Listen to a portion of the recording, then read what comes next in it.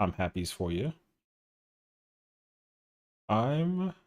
Oh, there it is. Wait, is it working now? Ah, there she is. Okay, okay, okay. Hi, Val. Hello, lovely. How are you guys doing today? Welcome to Thursday stream. Um, the Game Awards starts in like 30 minutes, so we're gonna hang out until we get ready for it. Now it's funny because I usually don't watch um like alerts or not alerts. I don't usually watch like award shows live, but I was like, oh my gosh, it's kind of nice because it's like conflicting, not conflicting, but it's happening at the same exact time as like the our stream time, so it's like a win-win. So I was like, let's just go live a little early and kind of like hang out and like sit tight and then just wait and then have like a grand old time. So I'm gonna be oh wait, I need to like actively, do I have like my Twitter ready up and running on the my Twitter work on my browser? No, I don't know my Twitter, man. Okay, I don't know. I figured out. I got my Steam up and running again, which is actually kind of nice. So, wait, Twitter account, email, email. How's it going? I'm good. That's good to hear. I'm also doing well. I got back home from the office. I had like some wine, and we had our like second we had like our second office party, basically, which is pretty cool. So it was a good time. Yeah. So I'm glad that like, I'm home this time because like yesterday night, like we went like out. Like the company went out, and as much as I like going out, I'm also old. So not that I can't hang, because I can definitely like hang and like drink people under the table, but also like I understand very much well that like I need to be home and like recharge. The social battery like gets drained so quickly. So, oh wait, that's my password. Oh wait, I'm stupid. It's asking for my password. I'm just put like an email as a password. Is that really my password? Oh, that is my actual password. Oh. Sometimes I gotta thank technology for like remembering passwords, for me. Because like, you know, okay. Um, that's good though because I actually didn't remember it, so I can like log in via the browser. Username, password is whoops. I typed it too fast. Oh, thank goodness. Crisis averted. We're back on the live, baby. No, it's okay. Okay. G. Yeah. Oh wait, this is the wrong browser. Great. Okay, wait. I need this. There we go. That's my YouTube live. Cool. But yeah, it's actually a wonderful feeling to be able to just come home. I really do feel that way. I learned very quickly that like charging at home is so nice. It's actually like so nice. Boop, boop. And then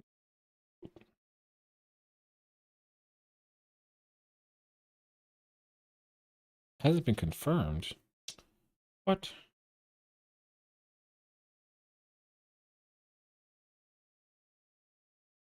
Social. Roblox. I don't care about that. Kind of random actually. Wait, can I just get like a where's like my verification?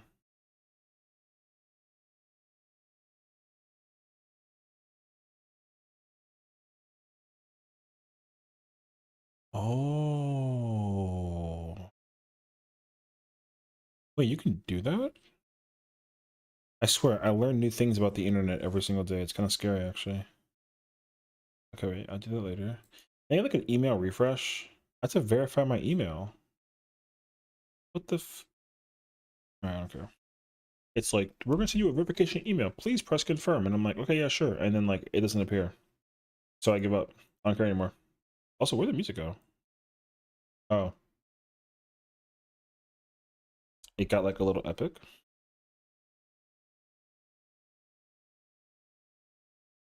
Oh, that's tough. Get started. Verify that it's me. I pressed that already. I just verified. Or the all right. Sent me a code. Send me the code again. Anywho, we're gonna watch the whole Game Awards show, and then we'll probably play some 14. You know. Hi, Queen. How are you, my dear? How's it going today? Welcome on into the stream. Happy Thursday. It is Game Awards night. I actually didn't even know that the Game Awards was happening today until I woke up, got up, dressed, like commuting to my office, and then all of a sudden it was like the show is starting tonight at 7:30, and I was like, oh my god, perfect timing. So like it's actually like kind of nice actually. I was gonna just like play 14 and then just kind of vibe, but now I'm like, okay, we can just chill. And get a code, resend. Thank you. Approve. 6969. I'm kidding. Oh, is it my spam? Do I have a spam folder? Oh, I have a spam folder. Oh. True. I'm so great with technology, can you tell? Alright. Let me get this. Yes. Yes. Yes. Wait, what? Good, doing well. Thank you. I'm doing good. I'm just glad to be home.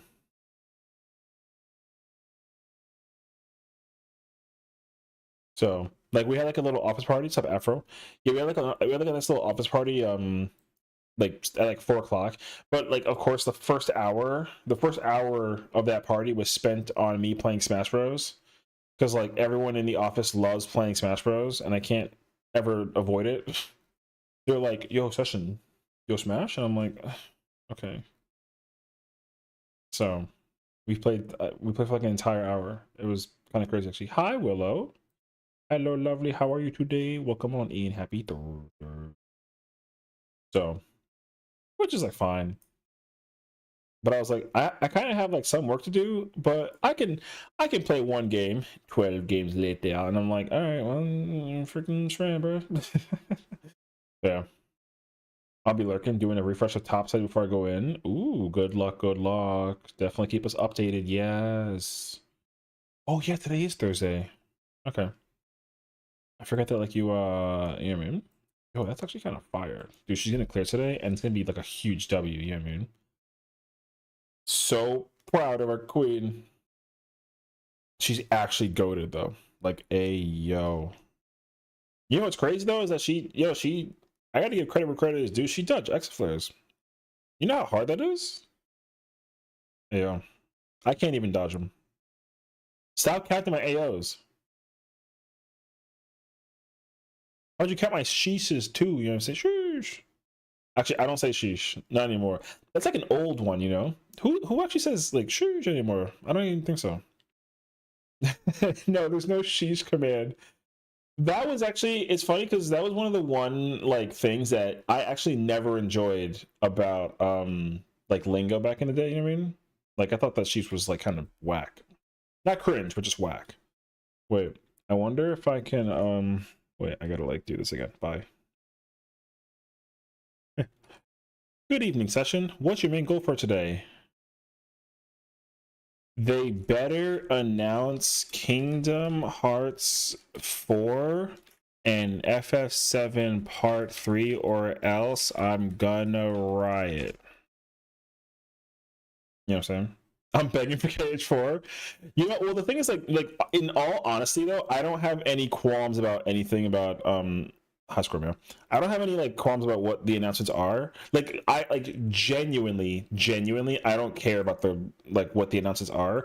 I just need there to be one announcement that I'm like, "Oh, you know," and that's it. It could be anything though. I don't care what it is. So, um shoot. What was I going to do? I forget actually what it was.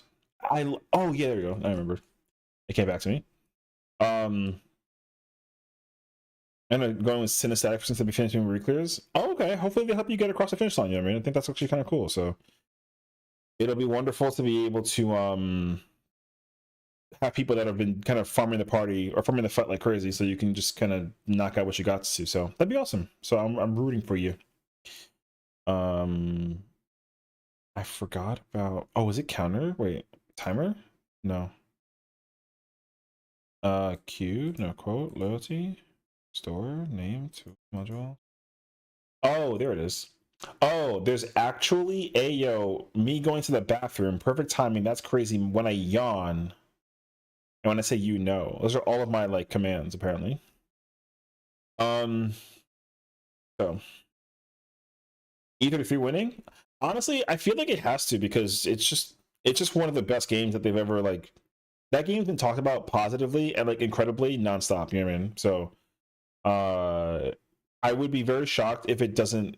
Well, no, I would be very shocked if it loses to something that doesn't make sense, like Donkey Kong Bonanza or something. Because there's there's no shot it doesn't clean sweep like a majority of the rewards. So like we'll see, but I'm not too sure. If it's FF7 Part 3, I'm partying so hard. If it is FF7 Part 3, I'll be really excited for it. My problem though is that like I haven't even, man, I'm a Final Fantasy diehard, but I haven't even played Rebirth. I feel like I'm so illegal for saying that out loud. I have not been actually playing the FF series like recently. I buy all the games, but I don't actually play a lot of them. Well, I think it's because like I spend most of my time playing 14. But also I want to play Expedition 33 at some point in time. So I mean I feel like I have to eventually, but like we'll see. So it probably won't. Since apparently some stuff went down with the Sora versus Disney sort of voice actor, and Disney said to take. Oh yeah, I remember hearing that too. And I think the challenge is being able to, because it was like Haley Joel Osment, right? I think is what his name is. So he has, yeah. There's something happening with him that like that's why the voice acting thing is like a little, yeah. I forgot like exactly what happened to him, but he's under fire basically. Um, yeah, because he had like okay, so like almost like a year ago, I want to say maybe he had like a drug arrest because he was like very like like publicly drunk and then had like cocaine on him, so he got in trouble for that like immensely, and obviously like Square Enix cares a lot about what you do, but even much more so is Disney. Like Disney doesn't care after you stop becoming like a TV star. So, but when you're like in the middle of like their shows running, like you have to follow like what they make you follow rule wise is so insanely crazy strict. That's why like all the Disney stars are like who they like look like they are. Like they're literally like molded to become like a thing. So like it's pretty crazy actually. I think it was something like the DUI and other things. Yeah, he had. Yeah, I know for sure he had like cocaine in his pocket, and he was like publicly drunk or something like that. So, which definitely sucks. And so it's always an L when there is somebody who like, what's up, bro? Give me more time. Hell yeah. I do have you alerts on temporarily, but in like you got like 10 minutes. In 10 minutes, I'm turning off everything. So, good luck with that. But yeah. In a sense, it makes sense because what they say in list of response anything happening. Well, yeah, because obviously, like, usually I feel like with I don't know how like strict it is, but I feel like mostly with game companies, like, I feel like most of the time with game companies, people have the tendency to make sure that every single possible rule that they have to like abide by is enforced like immensely. So like you obviously can't do anything to like get in trouble basically because people will like they'll just literally like,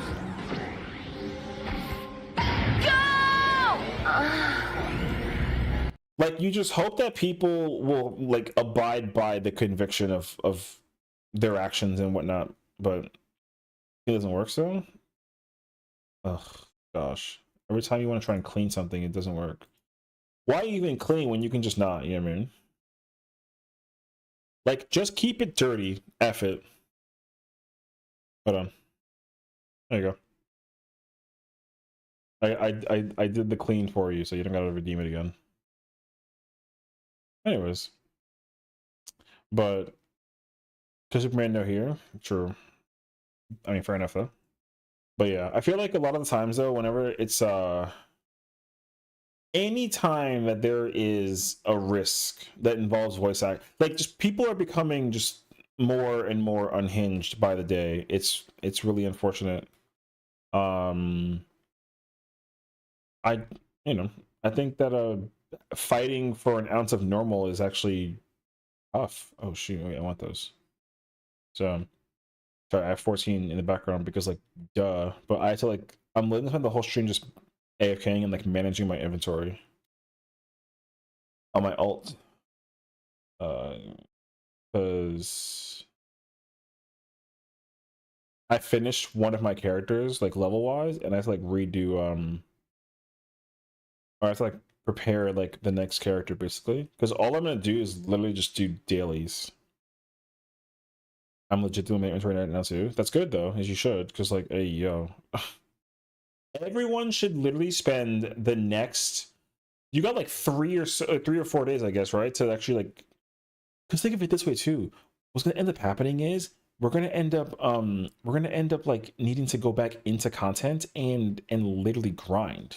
You know, like I'm gonna need to go back into dungeons and then go do content because there's like certain dungeons and even like raids that have gear that I need to go get, and I'm dreading it because I haven't been doing it as of yet, but I know at some point in time though, like I'm gonna have to.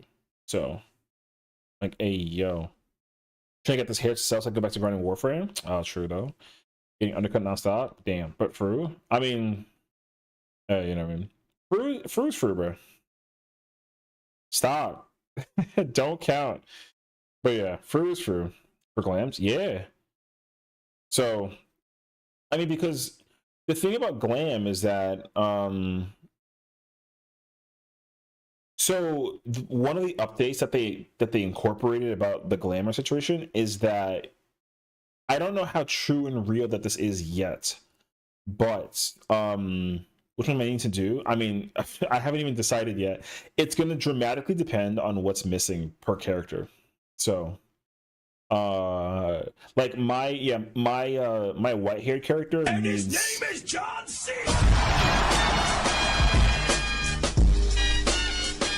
Nice. Hi, Owls. Thank you. Yeah, I have the alerts on for like 5 more minutes, and then I'm turning them all off. So have fun. Um, but yeah, my white hair character also needs that same robe. So like, it's gonna be pretty bad how much we're gonna end up needing to go into like alliances and dungeons and whatnot and go crazy over glam. Like it's gonna be really really bad actually. Um, but the thing I haven't done yet, I haven't started doing that thing where I go into each of my plates and update them basically, because that's just best of 3. What the f does that mean? Somebody playing Smash Bros in the background. There you go. I can turn that off. Perfect. So I'll do it sometime. Yeah, I'm down. Yeah, I haven't really decided to go glam farming like yet, but I know for sure that I'm gonna start tampering with that chest a little bit because the problem is you're going to have to take everything out and then put everything back in because from what I understood, you know how the online store stuff you can kind of bundle it together and that way it takes like less space. Like I think they did that with a lot of gear in the game. So if you want to, for example, grab like the Abyssos gear from like P5 through 8, like you can put that whole set inside as one singular set. So that way it doesn't take up 5 spots. It only takes up 1, like on a technicality. So, and on the bright side, like the really great change that they incorporated, which I think is like a huge W, is that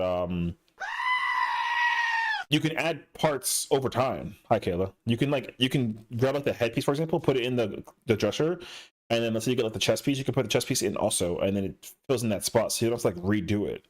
So, like, I'm actually like, I'm gonna need to. I would literally say this like no lie go buy like 999 stacks of freaking whatchamacallit, of the glamour prisms. Just save yourself the headache right now. The amount of times that people are going to be spending getting glamour prisms is going to be immensely so high.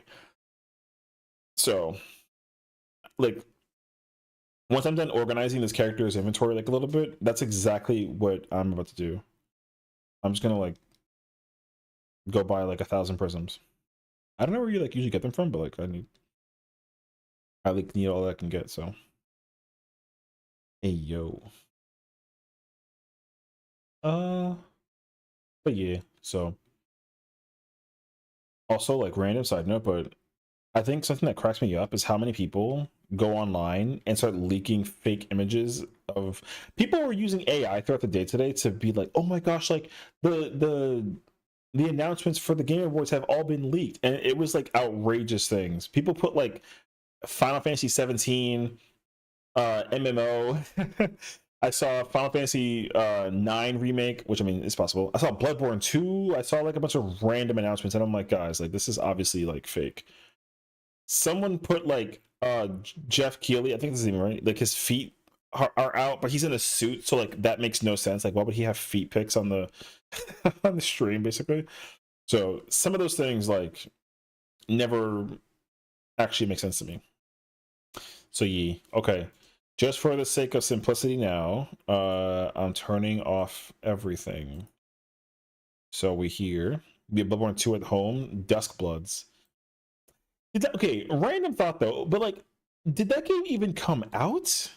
I feel like I've constantly heard about that game, and I've heard nothing except for like that one announcement for the title, I think, and then I didn't see anything about it also, but I feel like there's that one game that got announced. Was it like last Game Awards? Sorrows, I think it was that. Oh, it's 2066. Okay. I mean, yeah, that's all I know though. I don't know if there's actually like confirmation of anything else besides that though. So like I have no idea. Um I wonder if the split fiction will be as like a thing. Hi Color, welcome on in. How's it going today? Because I know that split fiction was like a whatchamacallit, like another like insanely good like game that came out, whatever. So will either Three Women Big or Silksong? Oh, I mean, okay, not that I'm not like rooting for any game to win. I don't care. But like I think if Silksong beats E33, people are going to be pissed. Silksong, if there is an indie award, it should win that. It should absolutely win indie. But if it wins Game of the Year, I already know that people are going to be furious. And I kind of get it, actually. Because I don't hear people talking about Silksong that much by comparison to E. Dude, I hear people talk about Expedition 33 every single fucking day. Like, every single day. In the office, in the streets, in public, on Twitter, on Reddit. Like, everywhere I go, everyone talks about E33. So, like, it would be a infuriating situation if they don't win. So cool game. Oh yeah, for sure. But I mean, I think that also either way though, like it's gonna be one of the situations where everyone just feels like the game is rigged or something. You know what I mean? So I can understand that as well because I think that just the game offers just a lot of what people look for, but it doesn't have the same kind of mobility that E33 has. So like Clay Obscure did, it blew me out. Like, yo, when that game first came out, I was like, I don't give a crap about this game at all. But then like the more I started reading into it and like reading articles about it, and I was like, oh shoot, like this game is actually kind of fire actually. So and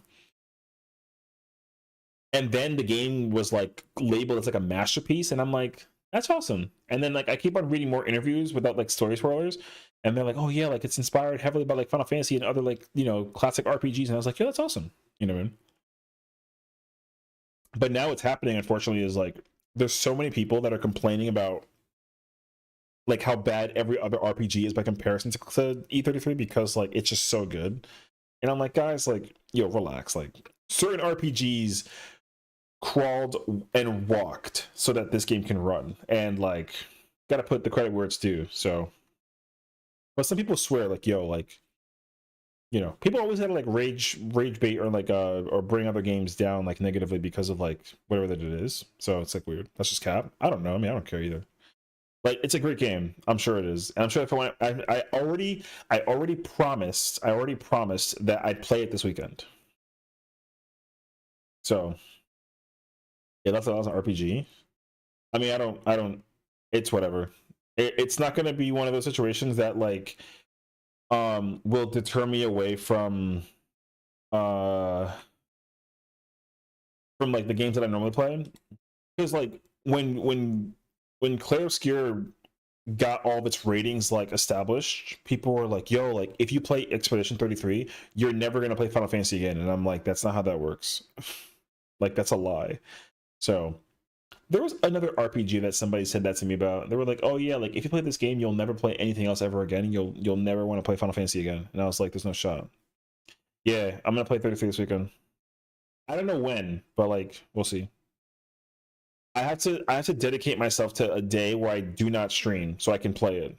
I'm letting you know right now. Hell no, I'm not streaming it. No. I'm gonna get yelled at for it. I don't care. I refuse. If I want to get into a game that I have to immerse myself into it, I can't. No, because you don't understand. You don't understand. If I'm gonna play a game like Clair Obscure, I'm not talking to anybody. Like, I can't talk to anybody. Like, you can type all you want. I can't talk to nobody. Um so I mean, yeah. That's my thought process, at least for now. Uh but like we'll see. We'll see. But the problem is like everyone has been telling me that they want me to play it, and I get it. So, but also people are like, yo, like, so Sessiion, you playing some 14 today, brother? And I'm like, yo, what's up, man? I'm a snitch. Shut the fuck up.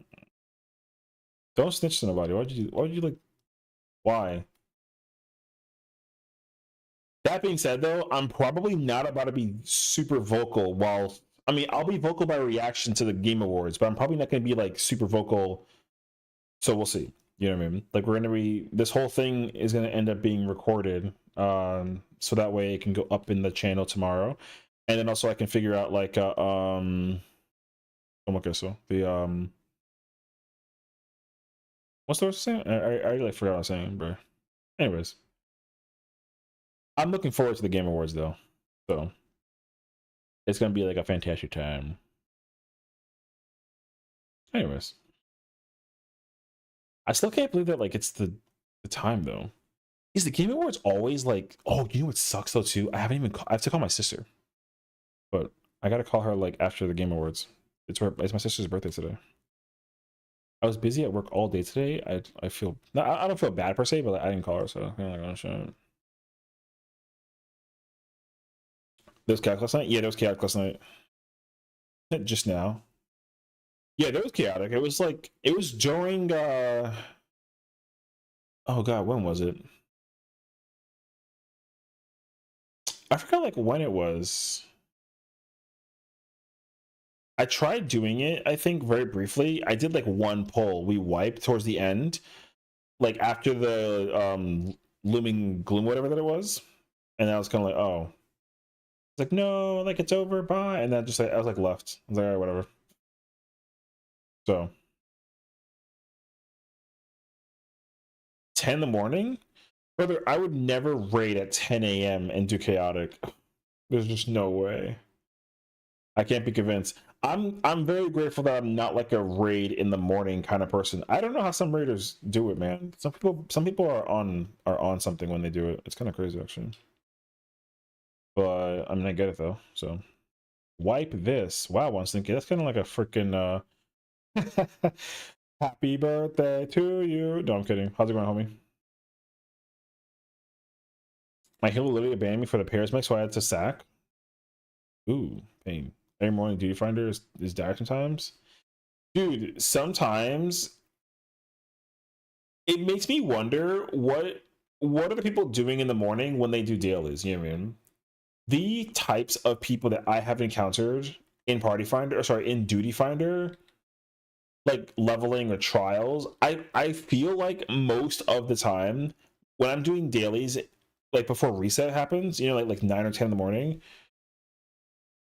Not that the worst players ever are doing dailies during that time, but there's always a wipe. One mechanic, one place, somewhere, somehow, something.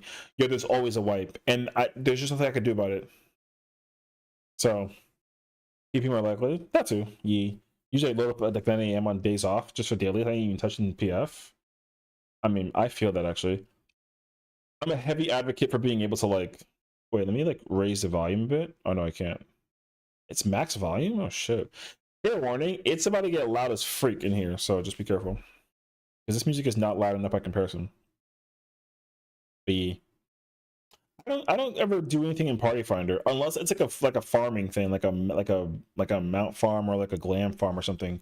But to do like a savage raid or like an ultimate in the morning just sounds so not my cup of tea. So I have to be missing off my headphones. True though.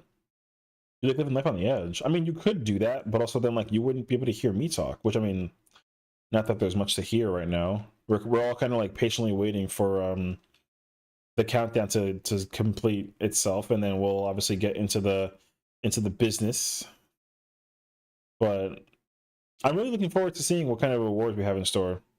Also, I think Final Fantasy 14 is like nominated for best ongoing game. I think it lost last year, right? To I don't even remember to who though.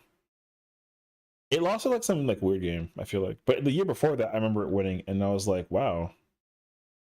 Final Fantasy always somehow finds a way to like get recognition. I think it was Overwatch win last year. I don't actually remember. But yeah. Ongoing community. Yeah. I remember it won 2 years ago, but I don't remember who it lost to last year. Uh, it's not a game that I play, so like I didn't care. It may have been Fortnite actually. I think it was Fortnite. Also, did you see that Kim Kardashian is coming into Fortnite? Like, yo, why? The amount of people that were hating on Twitter today over Kim Kardashian's reveal to Fortnite was kind of hilarious, actually. It was Fortnite last year? Okay, that makes sense, actually, because, yeah, because they had, I think last year they had, like, Lego Fortnite and a bunch of other really cool updates to, like, their stuff. So, it makes sense that, like Fortnite won. Their updates, like, the last year were actually kind of fire. I didn't ever play Fortnite, but I know that I keep up with it like from time to time, and the updates were actually pretty sick. So I got to give credibility where it's due. Like, I don't like Fortnite at all, but like I mean, sometimes the updates they come out with, I'm like, yo, it's actually pretty sick. Oh, Warfare win this year? I think didn't Warfare have like some like event that they or some kind of like announcement that they had going on that was kind of like fire. I don't remember though, so I don't know. Like Fortnite, but I'm envious to the amount of stuff Epic's able to pull off. That's what's honestly mind blowing is how well they can like create collaborations by just simply like releasing like content. It's actually pretty impressive. So like I said, I got to give them credibility where it's due. They're consistent doing a better update. Yeah, that's kind of what I understood as well. Every time they had some kind of update for Fortnite, it's always been like insanely good. Um, so oh wait 1 second, I have to text my friends.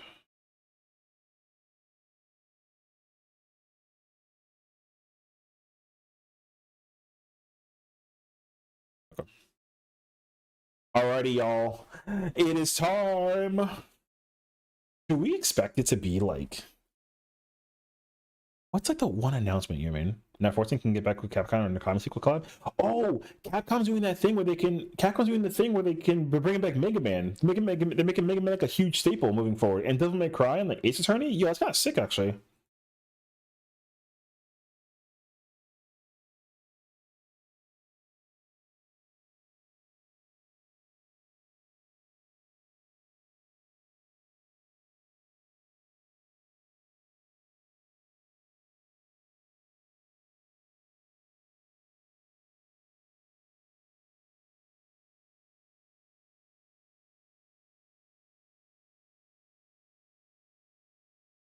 Ooh. Evil Requiem. Okay. Phantom Blade Zero.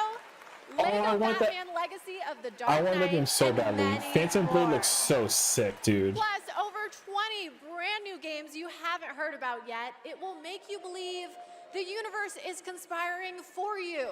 And you know what? I don't think I can wait any longer. Let's just get started right now. Job.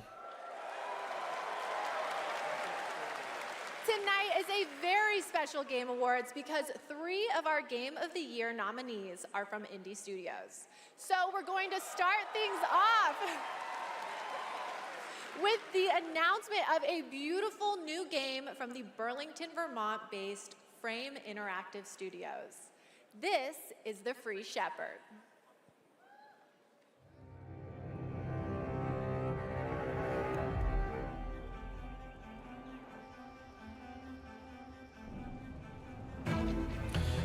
If I get to play this dog, I'm buying this game. Bye. That's it. GG's. Bye.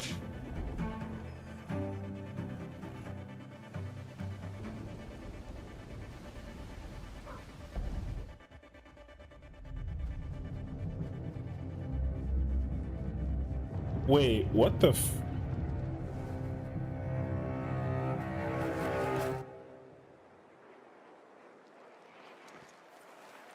There's more than meets the eye. Look at the cute little doggy though. Interesting. Okay. I'll say it. The protagonist is not only powerful, but I'm proud to also confirm it is adorable. And now it's time to give out our very first Game Award. Here are the nominees for Best Family Game. Donkey Kong Bonanza, Lego Party. It has to be Lego Split Fiction. Voyagers, Mario Kart World, Sonic Racing Crossworlds, and Split Fiction. It has to be Split Fiction. It has to be Split Fiction. And the Game Award goes to That was lag. Donkey Kong Bonanza. What? Okay. Oh, shit. Okay. Wow, Donkey Kong walking already out with an award. I mean, it got one. On behalf of all of us at Nintendo, and especially the Donkey Kong Bonanza development team, thank you.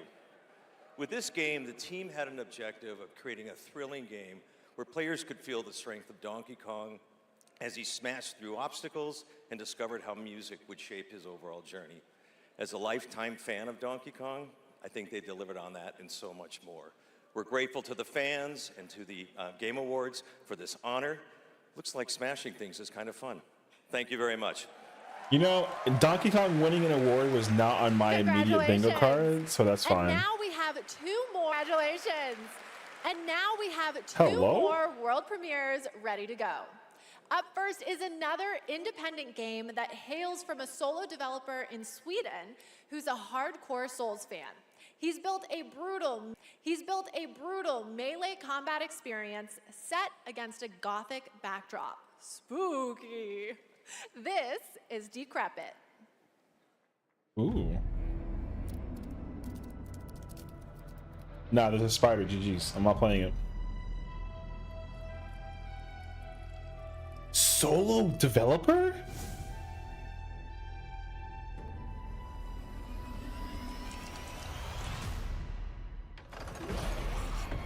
Hey. What the f... Bro hit like a cartwheel. You saw that?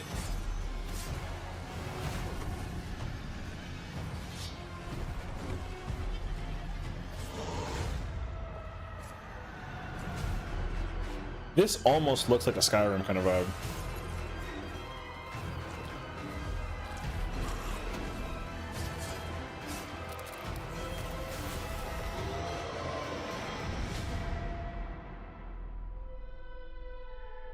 Okay.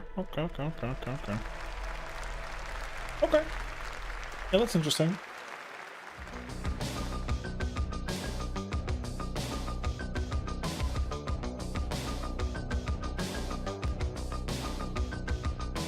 I feel like Audio Surf was at PAX or something. Oh, we got like bullet hell? Oh wait, this looks sick. Base blade.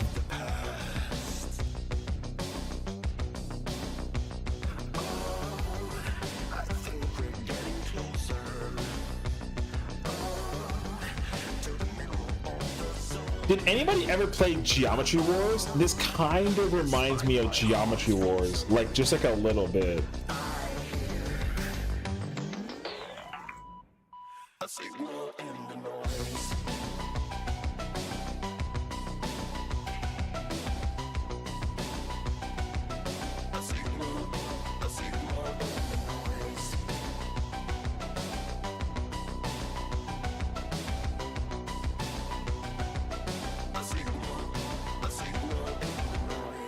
Okay, okay.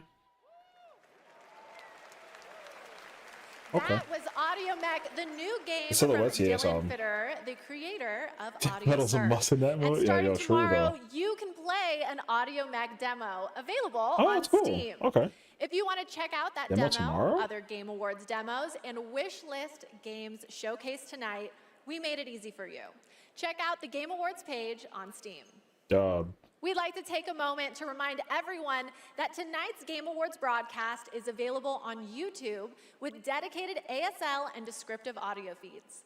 And in that spirit, it's now time for our next award, Innovation in Accessibility. This year's nominees have all demonstrated their commitment to making games that are How much money you want to bet E33's on here? by as many players as possible, and they are. Assassin's Creed Shadows. I lied. All right, bye-bye. Atomfall, Doom: The Dark Ages, EA Sports FC 26, Doom and accessibility? South of Hey, Midnight. yo. And the Game Award goes to FC 26. Doom: The Dark All right. Ages. I knew that it was Doom. I just wanted to say something else. You know what I mean? Thank you so much. Accessibility this is Award. Such an honor. You know, Hugo yeah. set the vision for this with the idea of creating Doom for all Slayers, a Doom for all Slayers, and we couldn't be more proud of the team for executing on that. It takes such commitment. Thank you also to Xbox for their commitment to accessibility and the support of the game, and as well as our partners at ZeniMax. User research, QA, our dev team, our accessibility consultants. We couldn't have done it without you. Thank you so much. Where's like a reward Congratulations, and just Doom: walk The Dark home. Ages. Still to come, more brand new game announcements, awards, and at the top of the hour, maybe Jeff will finally reveal what that statue in the desert is all about. I'm Did you thinking see that it's announcement, probably actually? not related to Miss Piggy, who will also be here later. We'll be right back. Why? I did see that announcement about the random statue. Oh my god. Not the Guild Wars 2 reveal trailer situation. Magic, mystery, and boundless adventure. It's a pretty cool mount, though. As you join a community of millions. Oh snap.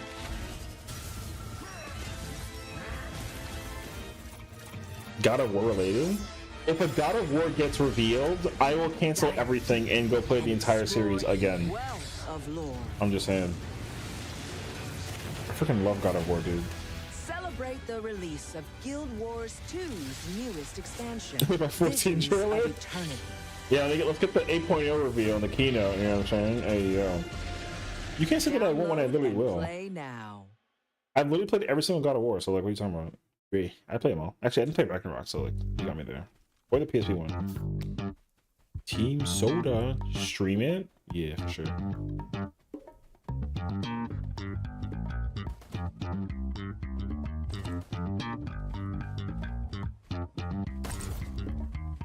I would play the heck out of this. What? Please be either like a Steam title or like a mobile title. I'm actually down to play this. Is it co-op? It better be co-op.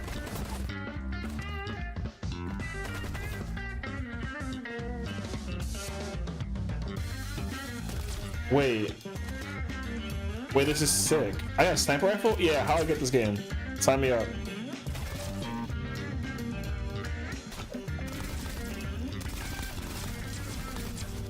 This game actually looks like a lot of fun.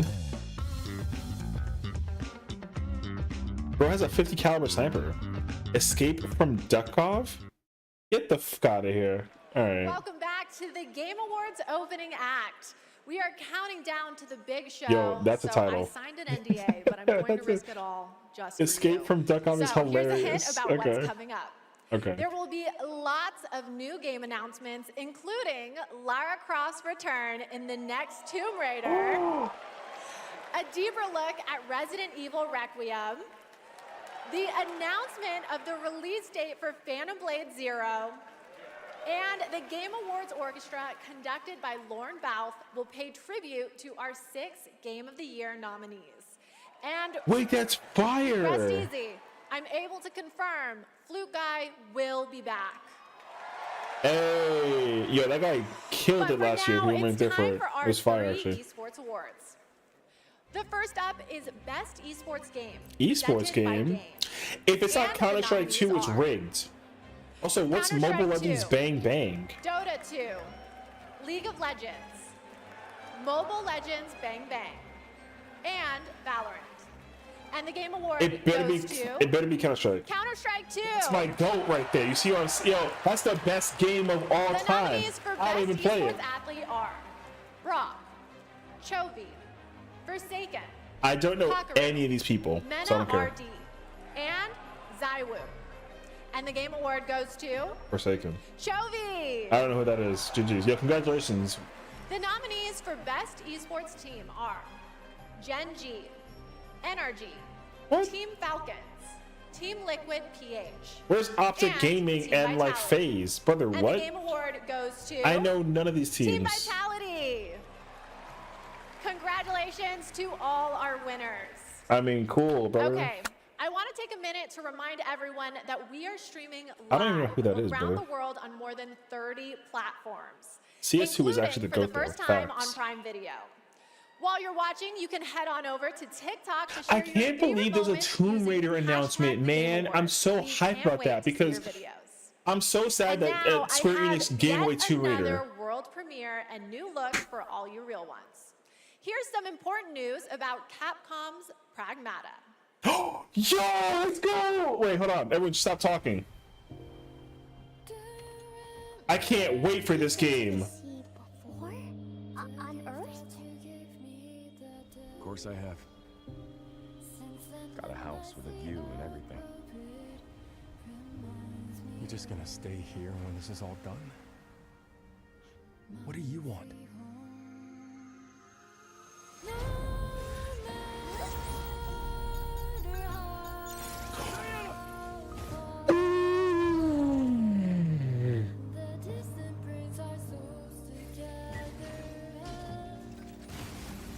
Man, need us again.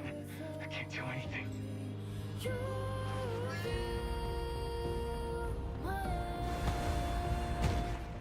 Hello, unregistered guests. Your presence here is a violation of Cradle Security Protocol.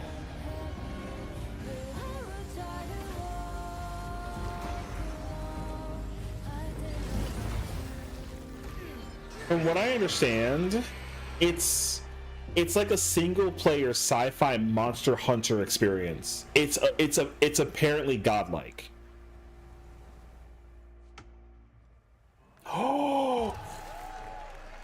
Oh, anything on Switch 2? That's sick, actually. Yo!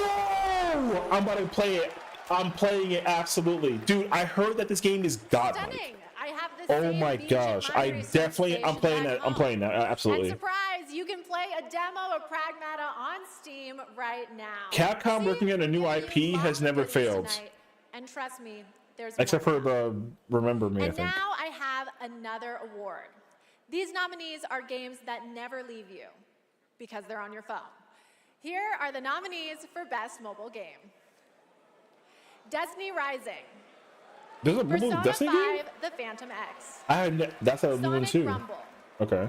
Umamasume, If Uma doesn't win, it'll be insane, and actually. Wuthering Waves. If Uma better win, And the it has Game Award to. goes to Everyone loves horse girls. Umamasume. I'm about to say, there's no shot that you don't love your horse girls, brother.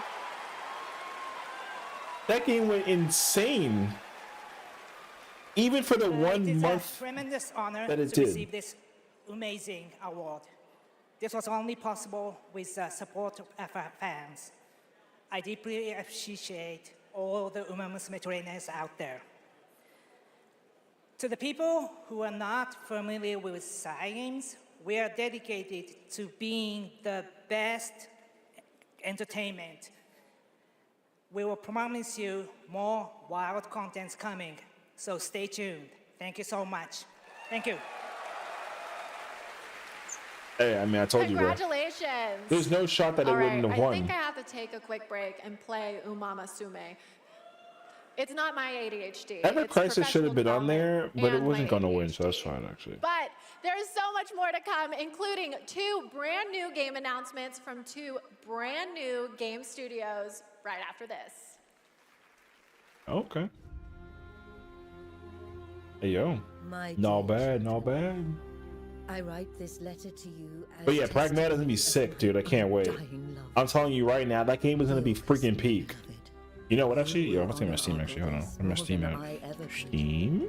Ricard, my cherished, find your Store? father's steel and face the challenges ahead. Oh, snap. Look, it's for real, though. She knew Maraike was coming for her. Never forget. The bonds. You know what's kind of crazy, actually? They are effectively keeping up with it in the moment. Like, Decrepit and Audio Mech is already on here. You should have saved her. She deserves the peace of death. What an interesting family you must have. Surely, though, right? Everyone knows this game? Is that fear I sense? Stay in the light.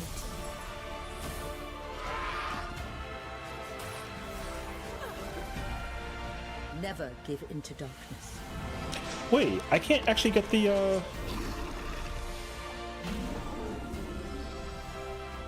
Your loving mother, Mahim.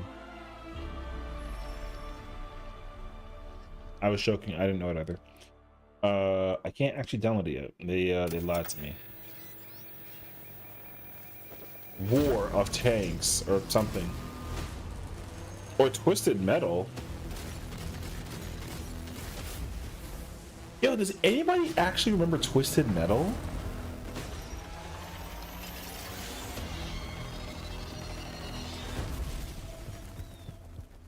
I was partially joking though. Quite seen eye to eye. Believe it or not, Whitaker, we want the same thing. It's all out there in the zone. You never know what you might find. Oh. Tank Rat. This literally looks like a... Okay. I mean, I'm not far off actually.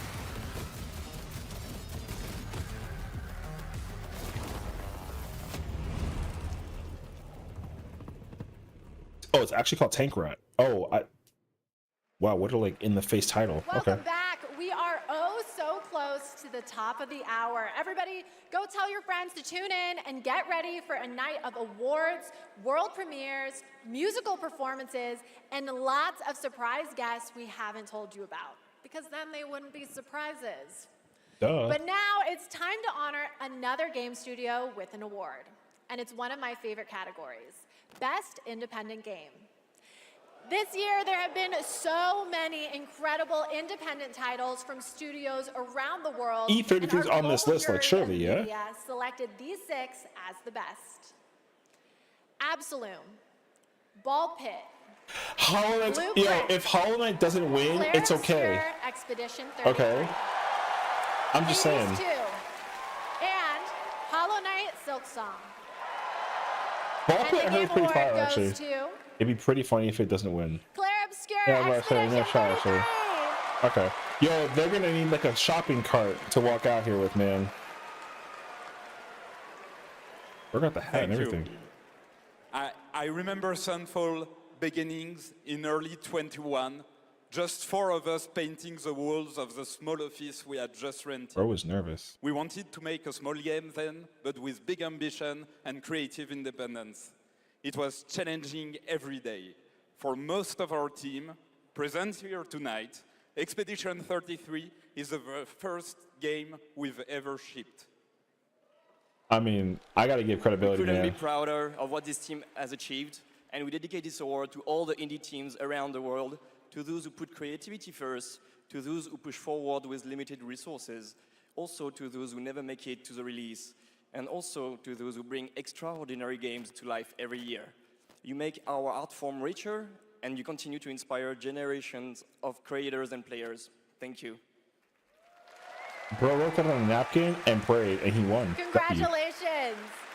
Speaking of independent teams, this next game is a special one from a brand new independent studio. It comes from Day for Night, a new studio from the lead designer of Red Dead Redemption and the creative director of Mario plus Rabbids. We're excited to share this global announcement with you for this action-adventure game that blends exploration with mind-bending free-form puzzles. Red Dead and Mario Rabbids is kind of like...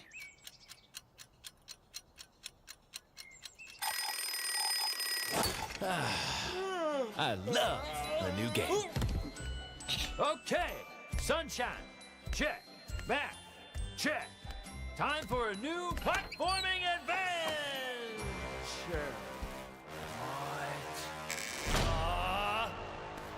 My village was... Wait, these are the graphics? Hold on. All I wanted was to go back home.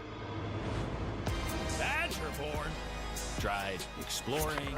Yo, everyone's gonna be mad about the titles selected for this game. It's what I do. It's Bloodborne, but a badger. Everyone is gonna start rioting. And that's when I found it. And everything changed. Literally. Oh yeah! Make your own platform game, baby! Now we're talking! Yo, grasp things. I learned they tricks. better announce Bloodborne 2, because if a badger gets listed as a sequel, Cyber Badger. I really transformed. Wait, it's Cyberpunk's. Wait a minute. Amazing! Made a bunch of new friends. The last. Alright. I understand what's happening now. Where's Claire Obscure Expedition Badger? And small. Wait, this is actually fire. I know I'm joking, but like, wait, this is sick though.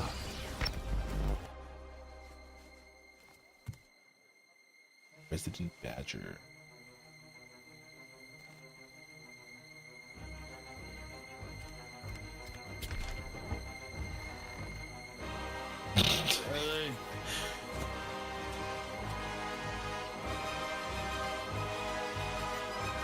And that's when I found you.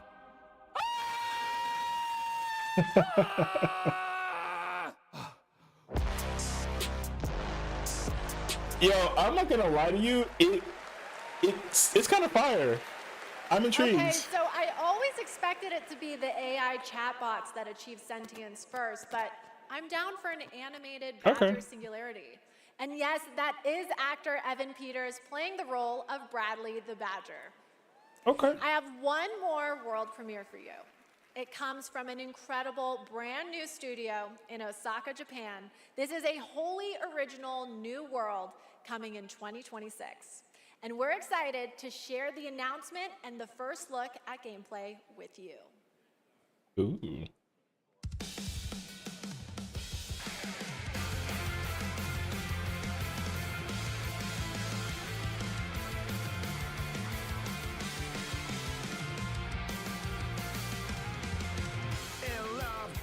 To alone despair, fiercely blaze my heart, even these frozen air. Dark and cold, the place that's on your face, I fell in love. Don't even know I got your name, girl. I don't mind even carried you illusions. Shattered dreams, now it's seen, no salvation. Wait, this one goes hard.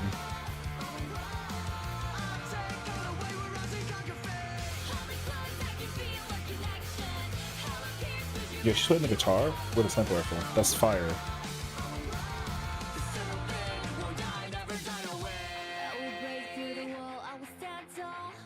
Yo, Japanese game, whatever, you know what I mean? I don't know what the gameplay looks like, but this music video is sick.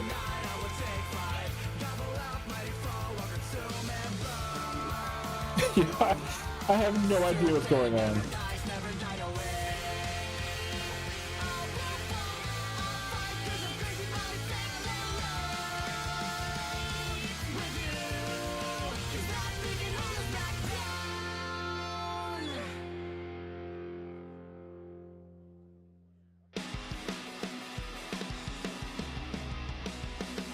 What was it called? Stupid Never Dies?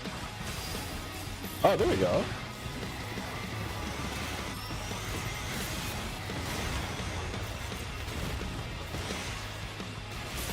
Wait. Yo, combos. Oh.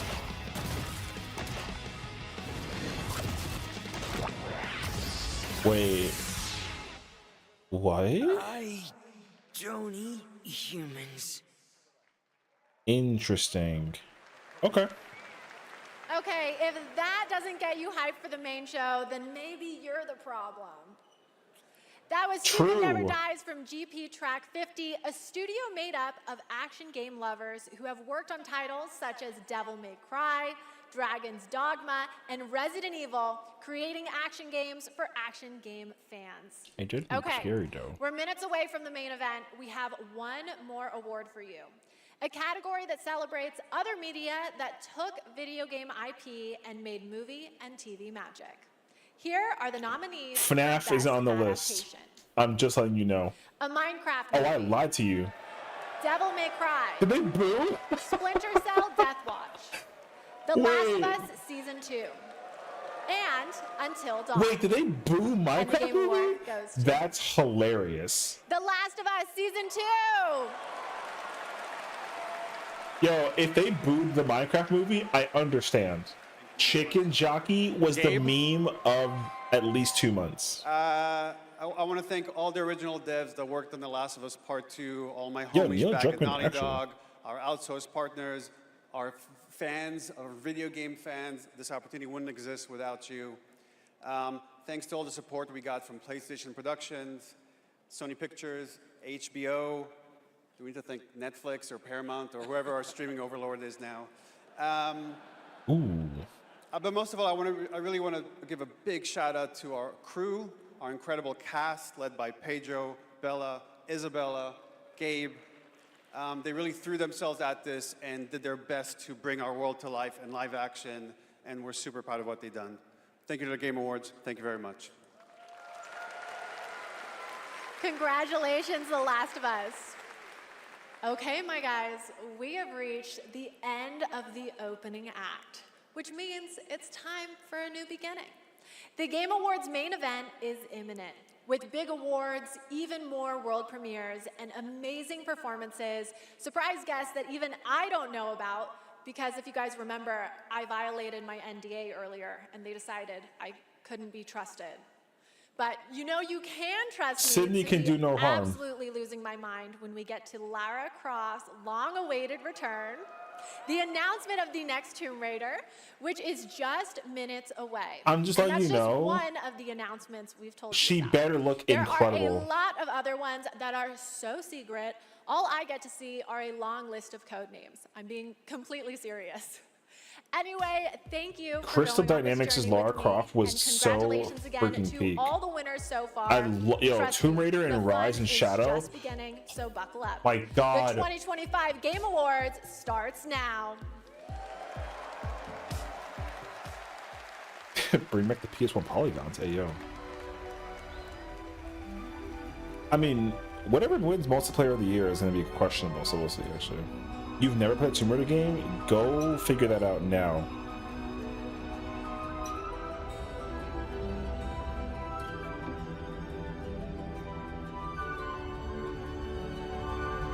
Whispers, falling silent. No, I'm kidding.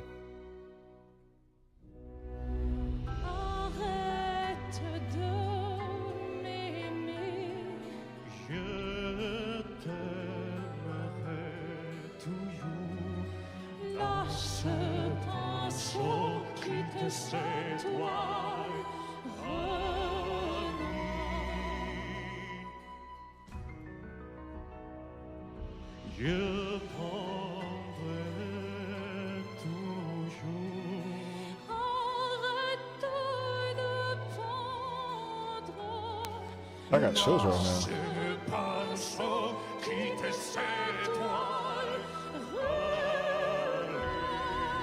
My boy pulled away the guitar. You know it's time.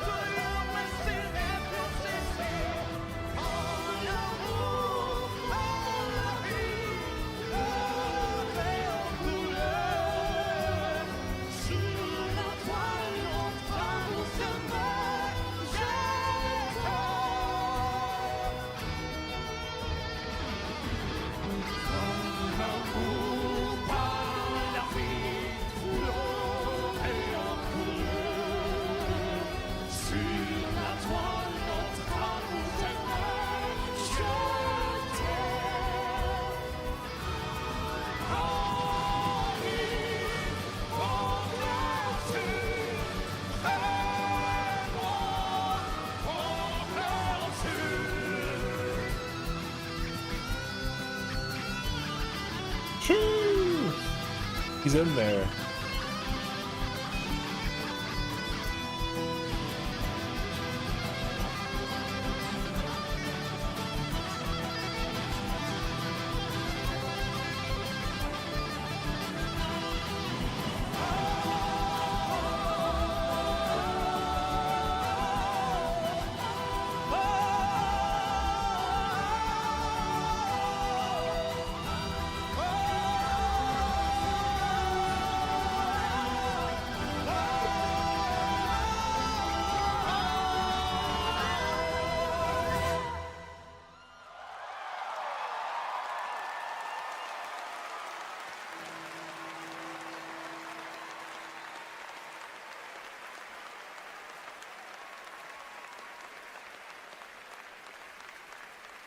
Yeah, he saw the goat.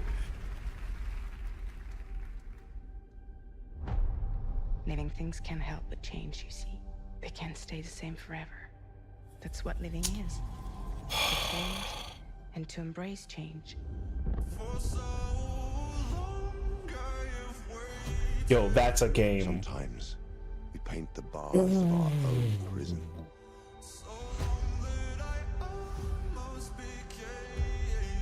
You chose a hard road for yourself.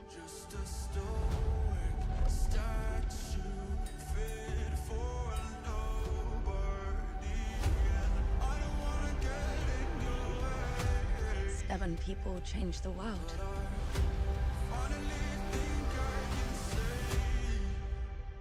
Say the thing you're afraid to say.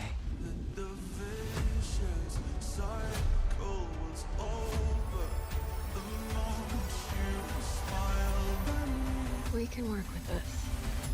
The new beginnings. The GTA 6 reveal is interesting, actually. That was Sabrina Carpenter. You want to get nuts? Let's get nuts.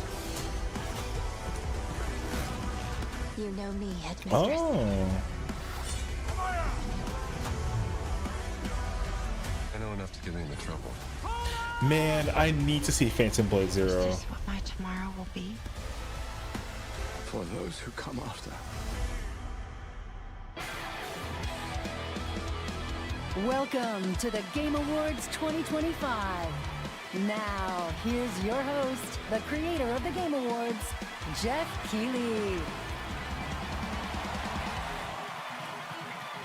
It's my GOAT. You saw Hideo Kojima? Fire. He's actually the GOAT. Good evening, everyone. Welcome to the Game Awards, a night to celebrate the best and discover what's next in video games. Tonight, we are connected through our love of games.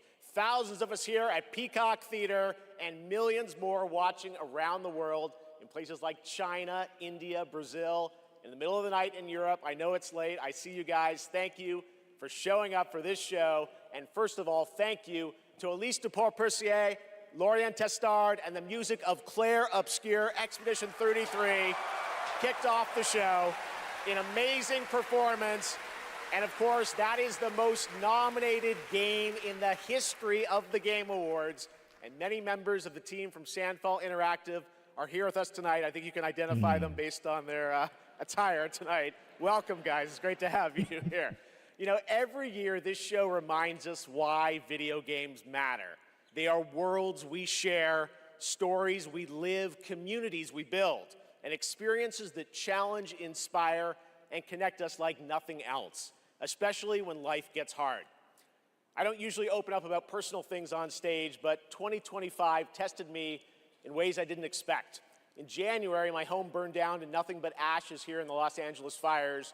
And just a few months ago, I lost my dad, who quietly sat in this audience every single year, proud, supportive, always cheering us on. My mom's here tonight, and we've left an empty seat beside her in his honor. Miss you, Dad. But in the middle of all that loss and rebuilding, this show and all of you became a source of strength for me. I think about this night, this moment, and this community, and it gave me something to look forward to. It reminded me how important it is to celebrate games. Games have this incredible ability to hold us when we're hurting, to lift us up when we feel small, to give us somewhere to go when the real world feels unsteady. I know I'm not alone in knowing that. All of you watching tonight, you've felt that power too, and that's why we're all connected in this moment. We're here to celebrate the artists, technicians, and storytellers who help this medium soar to new heights.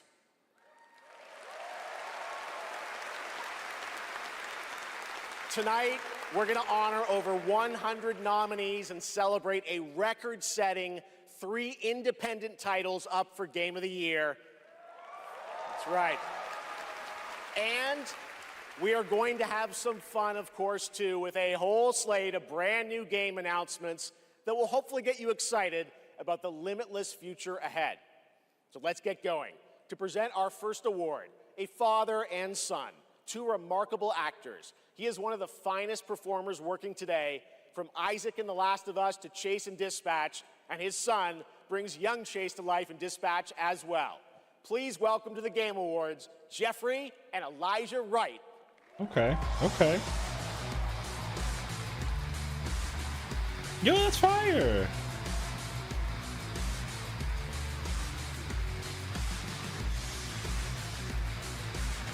I love, Jeffrey Wright's fire, man. Wow. Incredible actor. I'm so excited to be here tonight in the company of so many incredible artists and gaming fans. Particularly as games increasingly explore new frontiers of storytelling. But the reason I'm here really is standing next to me, my son Elijah. It was Elijah who brought me into the world of modern games, emphatically encouraging me to join the cast of The Last of Us Part 2. Casual. And now he's joined me in voicing Chase and Trackstar in Dispatch.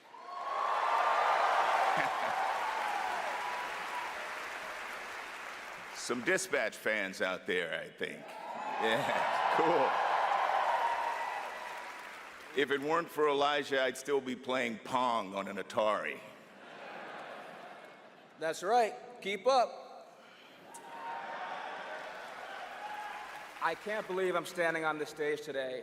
As an artist, I'm thrilled. I grew up with video games, and getting to work in the world of gaming has been a dream of mine. I mean, I guess it's nice that you're here too, Dad. Thank you, Elijah. I got you. The next award honors games that are high octane, high action, and combat heavy. Here are the nominees for the Best Action Game. Best Action Game. I mean, it's fire, man. That game is fire. But losing to, oh, never mind. Okay, never mind. Ooh.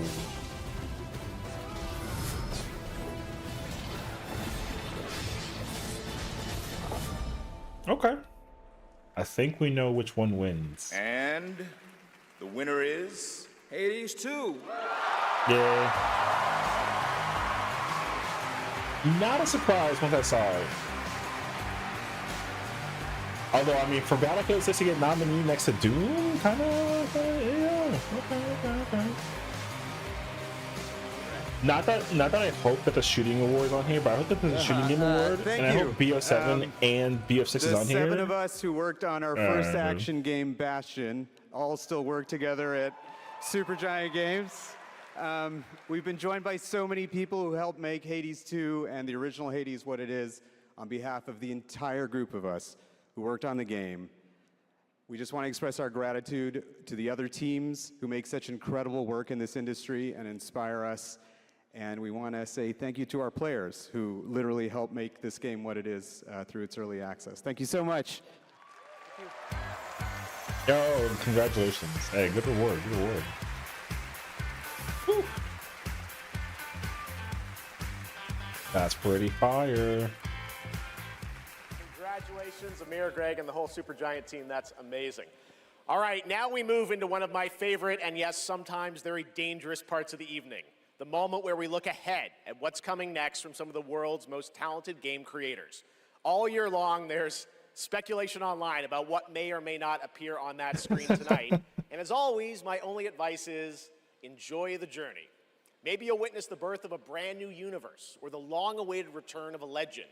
That's the magic of this show. Anything can happen. So, let's get started.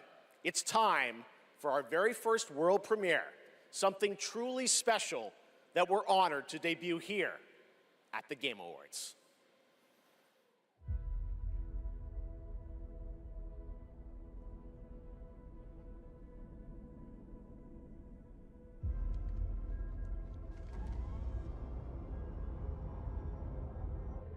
Is this intergalactic? No.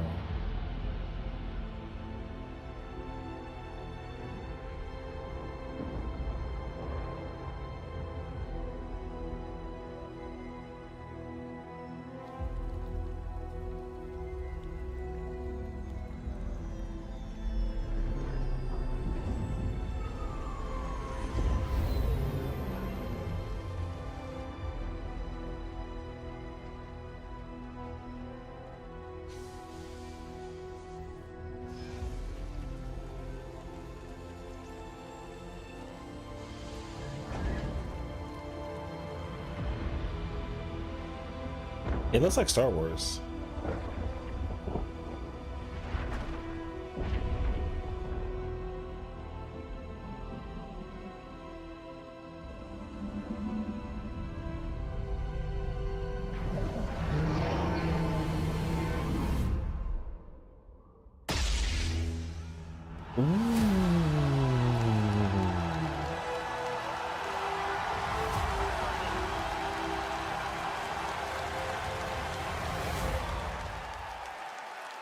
Now we got Foder, not Coder. Star Wars Fate of the Old Republic is a brand new single-player action role-playing game set in the Old Republic era, of course, and directed by Casey Hudson, who's joining us here tonight.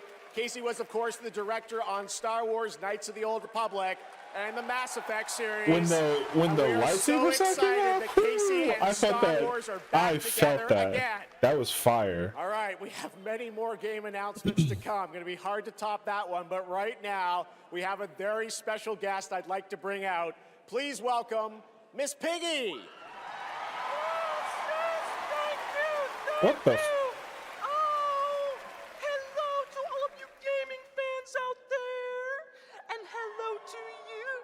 Little Jeffy Poo. Piggy, it is so great to have you here at the Game Awards, and thank you for accepting Why our is she invitation. actually here? You know I would never turn down an invitation from you. Not after Bora Bora. Hey, yo. Which, by the way, was certainly not a bore, a Bora. I'm not awake enough for this. Public event. Oh, someone's being shy. Miss Piggy, I said in the open, my mom is right there. I mean, more importantly, let's move on to what you're going to do. Something cringe later. moment really number special one. Moment later in the show. You're going to be doing something, right? Yes, that's right. Especially poor Vu. And Vu, Jeffy Poo. Okay. There's a person with like a puppet and a hand thing. I'm so excited. Yes, gotta run. Just take the camera and tilt it down. Just perfect. It'd be kind of hilarious, actually.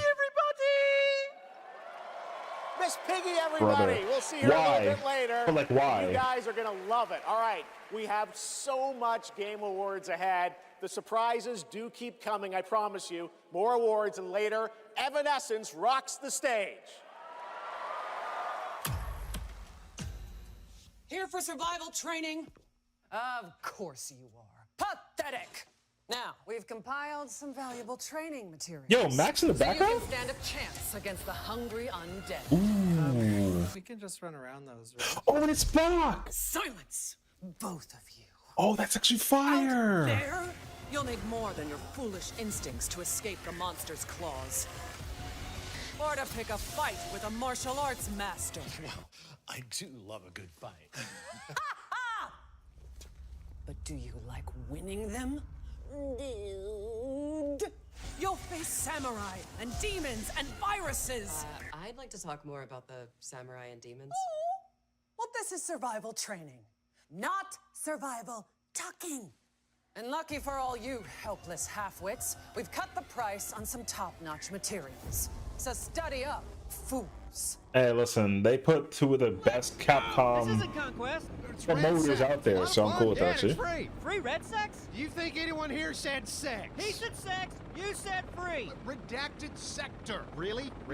Is that the name? It is. Are they promoting Battlefield in here? No, you're gonna find big guns down there, and we might even get a tank, noob. Oh, a tank? We're not getting a tank if we don't jump. Oh, we need to jump. Yes. Go, go, go. Yeah, red sex. It's red sex. Oh my god, that's funny.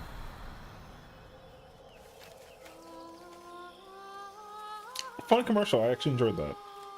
The Miss Piggy thing, I'm still kind of like unsure about, but otherwise it was fine. Find me. Phone. Betray me again. Hey, yo. I did not like that.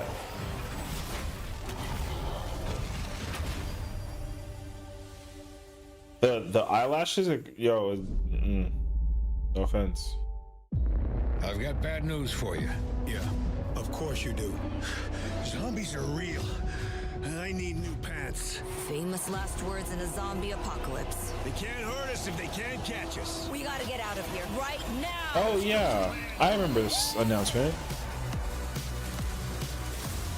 This game seemed pretty cool actually. Zombie is reductive. I prefer Homo Mortis. I do forget the name of this though. Hey yo.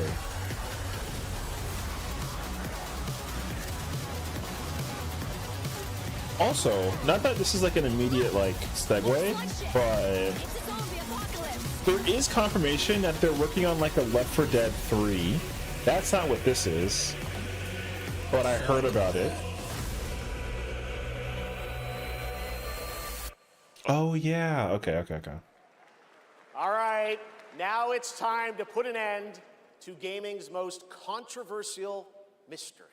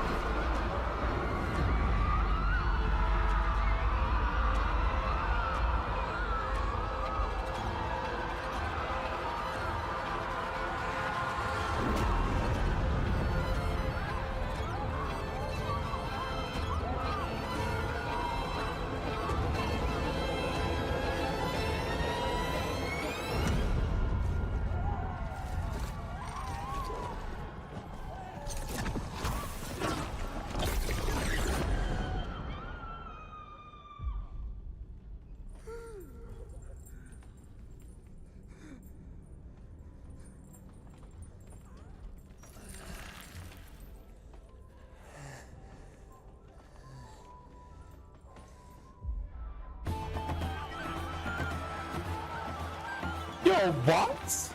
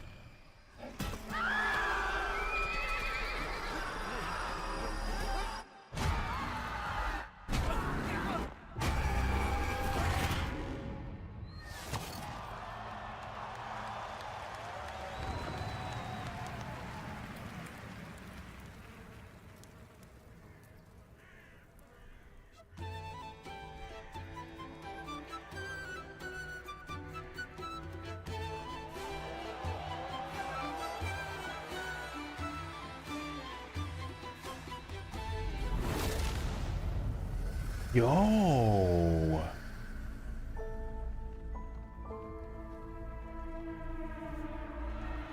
That was a trailer, brother.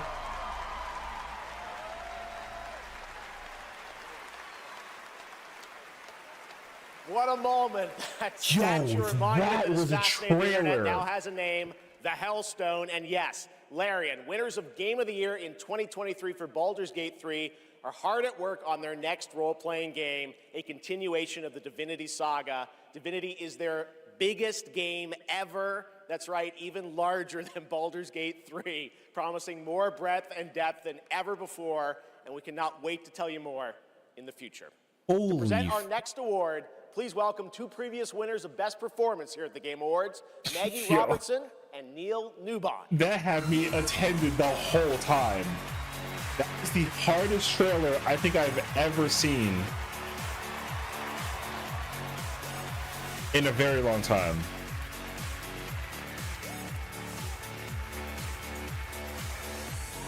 Yo, those graphics were insane. For the record, Neil said that he was wearing the dress this year, so I wash my hands of this. Anyway. I just don't know why they keep pairing us up. All right. Right. Acting. They say acting. She's the GOAT. Is the art of pretending.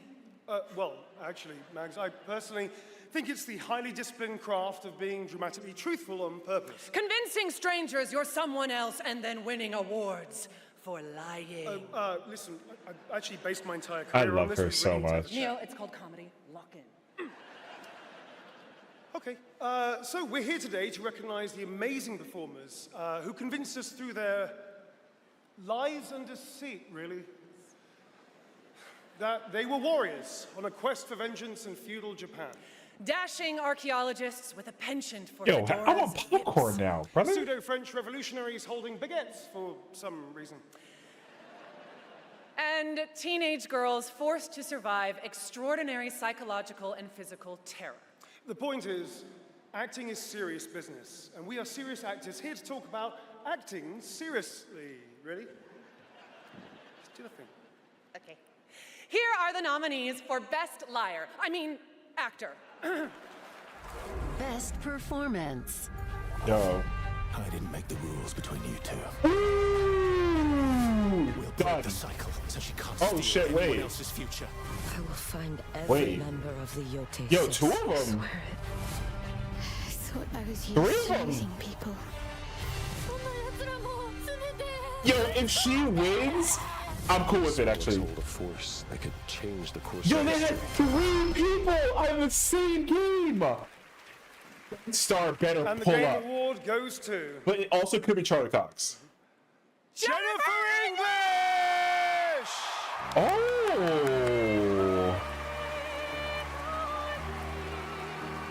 Oh shoot. Yeah. They had a 50% chance of winning. That's impressive. Yo, Charlie Cox and Ben Starr, brother. Yo, color me impressed. She's about to appear in everything moving forward.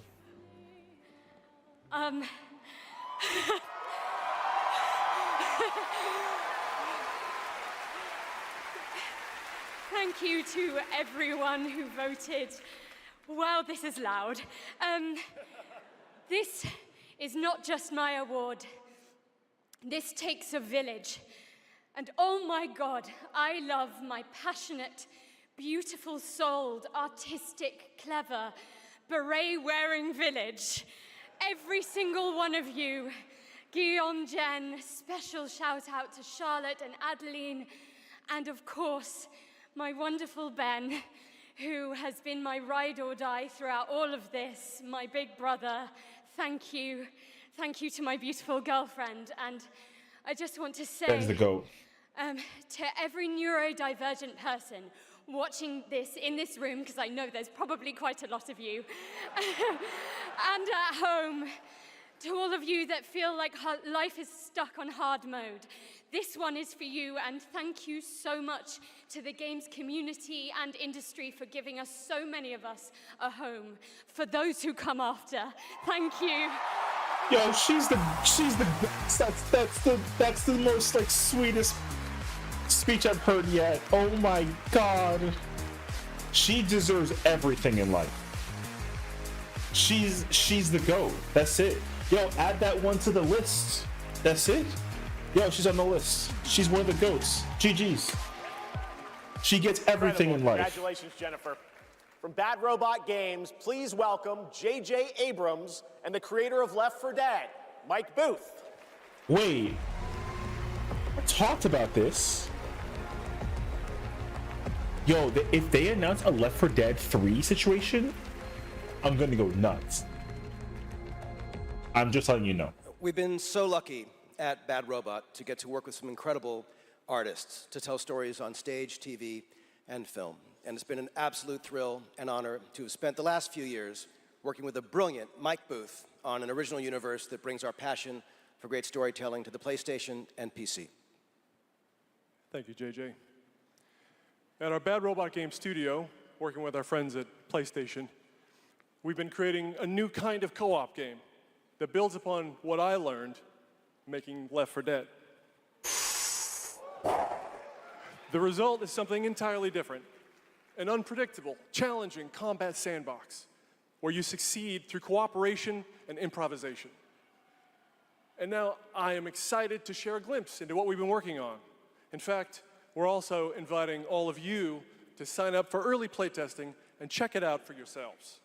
But first, welcome to 4 Loop. Welcome back, team.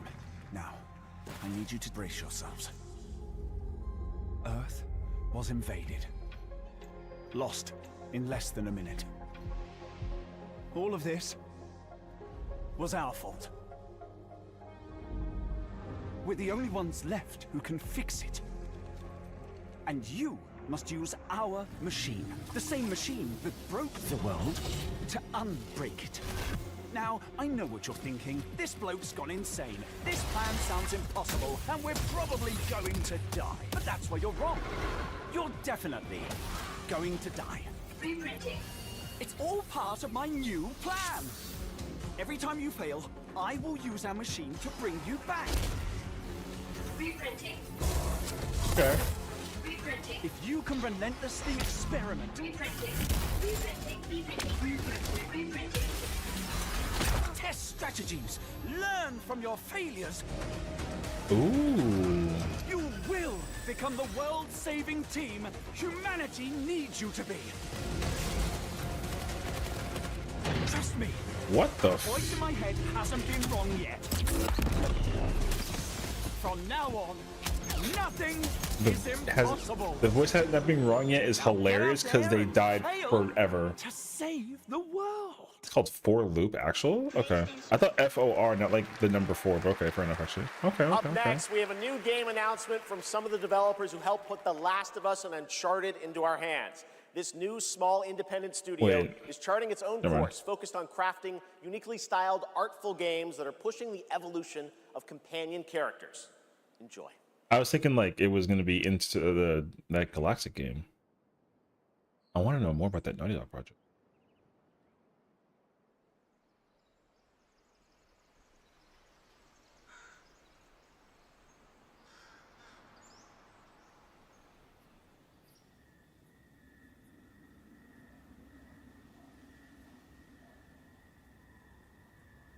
Oh.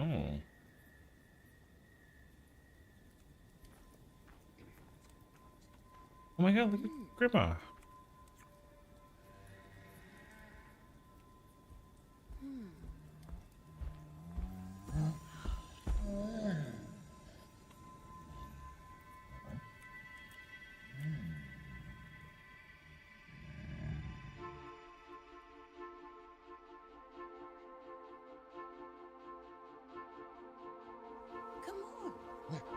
Wait. Grandma got chicken feet though.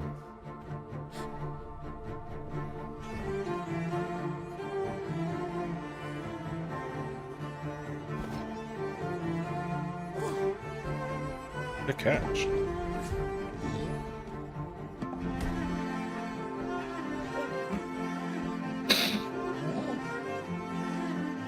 That's cute.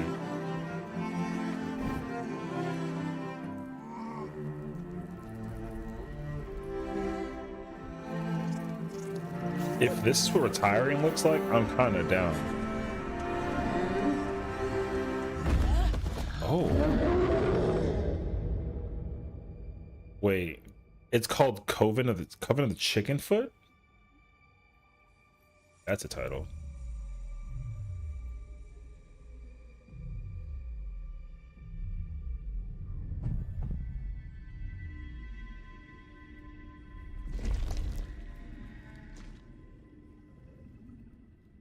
Interesting. Please, over here. Come, talk to me first. What the? I can explain what's going on. I don't want to know. Oh.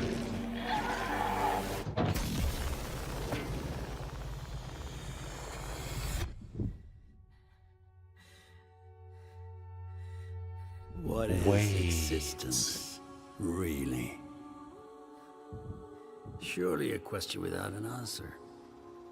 Why do I get like a... Your father thought he knew, and it inspired him to grant wishes. Who's there? Nightmare. Oh. That's why all of us are here. You want to understand, to know. Then you have to step beyond the walls surrounding you. Play your father's game.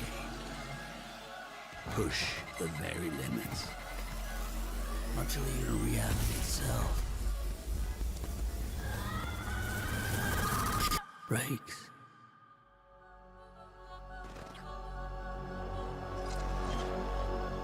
Wait, that looks like a BioShock out of curiosity. I mean, the title is a title, but like, I mean, that's cool, but it looks like a BioShock.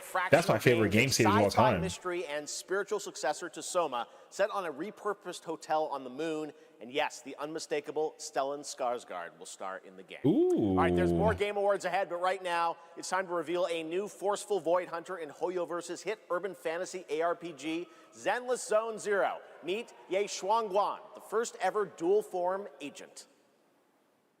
You can keep this one. Every chosen heir of the Qingming sword is expected to become a hero. God damn! Tread carefully. One step further and you may shed your mortal sins. But the gate to the final domain does not open without refinement. The strongest bond between people is always value, isn't it? I give you what you want, and you give me what I want. The drop kick to the beat was fire. I ain't gonna hold you.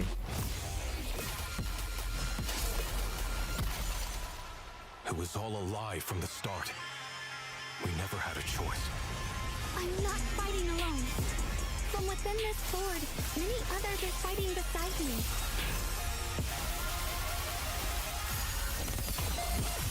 Ooh, that was kind of sick. The more noble the excuse, the uglier the truth behind it. One instant, 1,000 visions!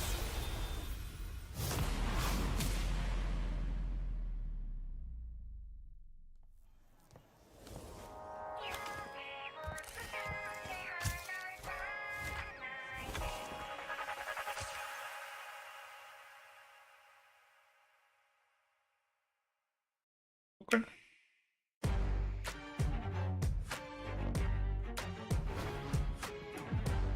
Man, just reveal the thing to me already, please. Oh, well, there's that game.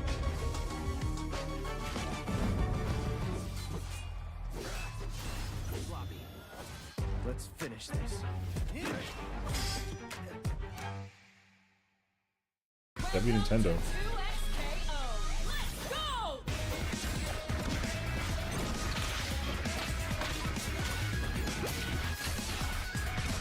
This game is a whole lot more complicated than I realized. The demo for this game was so sick. Oh, it's coming to consoles. Oh, it's fire. Okay. Sheriff Kierman, sighting target. Ooh. Nice little character plug. For a limited time only, Prime members can go to Amazon.com/thegameawards to save up to 25% on select nominees, including Split Fiction, Sonic Racing Crossworlds, and Final Fantasy Tactics. From the award-winning games Journey and Sky, Children of the Light, please welcome That Game Company's CEO and Creative Director, Genova Chen.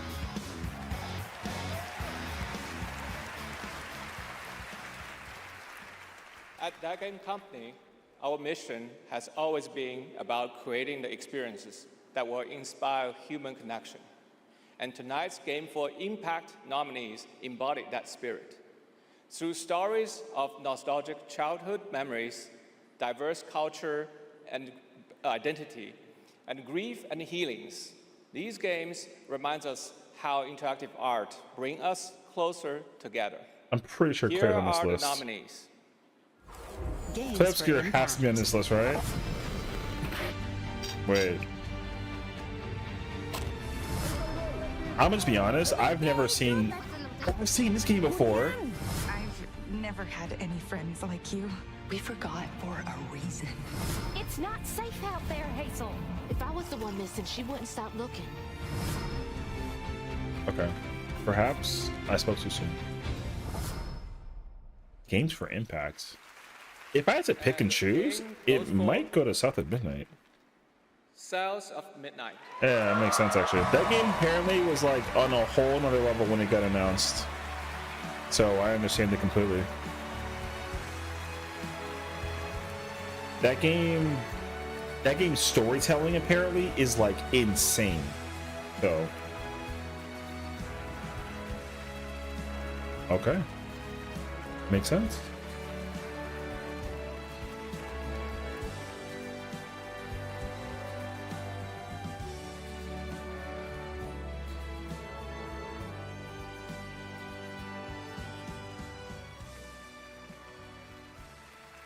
Thank you so much to all the nominees.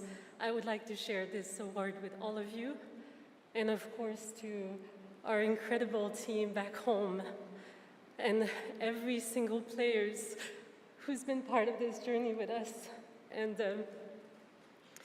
from the start, we listened to stories passed down porch to porch, kitchen to kitchen, to build a world that would feel as warm and as rich as the South. A world that would be filled with compassion, kindness, and courage. So we're incredibly excited to launch this spring South of Midnight on PlayStation 5 and Switch 2. Hey, it's fire. Thank you so much. Have a great night. Merci. Fire. Okay. Dude, I mean, I'm telling you now, that game currently is very, very good. Tonight, one of the most iconic survival horror franchises returns to the Game Awards stage. For nearly 3 decades, Resident Evil has defined what it means Everyone to stop face talking. the unknown, to survive against impossible odds. We gotta meet This the next vibe. installment, Resident Evil Requiem, is a nominee for most anticipated game, and tonight we're excited to dive deeper into the game and some of the surprises that await. Hold on.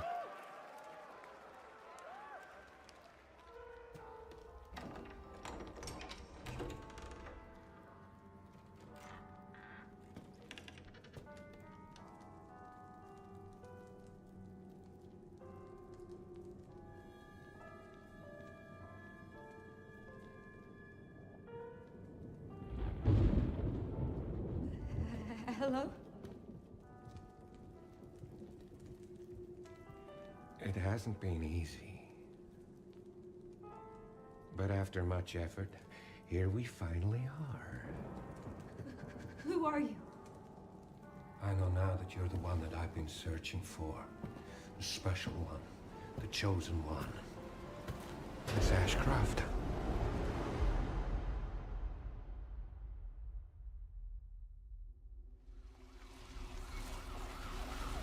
Talk to me. Is this one like the others? And it's not post-mortem lividity.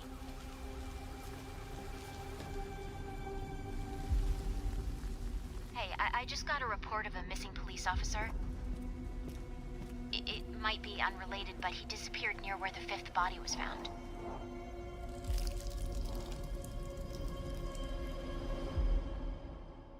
Through you, Elpis can finally be set free. The team has settled on a person of interest. Someone with ties to Umbrella. Victor Gideon. Wait. Grace! Grace! Victor purchased a building after Umbrella went under. I'll send you the address.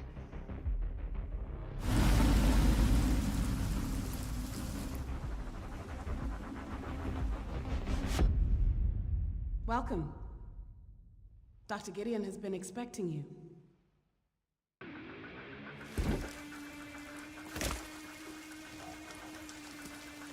Let's go! Yeah.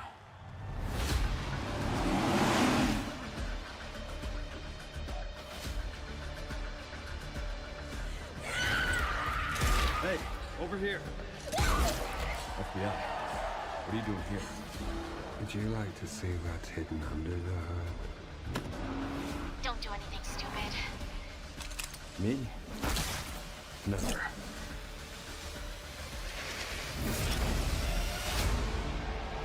Ooh.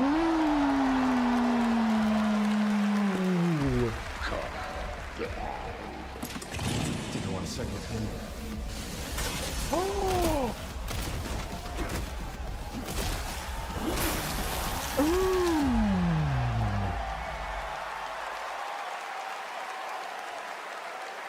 Yes, the internet was right. Leon Kennedy, one of gaming's most iconic characters, is back for Resident Evil Requiem. The story in Requiem will intertwine the fate of 2 playable characters. Grace's storyline takes players through a unique survival horror experience, while Leon delivers explosive action to the game. It's going to be exciting. It's coming out in they're February. doing the scenario This year has been an thing. incredible one for independent games, as we've been talking about all night. Bold original titles created outside the traditional big publisher system. It's gonna we be felt so it was important big. to spotlight those visionary projects tonight, right alongside the big franchises. This Oh, next it's the game is a yo, good it's the example. It best comes from series. a legendary name in the independent scene, someone I first met back in 2007. Oh It's a my project that has God. been 10 years. in the Oh making. my god, I can't wait, man. Let us begin. Template 4 Combiner. North. A world of heroes. Can you charm that goblin? It's too far. I'll swap him out. East. The Mirror Isles. Oh my god, they're Will the doing the mirrors prepare my scenario soul? thing. That's actually so godlike. West. Endless caverns. Beams of light. Nobody else could get this old mine suit working. So all the rewards go to me. Wait, that's actually so peak, bro. Close to the treasure. Just a few more minutes. If you don't get back before that storm hits, we're both dead. Fuse and grow. We will it so. Who are you? And what are these? Beams. They're very useful. Okay, wait, I gotta lock in. Oh my god, That's God, oh my god. Okay.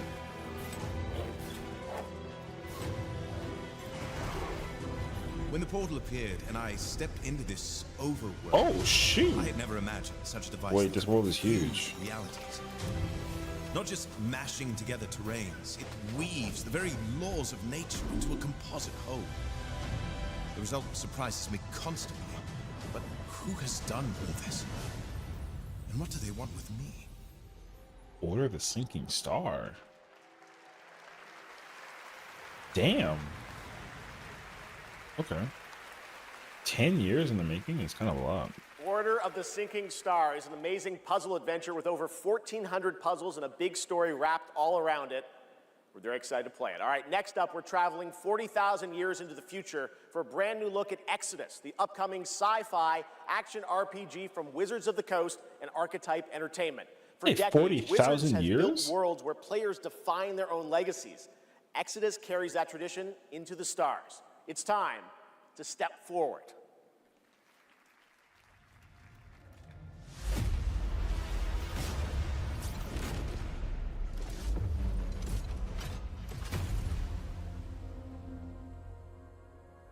Who are you? I'm a friend.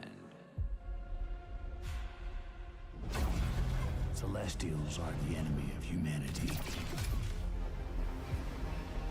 A relentless threat to our very survival. I can't do this anymore. Salvaging scraps just to get by.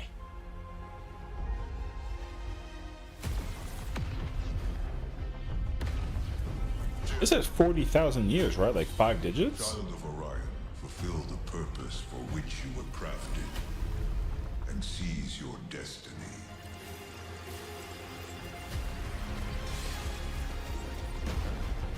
Our world is dying. You are the only one who can wield celestial tech and find a cure. Well, that's fucking terrifying. Yo, language.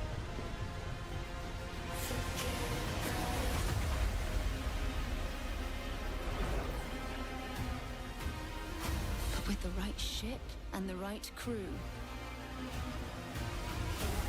you could save all of us. I was on an alien world.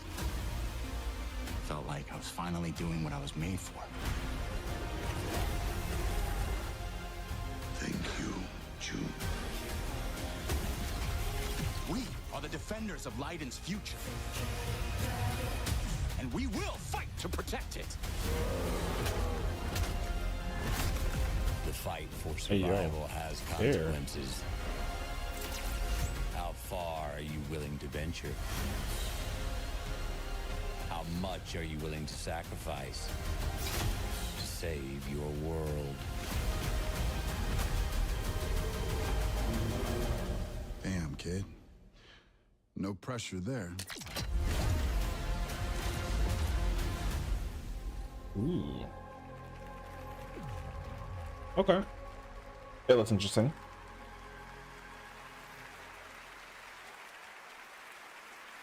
Exodus is coming in early 2027, and I'm very excited to play it. But that's not all from Wizards of the Coast tonight. Now to share something brand new, please welcome Trisha Helfer.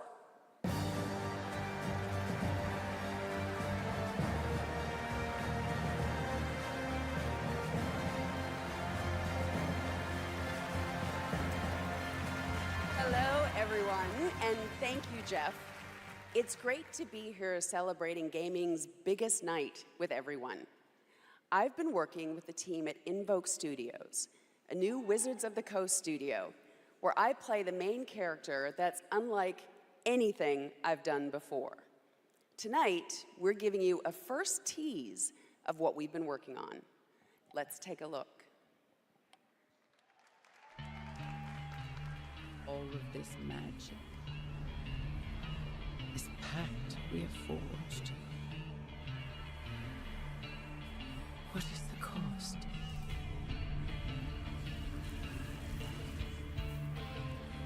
Whoa.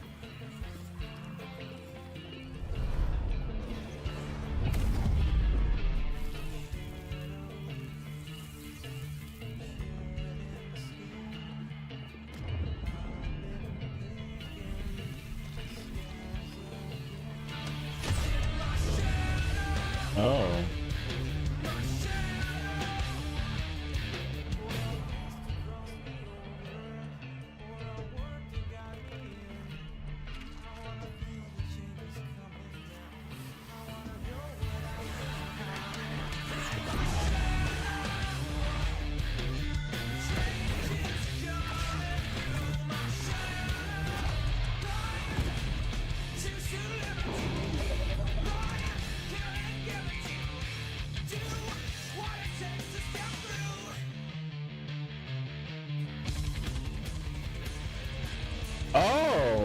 Interesting. Okay.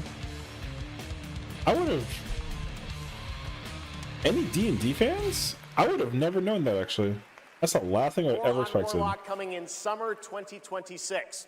All right, still to come tonight, the return of Tomb Raider, Phantom Blade Zero, and a performance by Evanescence, who are also releasing a new version of their hit song Afterlife today on Spotify, alongside new video game-inspired singles from Labyrinth with Sonic the Hedgehog and Bill Murray, not that Bill Murray, a different one, with Cyberpunk Edge Runners. Here's your first listen.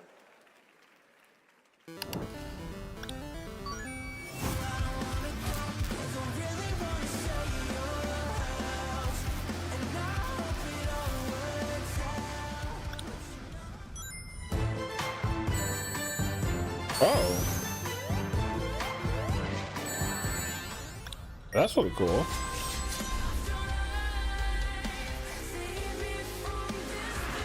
I love that Evanescence is still around. That's actually so sick. Cool. Okay. This has been a pretty good hour so far. I'm wondering what, like... I'm really curious about the Tomb Raider announcement. I thought that was gonna be like an earlier announcement, but it seems highly anticipated. Ever heard of the Become a Poppy? No.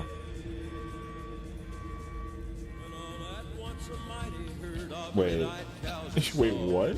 Wait, Halo? Oh. Wait, what do you mean? You saw that? It said Halo. Their brands were still on fire and their hoods were made of steel. Wait, I don't really understand. This better not be like a commercial for Xbox Game Pass. I'm gonna be kind of floored by it, actually.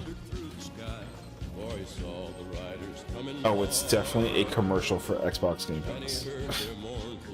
Alright, fair enough, actually. That's a Borderlands. Wait, that's Grounded 2. It's that Borderlands 2. It's like there's no shot, actually.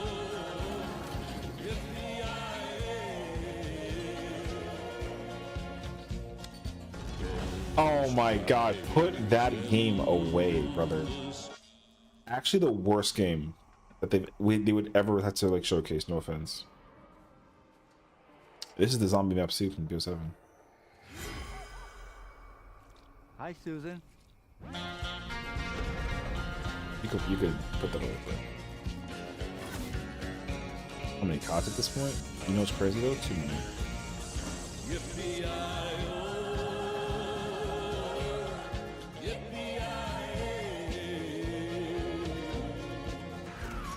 I mean, dude, it is 20 something, brother. The thing about Call of Duty is that like the game is always fun up until a certain point, and I think the problem is that like the Black Ops 7 multiplayer I think is a lot of fun. I can't speak for the Battle Royale mode, but I know that everyone was making fun of the campaign like crazy, and I also think it makes sense because everyone was watching it. And also like they just announced that they're never ever gonna be like a consecutive Call of Duty, because like with Modern Warfare 2 they did Modern Warfare 3 and then they did like Black Ops 6 and then Black Ops 7, and they were like, oh, apparently people were like not okay with that, which like duh. So now they're gonna go back and just do like Modern Warfare and then Black Ops and then go back and forth basically. It doesn't matter though because they're still releasing it every single year, so who cares? Damn, your language. Yeah, but what kind of Ridge Racer looking is this, though? I'm kind of interested, actually. Ridge Racer Tokyo. Imagine, actually, brother, if there's a game series that ends come back, is Ridge Racer. It's not. Game looks sick, though. Welcome back to the Game People were Awards, kind of thinking that F-Zero was going to get announced. From a studio that continually pushes the limits of storytelling. They captivate us with worlds that bend reality and stories that blur the line between ordinary and the impossible. They're one of the most distinct voices in our industry, and whenever they show up, you know you're about to see something unlike anything else. That's kind of a way to go about it. Oh, shh.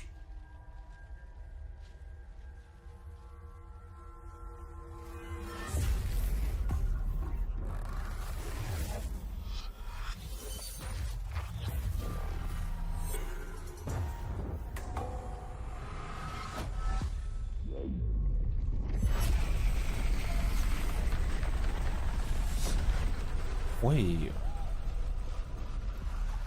Oh.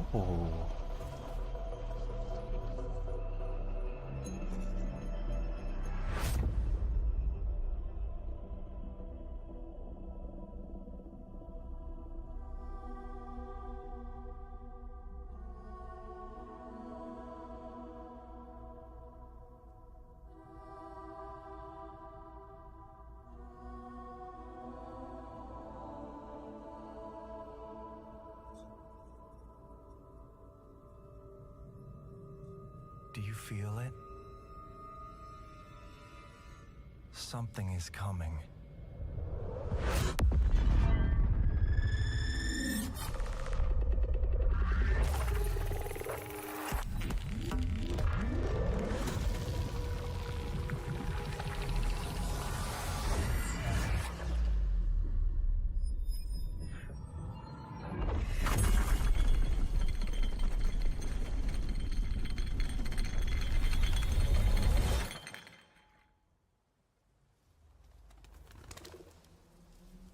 An intrusive pattern.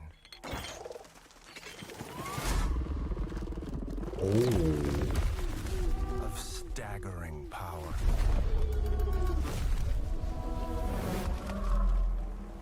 Reshaping reality as we know it.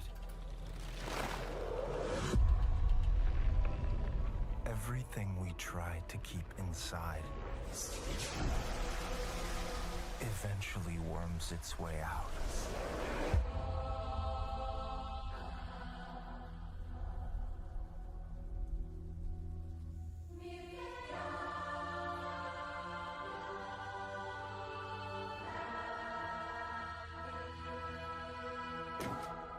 You must have had good reasons.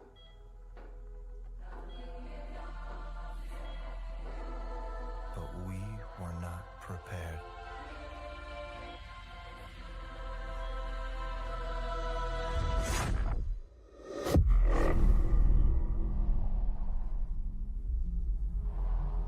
For what would follow.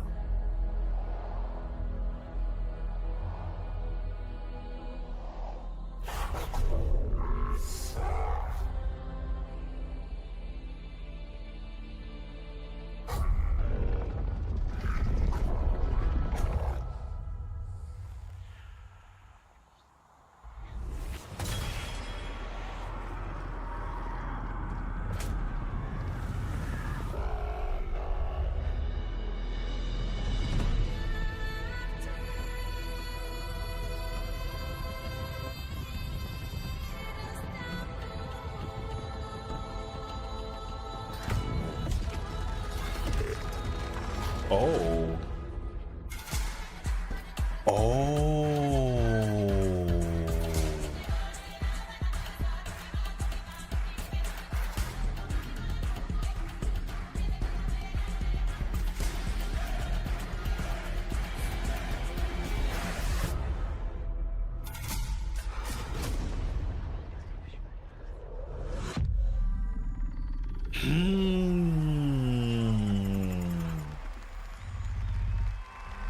Pace yourself. It's gonna get weirder. Ooh. Wait. That is a good one. Control Resonant is coming in 2026 from the masters at Remedy Entertainment in Finland, whose last game, Alan Wake 2, won multiple awards here at the Game Awards in 2023, including Best Game Direction. It is always exciting to have That past game TGA winners is return gonna to be our insane. show to showcase their upcoming projects. Still to come tonight, we'll have a performance from Evanescence, plus awards including Best Score in Music, Best Narrative, Best Game Direction, and Game of the Year. Plus, we'll introduce you to this year's TGA Game Changer recipient.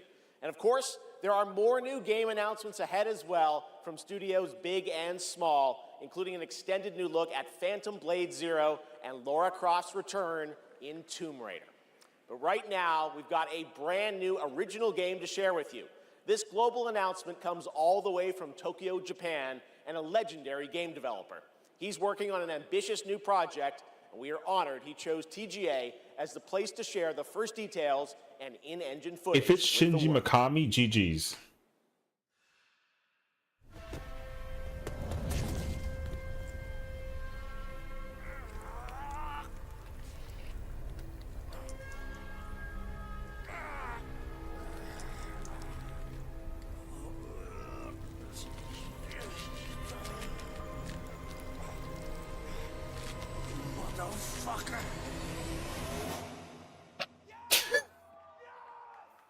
I'm sorry, that wasn't like supposed to be funny, but like that was acting. It's an original? Yeah. Time to settle up.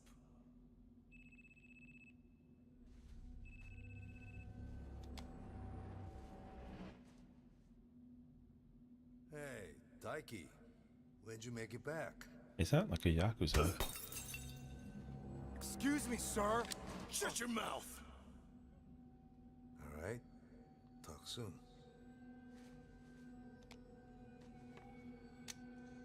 On your feet, now.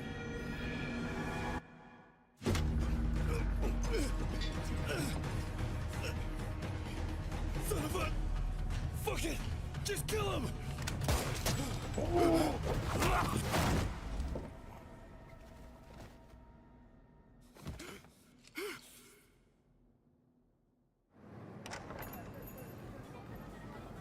Oh, damn.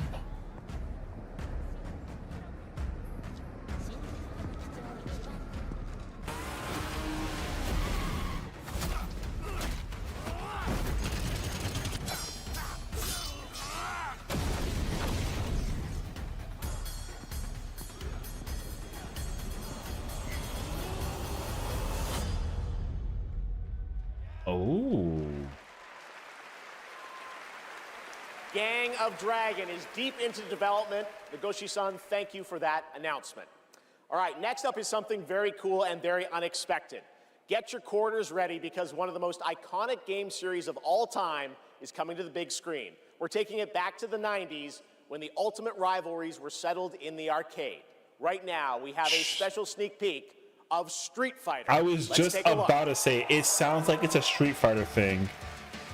Please don't be like a IRL kind of, you know what I mean?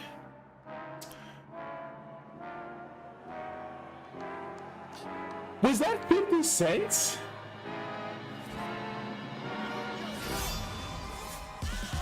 Wait, and then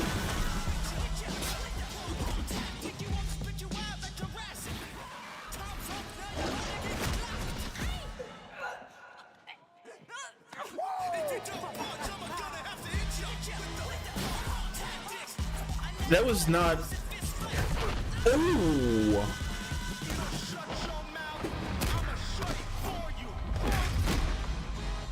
Go ahead, show me the animation for the Hadouken, brother. Wait, they broke the card. That's actually kind of fire. Let me see the. No? Alright. Yo, what in the world is this, man? They really gave him that like haircut? Noah Sessiion as Ken. Right. Andrew Koji as Ryu. Hadouken.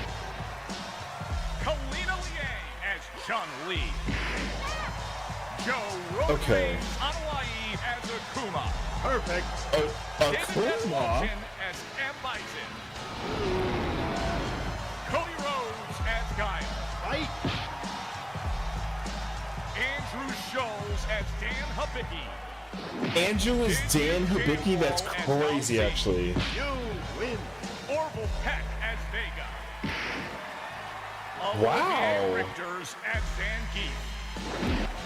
Wait, this cast goes crazy. Julie? Who the fuck is Julie? As Cammy. And Jason Momoa as Blanca. There's no shot.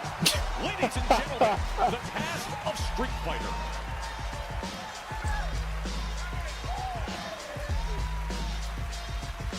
What the is? Yo, you saw that face reaction? That's mine's. What up, Game Award? Why is this movie a thing?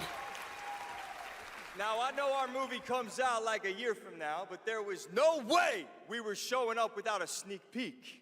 We just wrapped a few weeks ago, and fortunately for me, I had the distinct pleasure of kicking half of these guys in the face. Wait, I feel like legally on camera. Where's Eric Andre at? We miss it too. As a lifelong Street Fighter fan, like legitimately obsessed, it's the only time in my career where I threatened to kill Kale if he didn't hire me to play Blanca. True story, words matter. Fucking believe it. Tell him, Ryu. It's Ryu! It's Ryu! Not Ryu, Ryu! Ryu. Okay, we're also here tonight to present the award for Best Ongoing Game. Cody Rhodes, bro. The games in this category are the ones that never quit delivering all year long. They keep us looking forward to what's next. Cody, I told you, the dedication, the passion, the resilience. We need more presenters. This ain't enough, you know what I'm saying? David, guys, it's so important that we appreciate you all here for being great patrons of Street Fighter, okay? If you played the game, make some noise in your life. Come on! Yeah. This movie is not possible without you There's guys. some quiet We're so in the grateful. audience. And we're not the only game that appreciates your patronage. There's another game out there. They also flew from around the world to be here because they appreciate you. So give it up for the whole cast of Mortal Kombat 2! Yeah! Come on out! Wait. Yes! Is that like a jab? I'm just kidding. They didn't That's they don't care about you. crazy, They don't care about actually. money. Okay? We care about money and you. Street Fighter forever. Oh my Schultz cannot be god. joking. Baby, forever! He's joking. All right, okay, so these are the nominees. He about to get canceled for that. Best ongoing He about to get game. canceled for that. Yo, that's the goal right there, brother. What's up? That's the best game.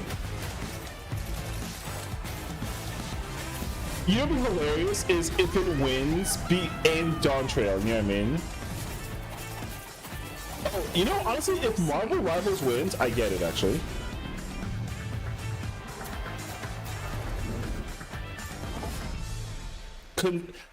Yo, hold on, let me see. Oh, the mic's not coming Yo, out of the imagine floor. actually? I thought it was coming out of the... It should be And Rivals. the Game Award It should be goes Rivals. to No Man's Sky! That's actually kind of wild. I don't believe it. I had no insane expectations for 14 to win, but No Man's Sky is actually kind of nuts to be this chosen over Fortnite and Helldivers. Something is way off. So there's no shot. Hey, well, this is wild. I guess, so thank you. I would say a massive thank you on behalf of the whole team at Hello Games, who have poured so much into No Man's Sky. They have you update? And I also Yeah, want but to so say a did special 14, thank so you what? from Sean, who for family reasons wasn't able to be here tonight. But I know he's probably watching this in whatever time zone it is where he is. I'm slightly jet-lagged myself. And he'd be very sorry he isn't here. And I'm also slightly sorry he's not here because this is way more nerve-wracking than he makes it look when he gets up. Huh. I got to give him credibility though, But you for know, being able to bounce back. Our tiny, massive, impossible But to space lose to game, Marvel Rivals is kind still of like means wild. Something to so many people. Or sorry, to beat them. That we get to keep on making a game that we love. That is a real privilege. You know, that we are able to be here on a stage surrounded by so many incredible games. Like, that is really special. And, you know, the whole team is so grateful. It means the world to our team. So thank you so much. I mean, I gotta give respect where it's due. It's come a long way. That much I know. So for it to actually like do its thing in comparison is impressive. So I'll take it. I was very shocked that it beat Helldivers 2. But also, I don't think people play Helldivers 2 as much anymore, right? I mean, the game still gets updated, but like I feel like the player base is probably like a lot of handshakes. Congratulations, No Man's Sky. And how about the Street Fighter cast? That was if Yoshi P is at the Game Awards and he won There's for lots ongoing. more Game Awards ahead, including a very special announcement. Wow. Okay. Well, we'll pick it up, I guess. Wait, hello. Oh, live from the Batcave, all the way from Gotham City. Batman, welcome to the show. How you doing, buddy? It's great to see you tonight. You having a good time? Commissioner Keeley, sorry I couldn't make it in person. I've been trying to decide what batsuit to wear. Abs or no abs. Anyway, great show so far, but it's about to get even better because it's time for a new look at my upcoming game, Lego Batman: Legacy of the Dark Knight. Batman out. You know what? Listen, man. Let me just be very clear with you. Lego games don't miss, so like I can't complain.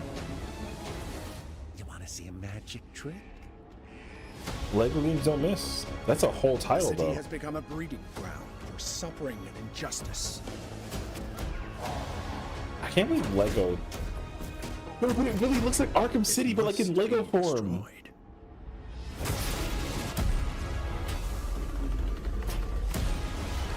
It's literally the Dark Knight, because he was like, "Want to see a magic trick?" And then he makes the pencil disappear. Who are you? I think we can help each other. Wait, you can have a cat? Yo, say This less. town deserves a better class of criminal. These games always do incredibly Join well. us in a celebration of absolute chaos. Kids go nuts over this. Yo, and Batgirl, what? Wait, this is actually fire. Let's get to the root of the problem. We don't do that. Sorry. Let's focus. The freeze is coming. If they got Arnold Schwarzenegger to do Mr. Freeze, that would actually be peak. Just saying.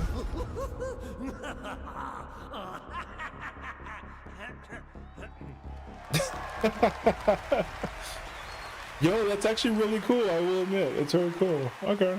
Lego Batman: Legacy of the Dark Knight launches on May 29th, 2026.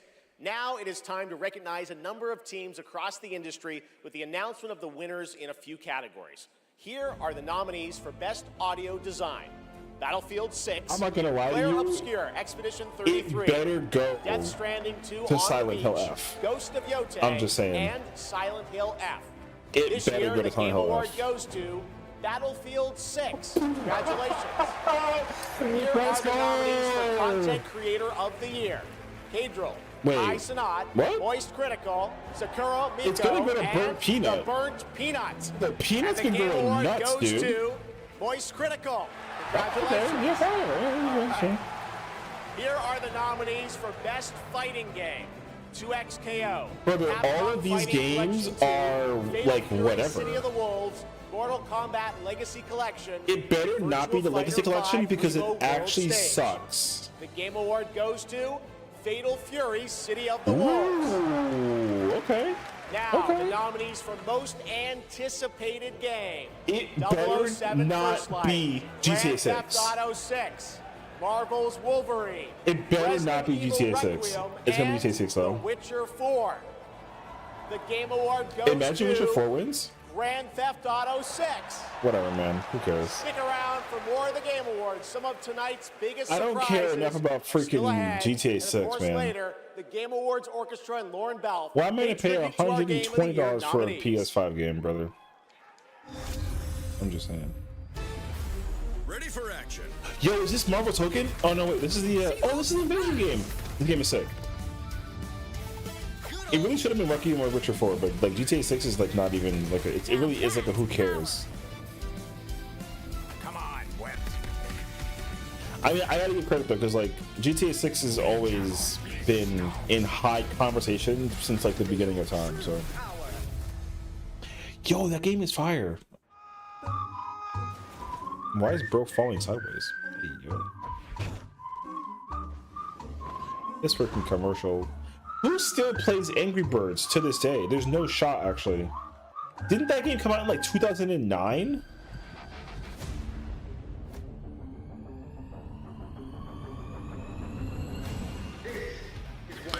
It's funny because in GTA 5 they just brought back a feature where you can work out and actually like change your character's like muscles and like physique basically. So what the alright, whatever. If Half-Life 3 was in that list and it lost to GTA 6, people would have actually rioted. I'm just letting you know. What if Half-Life 3 is the announcement, like the final announcement of the Game Awards? You know what I mean? It has to be something insane. Because like it's not gonna be like Kingdom Hearts 4. The amount of people who want Kingdom Hearts 4 is actually kind of hilarious. Not the Shining reference. Wait. Anyone got a power bank? Rust Mobile first global test begins now. Join the test. Rust is still limited skin. Alright, whatever. I wonder what the real one feels like. Is Rust not already on mobile? I feel like it's already on mobile, but okay. Actress, writer, and gaming creator, Felicia Day. Oh wow. Yeah, man. Hi friends. I am thrilled to be here tonight to present the TGA Game Changer Award, an award that I recognizes would love for Gabe Newell to be like, yo, demonstrated I thought these in positive the social works. progress Bye. in the gaming Just industry. walks off stage. And I'm even more thrilled That'd be that so tonight's funny, actually. honoree is one of the most impactful organizations uplifting girls today, and one that I'm honored to represent as an ambassador, Girls Make Games. W. Over the past 12 years, Girls Make Games has empowered over that's so 8,000 girls cute. aged 8 to 18 from all around the world to create and share their own video games through summer camps, workshops, and game jams.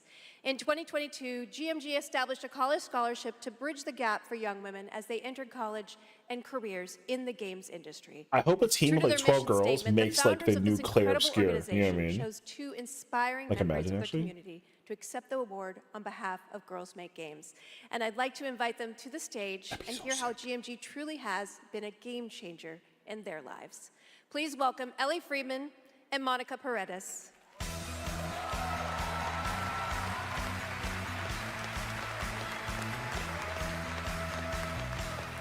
Are they making the announcement for the award? Yo, that's cute. Hey, you guys. Hi. So, Ellie, you've been Sorry, going to Minecraft GMG is summer cute. camps for several years now. And this past summer, you and 3 friends created a game that won the grand prize. Is that right? Yeah, our game is called Paper Trail, and the premise is you're a kid who's stuck in the hospital with a broken arm. You draw when you're bored, and your drawings that you've made have now come to life and start attacking you. You have to go from room to room, solving puzzles in order to escape. And we wanted this game to be creepy, but not too scary, so that everyone can play. I love it. And what is next for Paper Trail? Soon we're going to start working with professionals to fully publish our game on Steam and PlayStation. Everyone go support it now. You know what I mean? That's actually so cool. I'm personally super excited to see the prototype we made at camp turn into a full-fledged game. I mean, it sounds amazing. Imagine I can't like wait to a play AAA it. I mean, studio hopefully picks with my them daughter up. because she's actually the brave, scary games girl, not me. I like to play cozy games so and cool. grow virtual turnips. Do you have turnips in your game? Okay, you can work on that. So Monica, your journey is a little bit different with GMG. You never went to the camp, but you actually were one of the first recipients of the college scholarship back in 2022, is that right? Yeah, so I grew up loving video games, love all that you do. And then my high school robotics teacher actually encouraged me to apply for the scholarship. He knew I was interested in game development. Then I got it. Now I'm attending USC, and I've been doing some game development. Yo! And now I've actually had some game development experience with our club there, Open Alpha at USC. Yeah. Wait, that program is insane. It Do sounds you like know it's really that? helped you, set you up for success. Is there any message that you'd like to give girls out there who Yo, might the dream of USC making program their is own hard. video games one day? Yeah, I think if you're someone out there with an interest in making a video game, explore it, give it a shot. You never know where that interest could take you, and there's a ton of amazing programs like Girls Make Games who want to see you succeed. Yeah, well, Yo, that program I is really like wish that there had insanely been an powerful. organization like this when I was a kid, but I'm very excited that starting next year, my 8-year-old daughter can go Yeah, to GMG it's top in the and express country. her Yeah, love it's of games. crazy. You guys are very Like, inspirational. Thank the you. development power that is put into that program is super insane. And now, oh my God, she's thick. Okay, Hey, it is my yo. honor to present the TGA Game Changer Award to Girls Make Games. Oh, that's that you's heavy? Congratulations Hey, and yo. a huge thanks to Monica Paredes and Ellie She was, Freeman for he accepting just like gave on it to her like, behalf here you of go. GMG. It's like, oh. That's so cool. Yeah. I mean, I really can't emphasize it enough that like the USC program is insanely, like, it's insane. So. Thank you so much, Felicia, and congratulations to Girls Make Games. It's an incredible program. I've had the chance to visit their summer camps in the past, and it is truly inspiring to see the passion and the creativity that these young developers bring to the medium.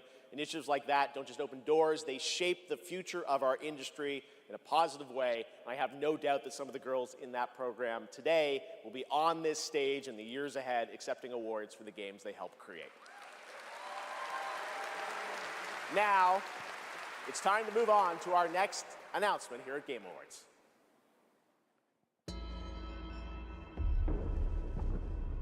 The entire world knows your legend. You Oh, survived this is Tomb Raider. Dragon's Triangle. Oh. Crossed the threshold to Atlantis. Wait, I it's. heard a dozen told tales that say you're unstoppable.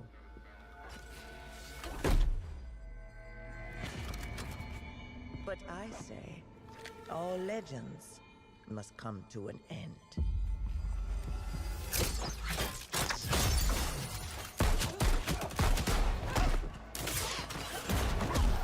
Ooh.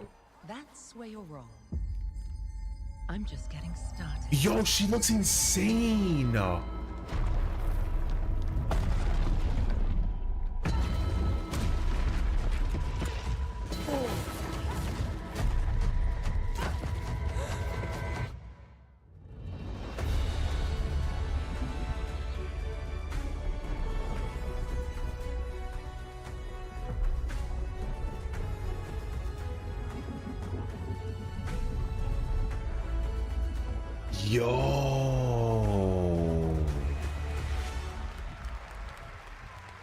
As I looked down, Oh, it's still Crystal Dynamics. my mind traveled back Oh. to where this story began. Wait, if Crystal Dynamics is still working on it, yo, GG's.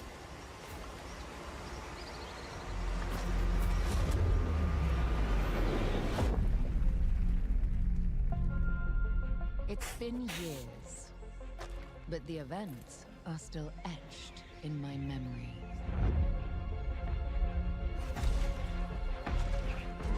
Wait, it's the remake of the first.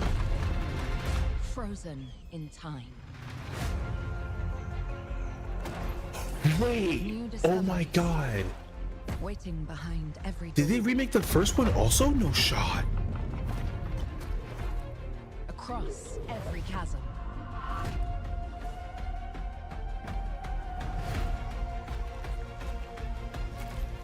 I didn't know then the path this adventure would send me on. Yo, they remake the first one?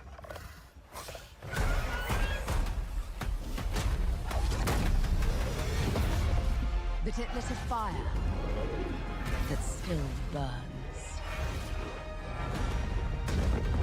I need to see more. I need to go further. To uncover the secrets of Atlantis.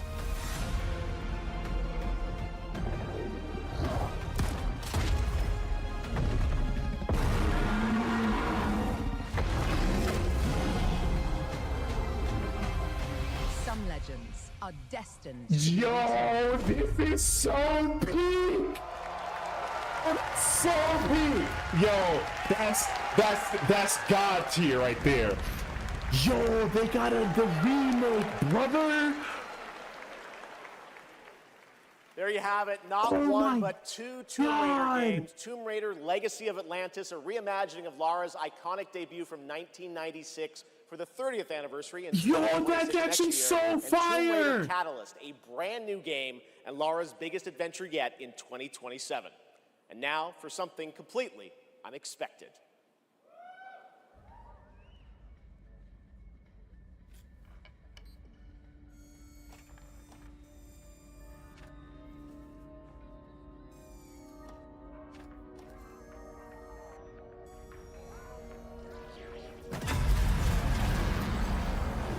Dry cereal.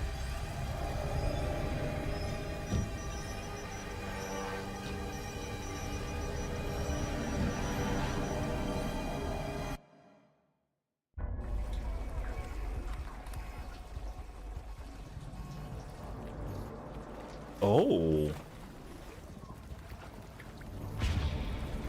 Wait, horror game?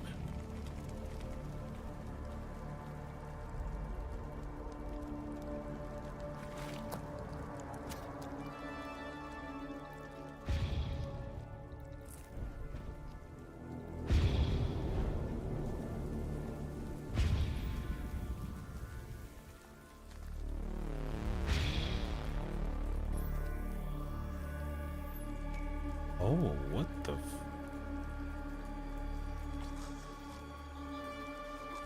Wait, it's a horror game.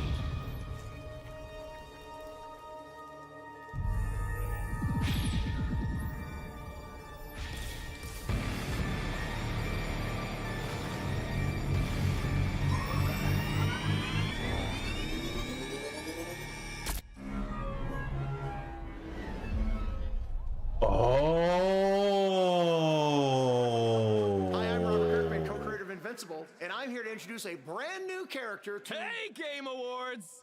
Sorry, Robbie K. Wait. I got this. I Oh, see you, so- Keeley. Love what you've done with the place. Rex, I was just here to introduce a world premiere. Look, I am the world premiere. Cue the lights, cue the orchestra, cue the seething jealousy, and meet the second best character in our 3v3 fighter Invincible Versus. Roll it, Kirky. What the I said roll it, Kirkman! Roll it.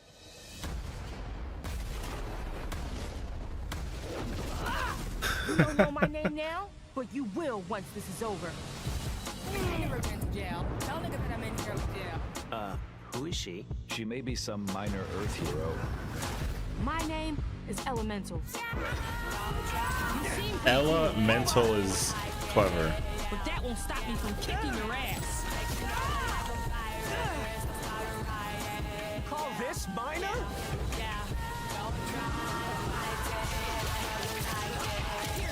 Ooh. Let me show you what the elements can do.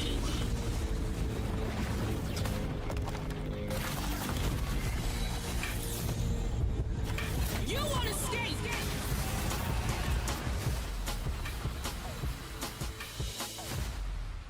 But yeah, Forest is one of those like games where you navigate and All whatnot. right, next we're excited to share the global announcement of an upcoming game coming exclusively to Nintendo Switch 2.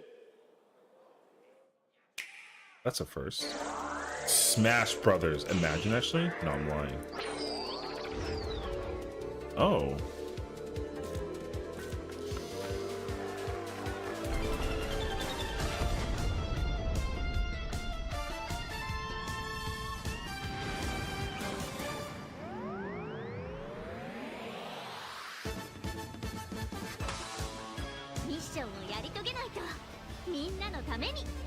Wait, this looks really cool, actually.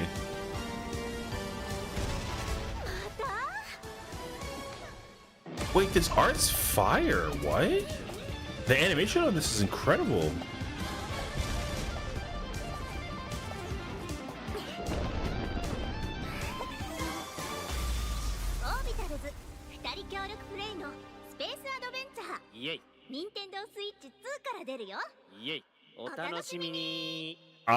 Yo, I'm kind of intrigued actually. Doesn't that look fun? A two-player co-op game starring Maki and Omura with a retro anime universe aesthetic. It just Orbitals brought is me back to coming in Toonami. 2026. That looks Now it's insanely time to good. present some other. Chef! Yes, Piggy. Oh my god, not her again. Rolf the dog. Yes! My accompanist! My accompanist! The piano player! Yeah, I thought you guys were rehearsing for later. You know, we're actually live in the middle of the show. Not here yet! We're not rehearsed, he doesn't know. What's the point of yo, there's an inside joke I'm missing. Piggy, we have awards, we have announcements. You know what? Go with this guy. He's going to help you. Get you ready for later in the show, okay? Yeah, exactly. Right there, Piggy. There's got to be a meme or something inside joke that I'm not getting. And scene. All right, well, I'm sure that's going to work out. Ralph's probably just stuck in traffic. It's okay, Piggy. It's okay. All right, more of that later. Now we're here to honor another group of nominees and winners. First up, here are the nominees for Best Action Adventure Game. Death Stranding 2 On the Beach.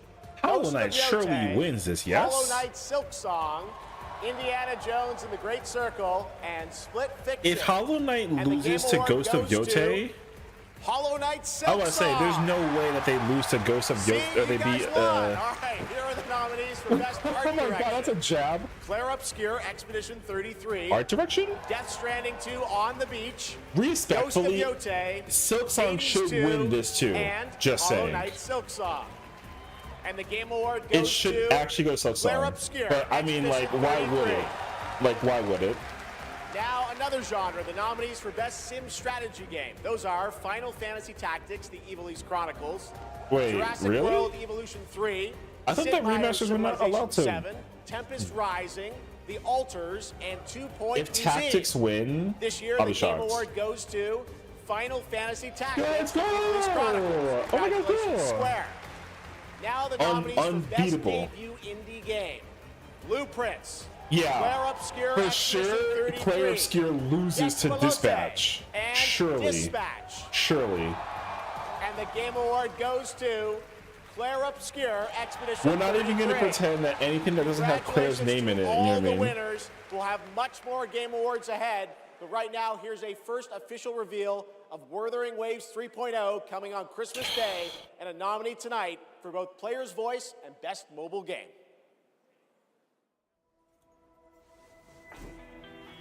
All right, y'all can have this one. I'm chilling now.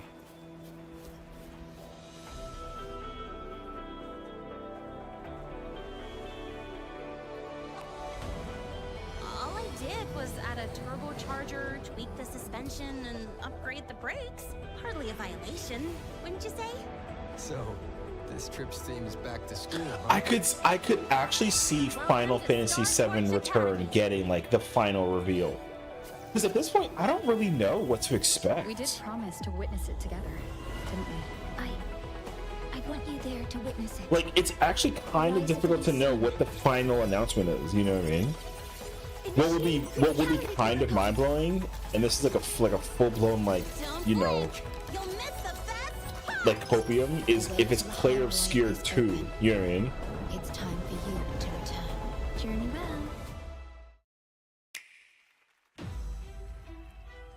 Dude, this game is something interesting.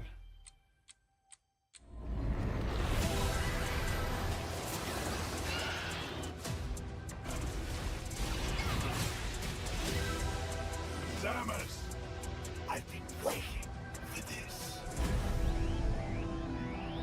I mean, I've heard that this game is interesting.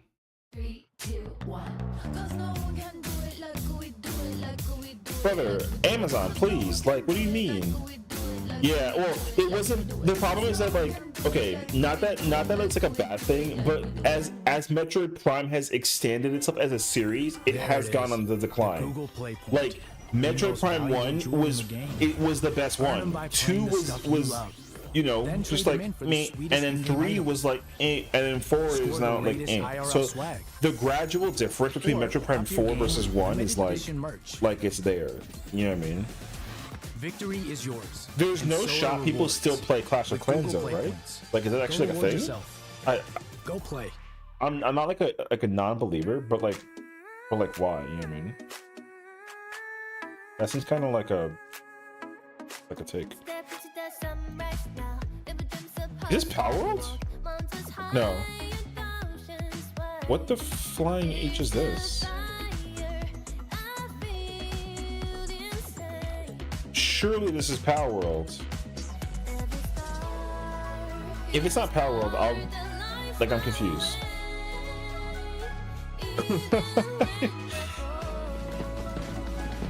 That literally looks like a Pearlia. This has to be Power World.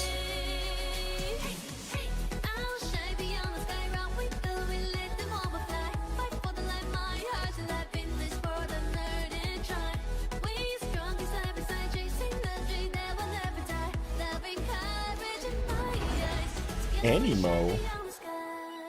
What the f- There, what? Alright, whatever. Enough!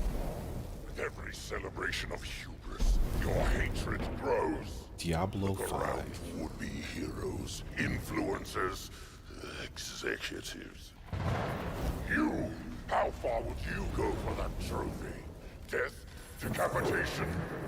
And you streamers are no better. Riker, Oh, it's mobile section, right? So it's Diablo Immortal sequel.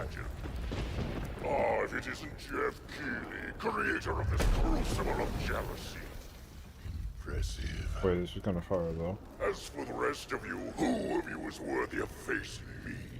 For I am Mephisto, Lord of Hatred, and you are nothing.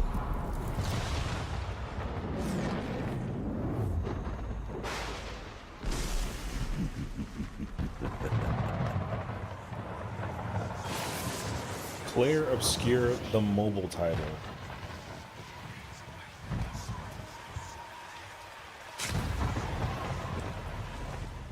Okay, never mind. World of Warcraft. Is paved with the souls of the willing. Soon, all of Sanctuary will be bathed in Respectfully, is Diablo like? Is it, you know? Is it peaking in comparison to like Curry? And I that 4 was kind of like shame. You shall darken the world no longer. No, that's an RIP situation. Why did he have like a moment?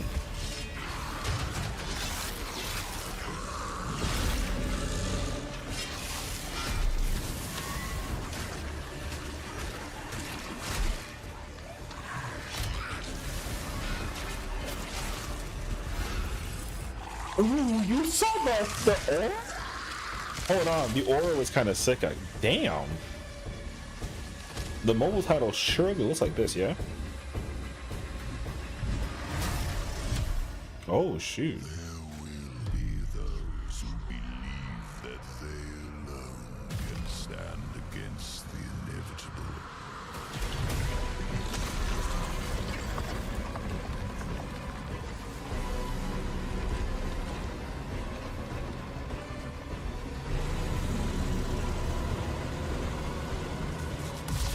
I invite them to try.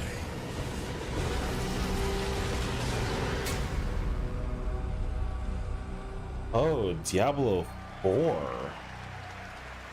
It's a DLC package. Diablo players, your wait is over. Get in the fight and play as Paladin today, and get ready for Lord of Hatred coming in April. It is great to have Blizzard here at the Game Awards. Want to know who else is here? Well, it's time for an update from Marvel Rivals, a nominee tonight for Best Ongoing Game about the latest Marvel hero set to join the game in 2026. Wait, but they lost. They lost to No Man's Sky. What's up, Game Awards? It's about time I made Yo, my Deadpool! shooter ever. But first, some hot redhead is trying to blast my ass a few new holes. And I got a surprise for her. Hit it. Yo, Deadpool and Marvel Rivals? Boy, this is gonna be fun. Whoa, easy now, fellas. I'm the one who set you free. Oh, hey, this was not the plan.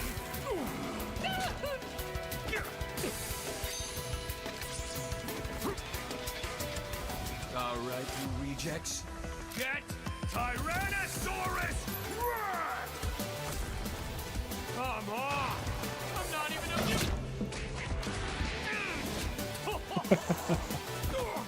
What's this game's tagline? Ignite the battle!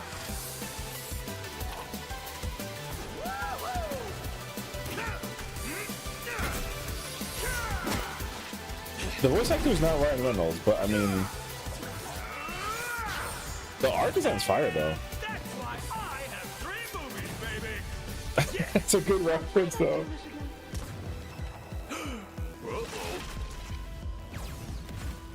Oh, right.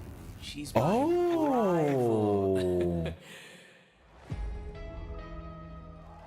Oh, that's cool.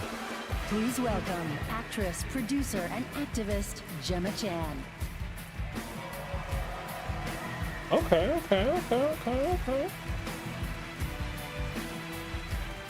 Yo, Hello, Game Awards. this game looks I had fire. the pleasure of playing Dr. Selena Tan, head of the tactical simulations for QLab in 007 First Light. James Bond has long had the fortuitous, some might say daring habit, of crossing paths with rather dashing antagonists. And this one is undoubtedly unforgettable. Take a look. Her outfit is fire, by the way.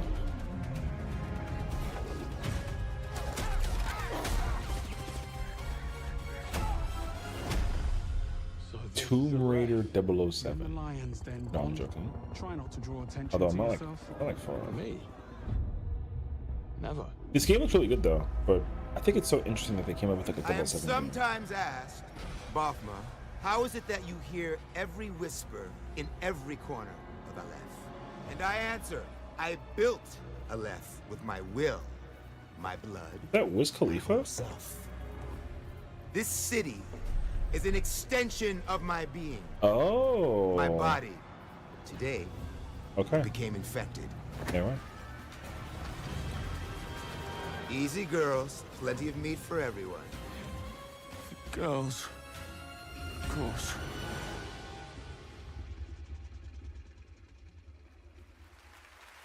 This game is being Please advertised welcome so Obama much. himself, 4-time Grammy winner, Lenny Kravitz. They really got Lenny Kravitz over here? Yo, playing a 007 villain is something, brother. The power of this game. Who's developing this again? Good evening. It was a great honor to be asked to join 007 First Light for my first voyage into the world of video games. I thought he was shirtless. When IOI invited me to play Bavma, a wild, unpredictable pirate ruler of Africa's biggest black market hub, I knew I was stepping into something special. Where others see chaos, Bavma sees freedom. He rose from nothing, broke free, and built his own kingdom of Aleph, and his story is just beginning. Every world we build needs the power of rhythm through music. These musicians can turn violence into beauty and silence into tension. Here are the nominees for Best Score and Music. Soken better be nominated. Music, He leveled up better by be on there. Spotify.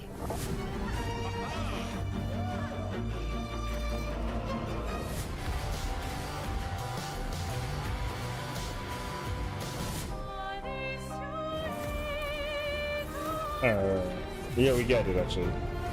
They won. I get it.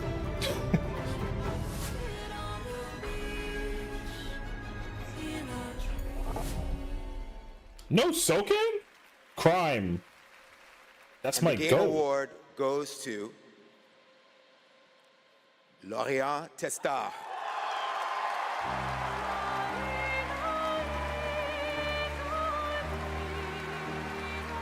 They're gonna walk home with like a whole bag full of awards.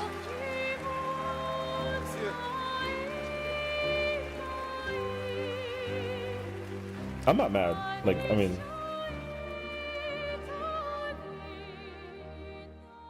he should have been nominated. Thank you so much. We're so happy to be here tonight. It was incredible to play in Viateme in live with you. It's incredible. Thank you so much. I have a letter I would love to read. Sorry. Damn. Littering.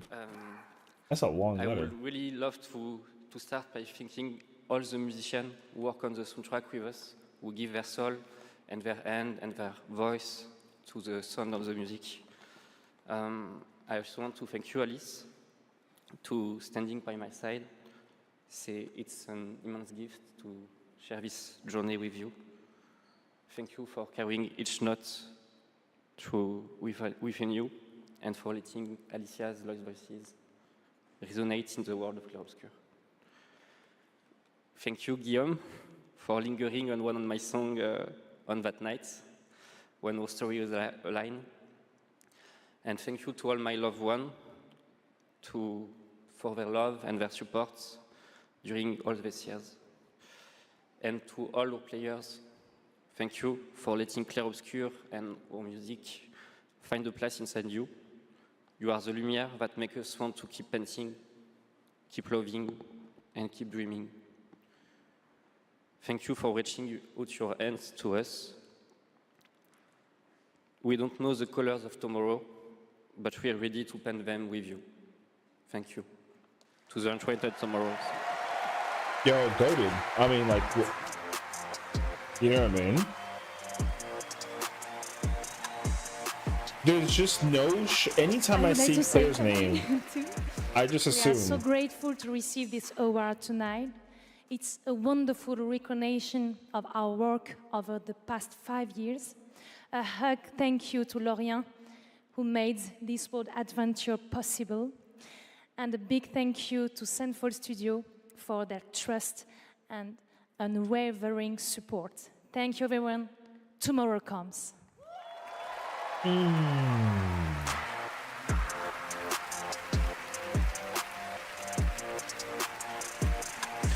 No other words need be said. When they get that Game of the Year award, you know what'd be insane is if they don't win. Prime members can go to Amazon.com. That would be the craziest part is if they don't win Game of the Year. On select They're going to. hardware and accessories from brand Turtle Beach, Lenovo, Samsung, and more.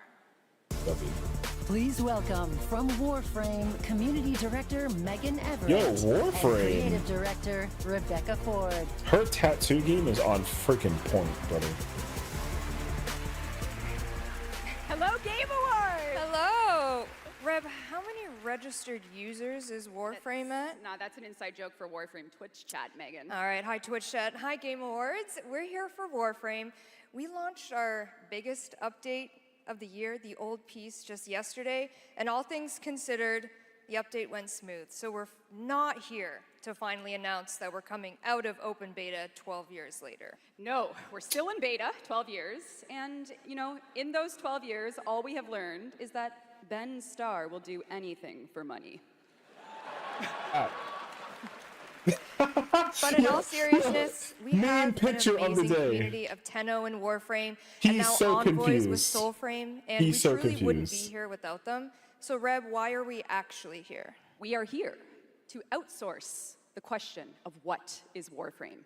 We have completely given up answering it ourselves. Warframe was once ninjas in space, which it still is, and we clung to the tagline, ninjas play free. But it's time to let a legend tell you what is Warframe.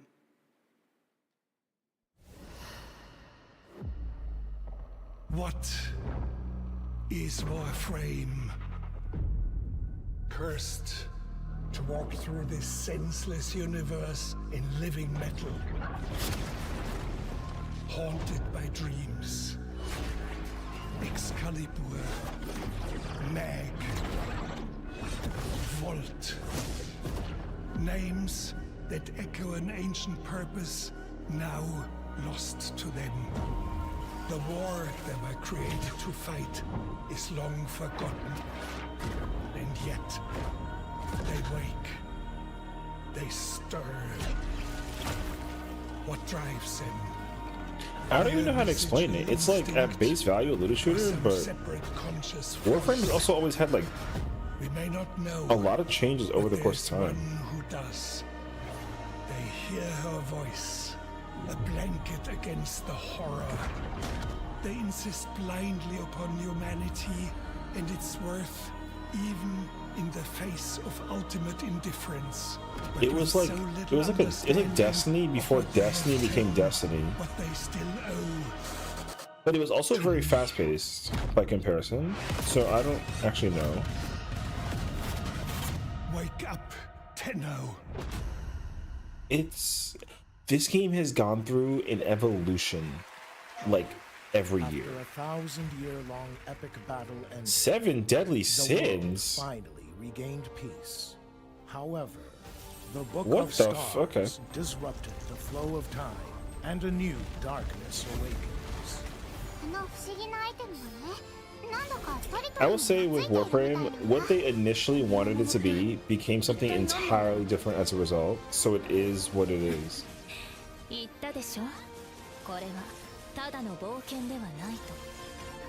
Now, a new destiny calls to us. For the new tale we are about to create. Together we run, bound by destiny. A co-op open-world RPG for everyone. The 7 Deadly Sins origin. That's cool.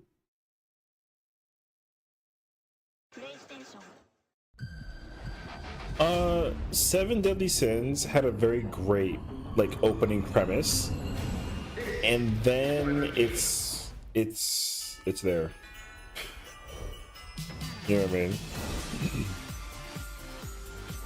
So if you like it and you're into it and you're committed, you're committed.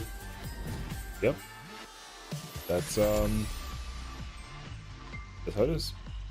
But I think the thing is that the manga, it's one of those situations I'm pretty sure where the manga is like insanely good and the adaptation to anime, anime is like not, it's not really putting a lot of the luster that like the manga has. The manga apparently is like insanely good, as per usual. So sometimes manga to anime adaptation is kind of like a, a thing. Oh. Cool.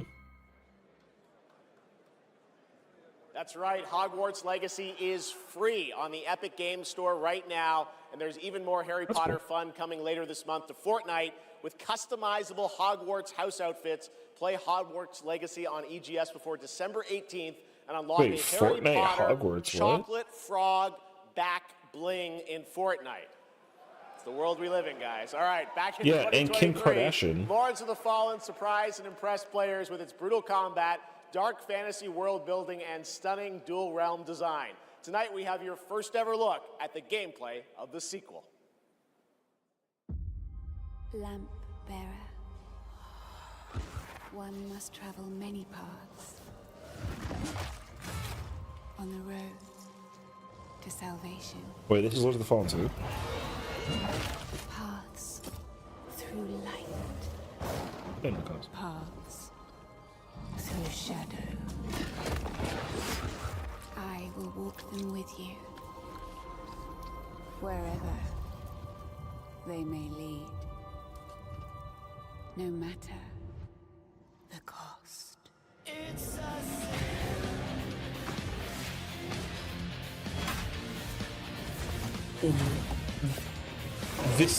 This is a song choice.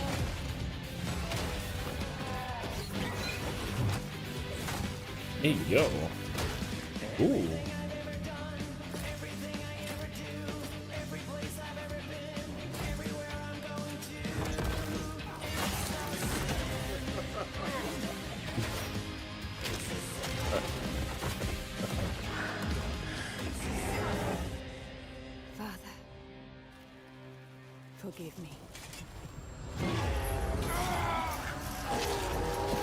I'm not gonna lie to you, that song was not my favorite they have on like a trailer.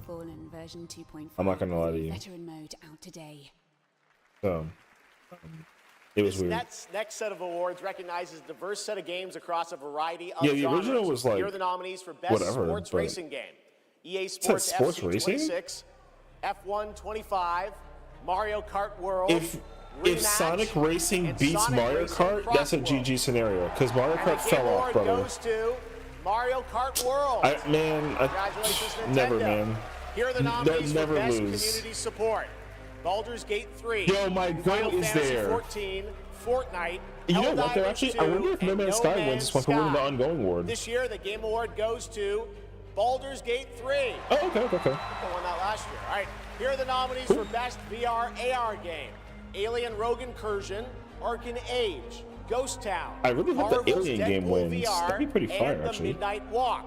The Game Award goes to the Midnight Walk. I've Congratulations. actually never heard of this game. But okay. Now, the nominees for Best Role-Playing Game. Avowed. Yo, you put Claire Obscure next to Kingdom Come and Monster Hunter Kingdom Come, Wilds? Deliverance 2, Monster Hunter Wilds, Brother. and The Outer Worlds 2. Alright. This year, the Game Award for RPG Take a goes guess. to Claire Obscure Expedition 33. And finally, here are the final 5 nominees for Player's Voice, a 100% fan-voted award. Claire Obscure I Expedition wonder 33, which one. Dispatch, Genshin Yo, Impact, it was Silk Hollow Song. Knight Silk Song, and Yep. Wuthering Waves. It was so. It's This year, totally the Silk fans Song. selected Wuthering Waves as the winner. Oh, shit, wait a minute. Congratulations. All right, and now I was joking. we've got something great for you. Please Wow, Claire welcome Obscure actor lost something. Rahul Kohli. Yo, Claire Obscure lost something. Wait, hold on a second. Okay, interesting, actually. Good evening. I play Arjun Devraj in the upcoming this is Saros Saros. from Yeah, the this is amazing Saros. Okay, teams okay. at Housemarque and PlayStation. For the last 30 years, the Housemarque name has been synonymous with thrilling action, satisfying will never gameplay, lose and of to a course, bullet hell. Console title. It's been an honor working with them, not just Wait, as is an it a actor, bullet hell but as game? a fan of Stardust, Returnal, and literally everything in between. We cannot wait for you all to play when Saros lands next year. And here's the debut of our new story trailer.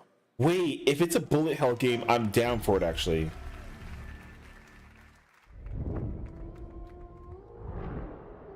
Hey, yo. The sun is forever. If this game is bullet hell, it's gonna be peak. We promised we'd never. But it has to be good bullet hell, if it is. Blazes. It was promised. I need to know that I just made the right decision. Wait, it's me, boss. Wait, how long? Since the last time the sun died, mate. You left us here. We've lost people. There's no way to get home, and you. Life! This is what it does. It gets in our heads, and it twists, and it turns. Oh, nah. This is the gameplay? Oh. Wait, this is gonna be insane. I will make GG's. everything perfect again. Okay, now I understand why this game was the final announcement last year. And I will find you.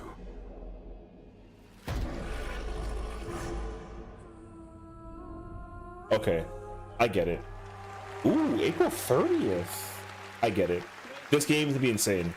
It's a bullet hell shooter? Yeah, GG's. Saros looks great. It's coming next April, and I'm very excited that Rahul is starring in it. To present our next award, I am honored to welcome a previous TGA winner. He's the writer and director of some of the biggest and most critically acclaimed video games of all time.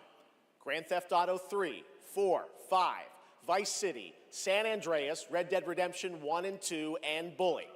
He's the co-founder of Rockstar Games and now the founder of a new studio, Absurd Ventures, where he is busy writing and creating novels, comic books, animated series, and yes, 2 big upcoming unannounced open world games. It is my honor to welcome to the TGA stage for the first time an industry icon, Dan Houser. He's no longer at Rockstar. I remember reading about that. They got into a creative difference behind the content of the game. He's not involved in GTA 6 at all. Ooh, government choice, or business choices, there you go. Thank you. Good evening. It's a real pleasure to be here. In the 29 years If whatever he reveals is not GTA looking, premier art GG's. form of the 21st century. More than any other medium, video games have the power to take the audience on a journey, both physically and emotionally. Games don't just tell us a story, they let us live it. The story becomes the experience, driven and shared by the player's choices. It's a level of shared authorship that's unique to video games. And when that all comes together, it's almost magical. And so here are the nominees for Best Narrative. Best Narrative. He's getting not revealing it. And everyone of that age. Imagine they lose. This thing between us. Actually, you know what though? I heard that the narration of Destiny 2 is insane. Every last member of the Like I heard that it's like insanely very good. If it wins, I wouldn't be surprised. What if Claire Obscure doesn't win? I hate it all. I'll destroy it. What if Silent Hill F wins? And the Game Award goes to It'll be so crazy if it's not. Claire Obscure Expedition 33. Okay. I'm making sure. Gee, I wonder. Yeah. I mean, it's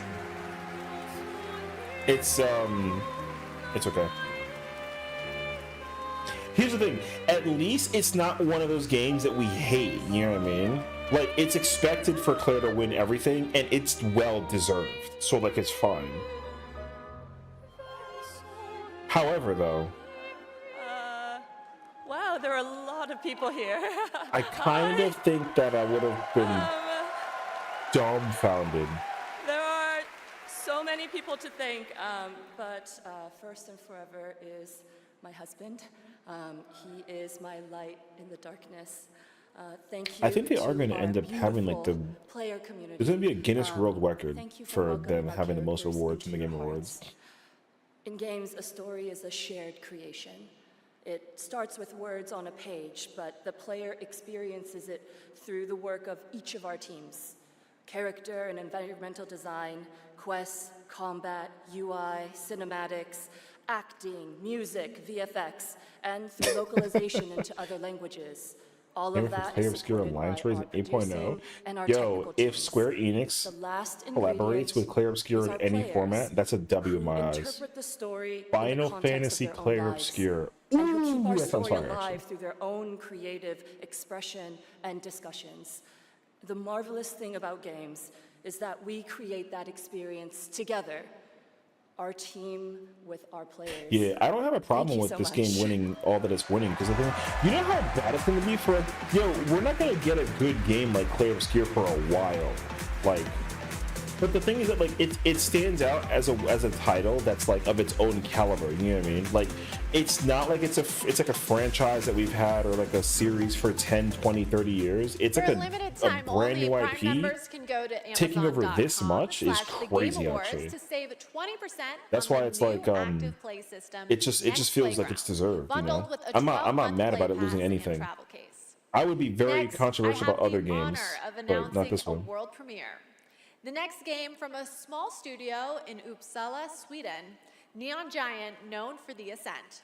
This is No Law.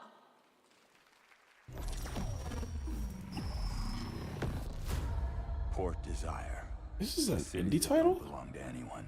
But Yo, what in the everyone wants a world? piece. No laws, no oversight. Just the jungle creeping back in. Both the vines and the people. The mayor stepped in where the government couldn't. Said the city needed order, and they'd be the ones to bring it. Wait, this is not. Peace on their terms. There's no shot. This is an indie title. I walked away from it all. Kept my hands in dirt instead of blood. But desire is a fickle mistress. The city won't let me go. It won't forget my name. I asked for nothing, And they still came and took everything. The mayors and anyone. Yo, that line goes hard. Every last one of them. They're gonna learn something real simple.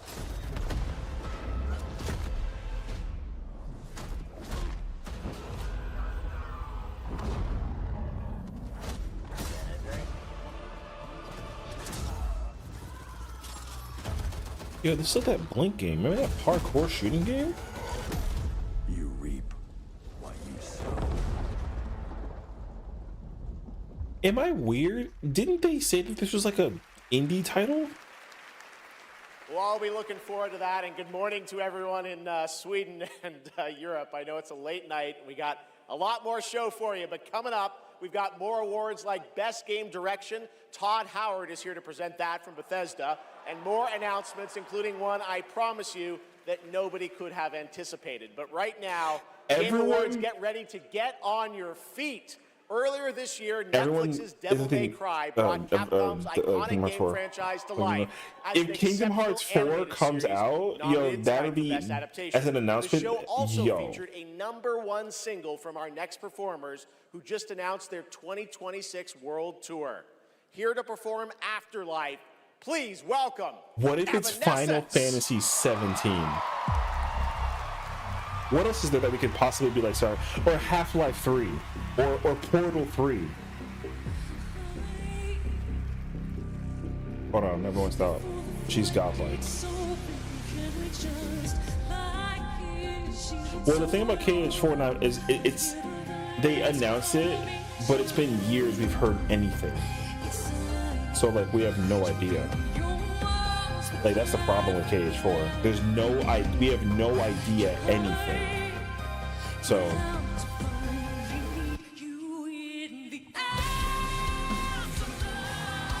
ooh, yo, Evanescent.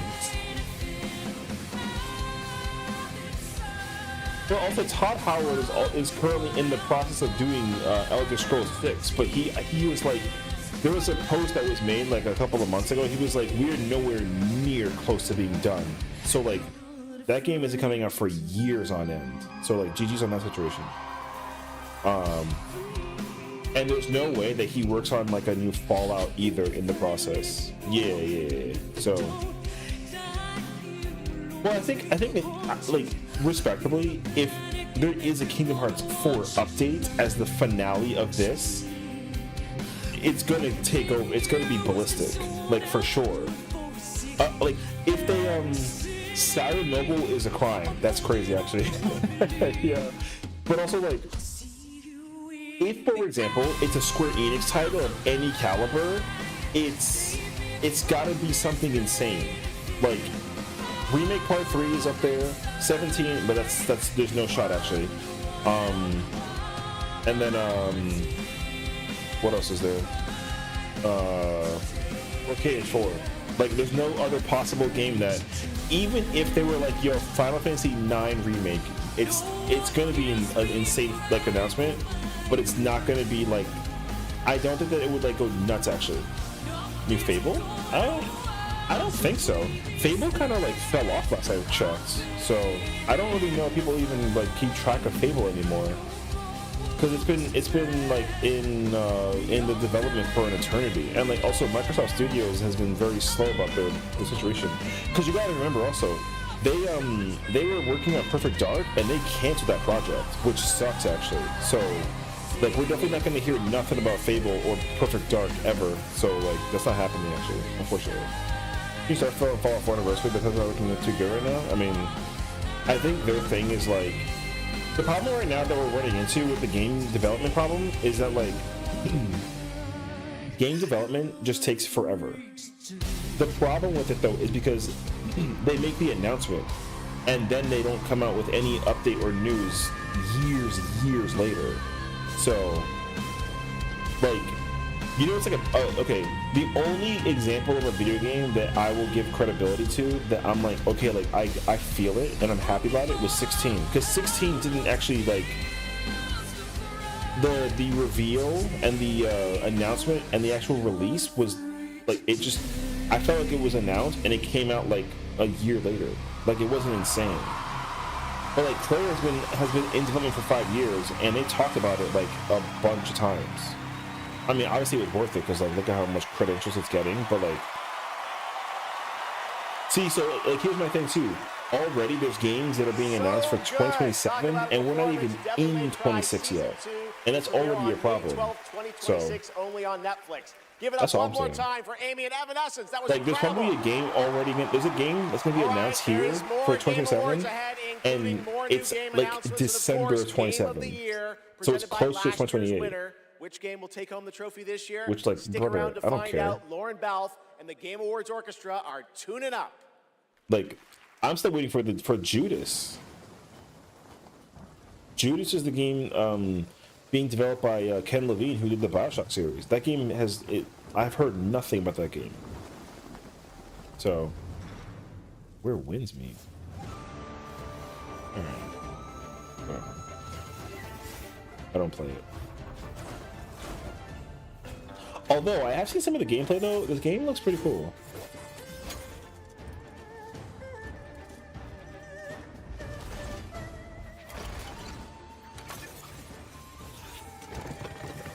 Because it's like it's not an MMO, right? Isn't it like a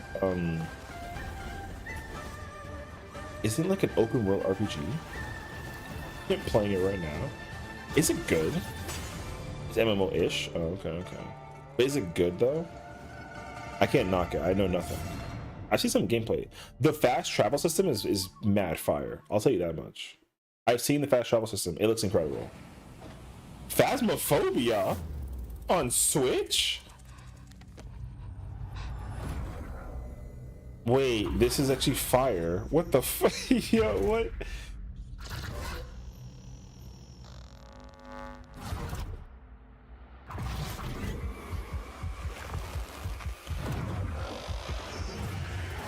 You know what's funny? This trailer looks so good for Phasmo, but the gameplay looks nothing like that. It's crazy, actually. The game is gorgeous. I mean, I believe it. I've seen some visuals. It looks very, very good. More than that. Perfect. Oh. But then they want to play those games anywhere and everywhere. Like here. Game is casually great? Okay.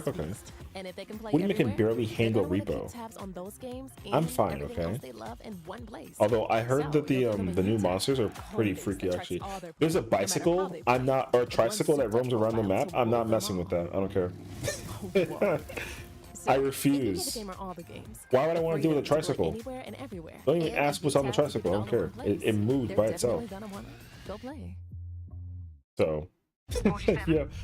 An urgent threat has emerged. Oh yeah, I forgot that there's a Hitman DLC for Eminem. Catastrophic consequences on a global scale.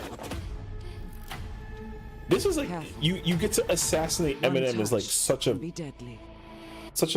yo Mila Jojo yo. Please welcome the actress behind Hitman's next elusive target, Mila Jovovich. Yo, she's a star in my eyes. I love Mila Jovovich so much, actually.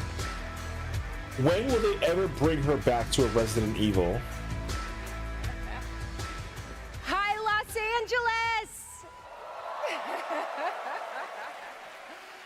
And hello to gaming fans around the world. I'm thrilled to be making my debut in a video game as the next elusive target in Hitman: World of Assassination.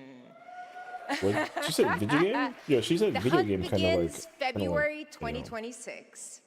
Now, I'm happy to present the Game Award for Best Multiplayer. Modern multiplayer represents a monstrous challenge in game design. I mean, imagine having to develop games that account for the I feel like she used to be very like edgy back in the day. No, thousands of live opponents. her Or like even worse, the persistent expressions are dumbness so- of a human teammate. like she's It's no comedic easy actually. It's task. fire. And tonight's nominees Maybe it's because all of pull Resident it Evil, off though. in their own inspiring way. Her character Here like they are. transition from like actress Best never multiplayer game. seemed like she was like a. They said the world above it ended. Yo, if our creators wins, how we feeling? Are we cool with this? If Battlefield 6 wins though, that'd be hilarious. There's no freaking way. If Elden Ring wins, it's rigged. You know what? Actually, Peak should win. I'm actually cool with this. If Peak wins, I'm cool with this. I'm cool with it. Arc Raiders? It's actually what it sounds like. It's like a rating game. I see people have a lot of favorites out here. So. Who do you want? Peak is Arc Raiders is a really good game. It's like I got it right. It's Extraction, yeah. And the it's like Game Division, Award but like goes it's like a, you know.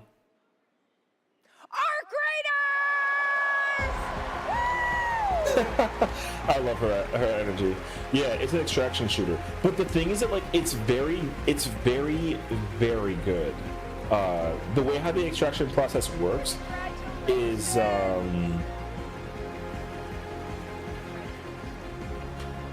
like you can lose a lot and win a lot. It's insane. List of nominees, who would have thought? First of all, thank you all.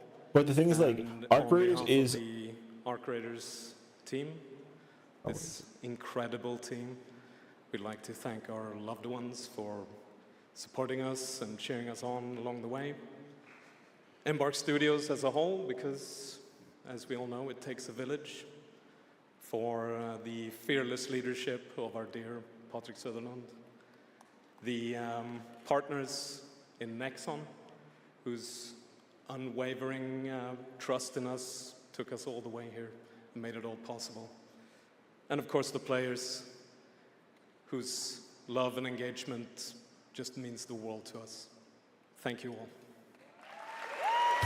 Arc Raiders is one of those games that they made like the announcement of like years and years and years ago, and then people were waiting for it to come out. And like again, thankfully, it's another title that people have been waiting for in like an eternity for, and it's a good game. You know what I mean? Congratulations, Sometimes Arc they don't do Raiders. that. So You know him from the Marvel Cinematic Universe and Stranger Things. Please welcome to the Game Awards, David Harbour. Yo. Wait, isn't he in wait, is that Dynasty Warriors? What? Yo, if you announce Dynasty Warrior Origins DLC right now, I will buy it right now. He's goated, by the way.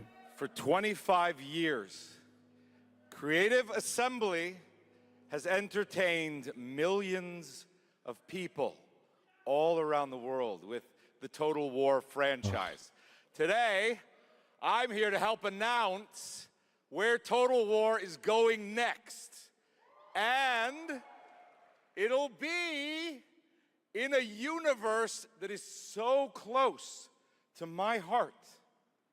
I'm excited to reveal that Total War is headed to the grim, dark future with Total War Warhammer 40K! Oh. Wait, what? Some of you may know this, but some of you may not know this, but I am a huge fan of tabletop gaming. I've painted endless miniatures, spent a crazy amount of time dropping dice under a table. Of course, as you might expect, I'll be in the game. Oh. It connects to some of my favorite aspects of the universe, but more details on that later. Total Let's War. take a first look at Total War Warhammer 40K. Wow. I forget how like expansive this game is. Grim darkness of the far future. Every soul's survival hangs by a thread. All I know is that like the dedication of the series of Warhammer is like insane.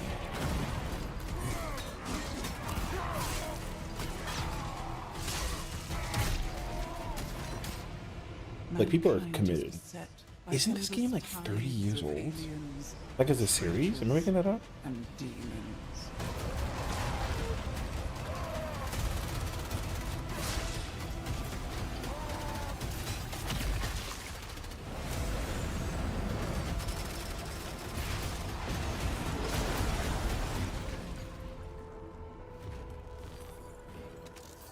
Across countless worlds, battles rage.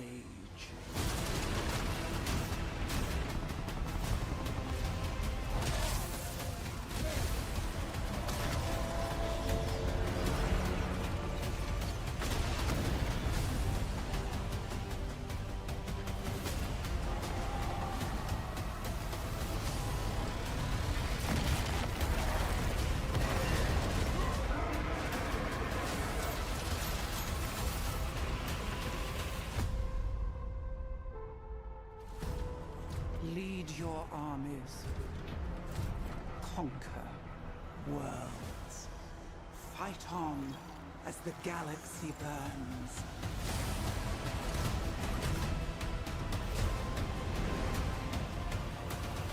For there is no peace amongst the stars. There is only war.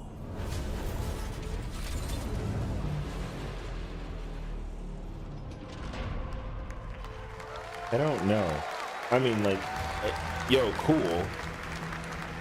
Every time I hear about Warhammer, I hear that people are obsessed.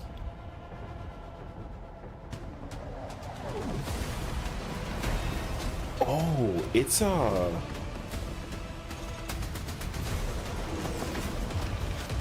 it's like a, oh.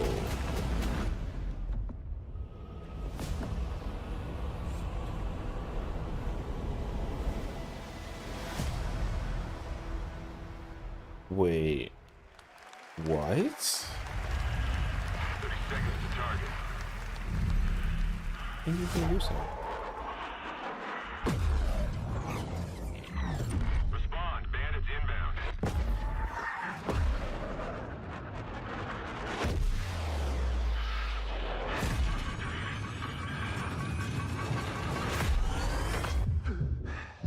Block 2, I'm hit. Existing! Mayday! Take a look. What a sight to behold. Whew, it's all over. The last lands of the FCU, the Federation of Central Asia. Bandai Namco? Thank you for joining us on this ship. Hello there, my dear newcomer. You are very lucky, you know. Yes, we are critically undermanned on this ship. Don't worry at all. The man in front is Jan Rexco, the Wings of Thief. You're riding shotgun with a legendary ace of aces. He's a master Combat? illusion fabricated by the rumor mill of social media. Radar contact. We think it's the shadows. Our lone target is Wings. All dogs fire. Time to pull out, 22. Roger that. God damn it. Start swimming, soldier. Make it home alive. Let's keep at it, Rex. Ray, heads up! On your orders, Rex. To keep hope alive, Wings of Thief must stay on Wait, they the still mission. make Ace Combat games? I can make up your kill count to be whatever. Right. From now on, you'll be the greatest ace pilot this war will ever know.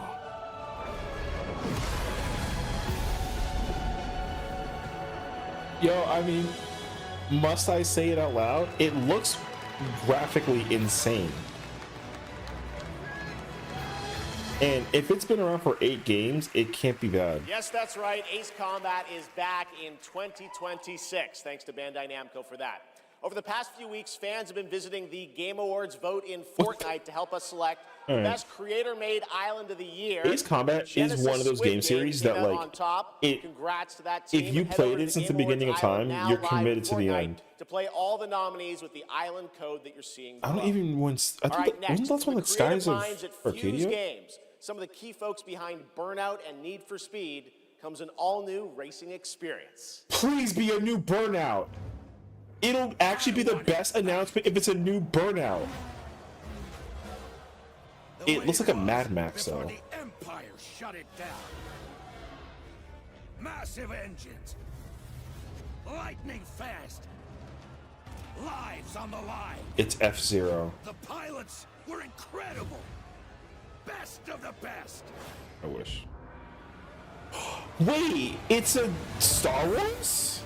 United by one beautiful dream. Wait, but this... Isn't the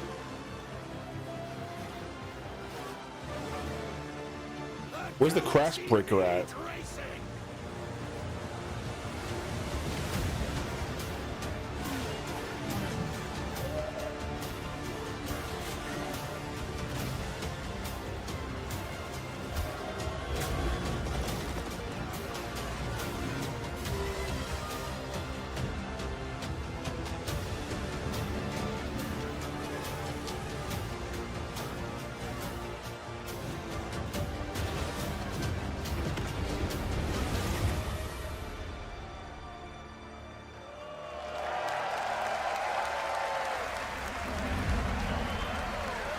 Wait, really?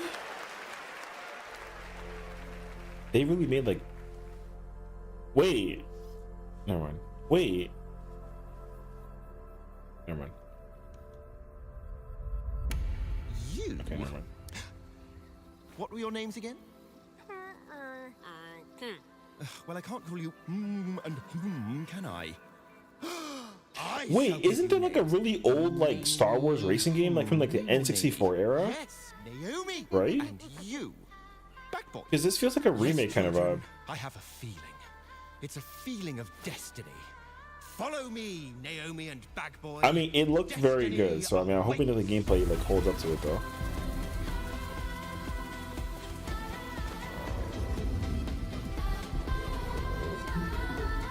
Oh, there's an older one? Okay. Oh, cute little co-op game. I feel like they announced this like at some point in time. Oh, that seems cute. Okay. Such a beautiful game. That was Out of Words, a stop-motion co-op game being developed over in Denmark, and it's a great game. Oh, yeah, okay. And now I'd like to welcome back an icon, a legend who pushes entertainment forward with each of their new projects, someone I consider a dear friend and a friend of the show. Please welcome Miss Piggy. Oh. I don't understand. So sorry. I am so But she sorry, changed. everyone, but I will not be performing a song this evening. Thank goodness. No, so sorry. It's all because of my my accompanisters. This dog was late, as usual. Hey, sorry, I lost track of time. I was out taking myself for a walk. Oh, ha. Same old excuses and jokes. Hey, they liked it. Let's go. It's time for you to sing, Pig. Sing? Sing what? We haven't rehearsed anything. And where's the grand piano, huh? Yeah, wouldn't fit in my hatchback. Listen, what are you worried about? You know, we'll just, we'll wing it. Wing it? Sure. Who knows? Maybe it'll all work out. What if they just start re-singing more Evanescence? Something like this. In a world where gaming games are so exciting, waiting all year long until the time will come. Your turn. What? I can't just make up any words without some meaning. Pretty good. This is stupid. This whole thing is really dumb. Hey, you got it. So if you're looking for some friends, just stick around. Oh yes, the Game Awards will... Never let you down? Good luck. Excuse me? As we all now come together across the Great Divide. Oh, from Tokyo to London, we're all watching side by side. So if you're looking for some fun, the time is now. Here we go. Oh yes, the Game Awards will never let you down. Yeah, we'll see. What? Yeah, we'll see is crazy. I mean, they sold me though. I got Pragmata, I got Tomb Raider, 2 of them in fact, and I got Resident Evil Requiem, so... The only way that this doesn't go down well is if the final announcement is an L. Well, here's But some awesome titles you simply can't ignore. they kind of sort of haven't failed yet though. Games that I'll be playing? Yeah, now let's get ready, let's get set. You guys keep score. Let him have it. Oh, there's Mario, Minecraft, Legend of Zelda, Nominee, Donkey Kong, Bonanza, Kingdom Hearts Peak. If they announce a Legend of Zelda at the Game Awards, that would blow my fucking mind. Takes Two, and I know you've all been waiting so long for the delayed release of Hollow Knight Silk Song. Glad I didn't have True though. If they announce a Legend of Zelda, I will go nuts. Oh yes, the Game Awards will But there's no shot. Stop it. Your turn. Oh, I can't think of anything. When did they even announce Breath of the Wild and Tears of the Kingdom? I think they were just kind of like announced. You'll have a place to wear your sparkly gown. Everyone. Oh yes, the Game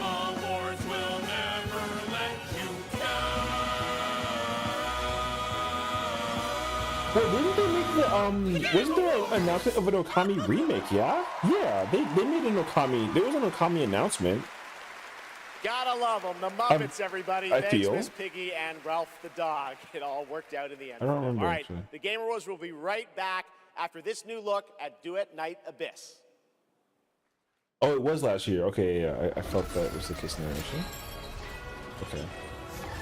Yeah, I do remember them teasing it. Oh, what kind of near looking? Yo, Okami. No, I'm joking. Although, this looked kind of... What is this?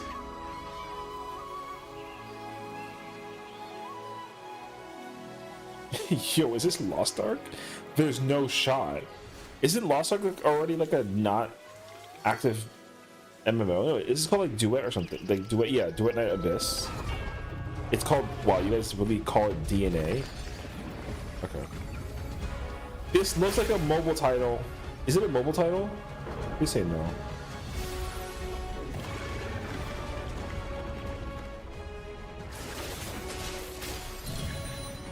No? Okay.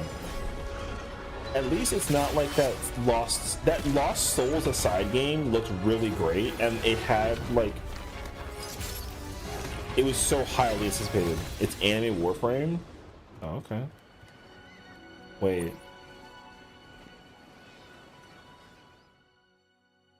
Wait, that's kind of fire, actually. But why does it come out the day before Christmas Eve? That's concerning.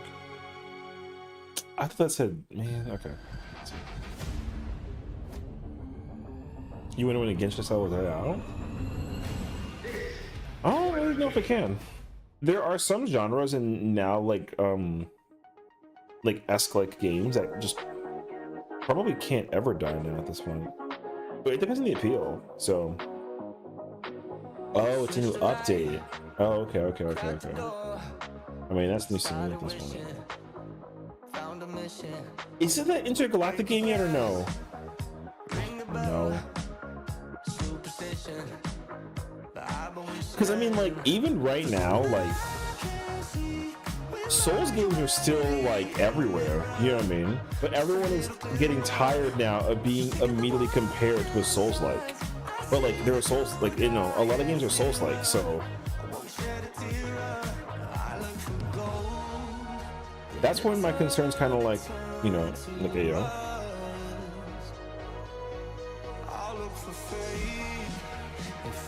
I don't know. Because honestly, at this point, it really doesn't matter how games get played, as long as they're just fun.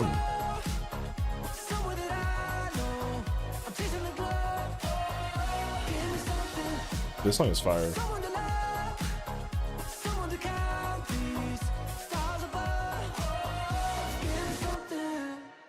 Tell me lies, make it up, paint the picture, take me with you. I don't care what you say, I'm making it today. It's a new world. How would we feel if the final announcement is Persona 6? Would we be okay with that?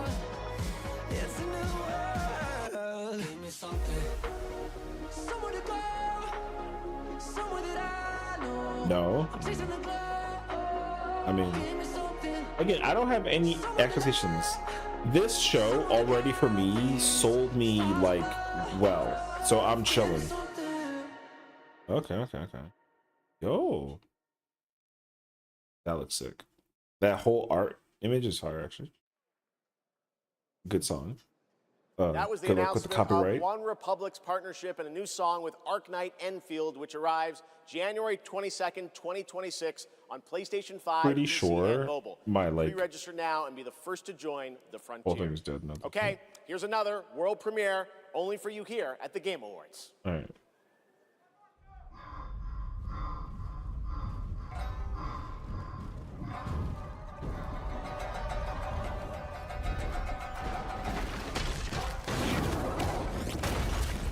Oh shoot.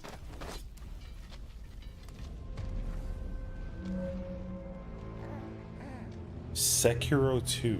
You're mad.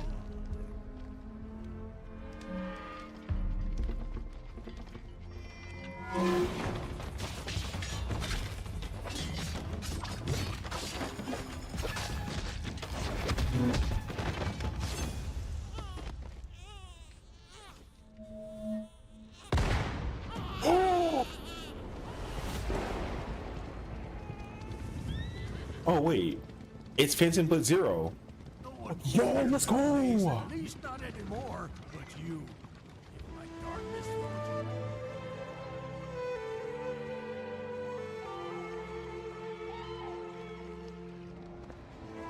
I knew it. You'd never break so easily. Wait, the detail is insane. But why did you come back? The Order's blades are coming. They failed once, but they won't fail again.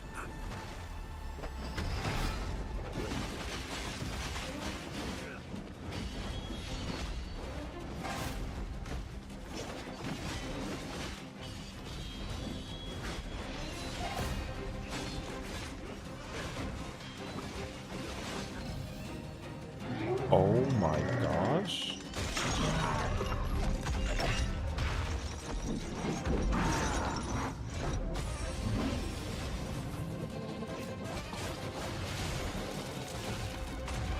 This game looks so good, dude. Please, take it. Save our people. The girl's nothing but a shell now. She'll never be the same. You broke my blade. But we broke your spirit. Phantom is movement, striking from where none expect.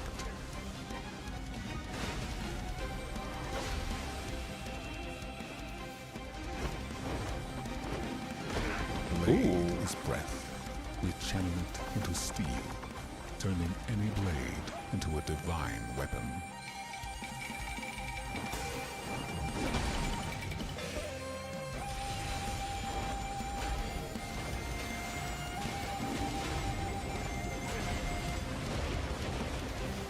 When Phantom and Blade unite, no enemy stands. Wait, what the? Yo?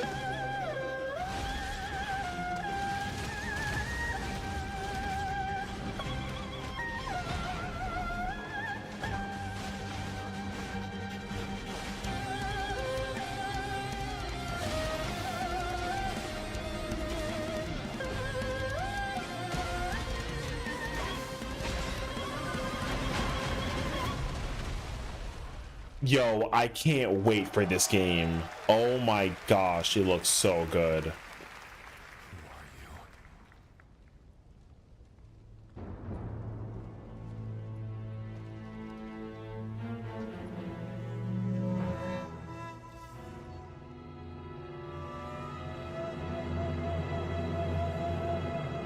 Ooh, okay.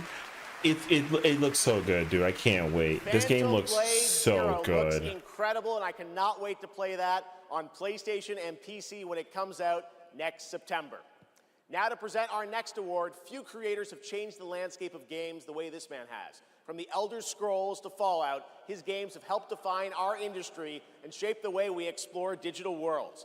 Please welcome the studio head and creative director at Bethesda Game Studios, Todd Howard. When's Bethesda's Elder Scrolls 6? Right.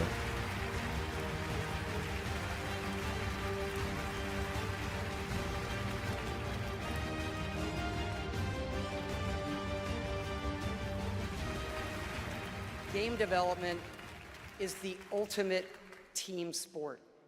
And it doesn't matter if it's a team of 10 or a team of hundreds. Art, design, audio, engineering, and more have to come together as one. Game direction is that glue. And the games that have had them all come together, well, they touch us. They become a part of us. And that's why we're here tonight, to honor them. Here are the nominees for Best Game Direction. There's only one game that needs to be on this list. Game direction. It doesn't even matter. Why would you even like pretend that it's not anything else? I couldn't protect you. I'm just saying though, if it doesn't win, I will be shocked. I'm just saying.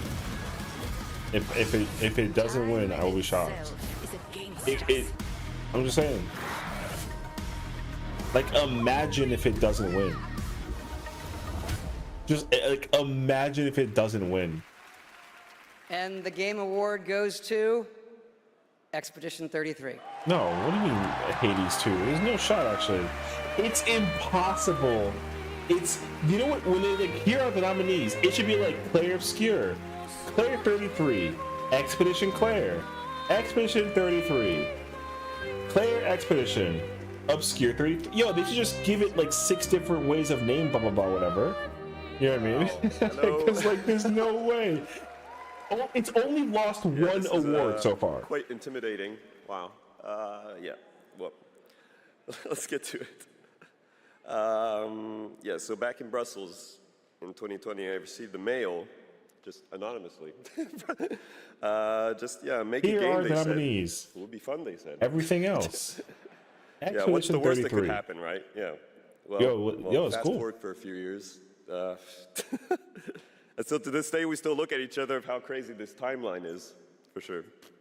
Still don't really understand, but, you know.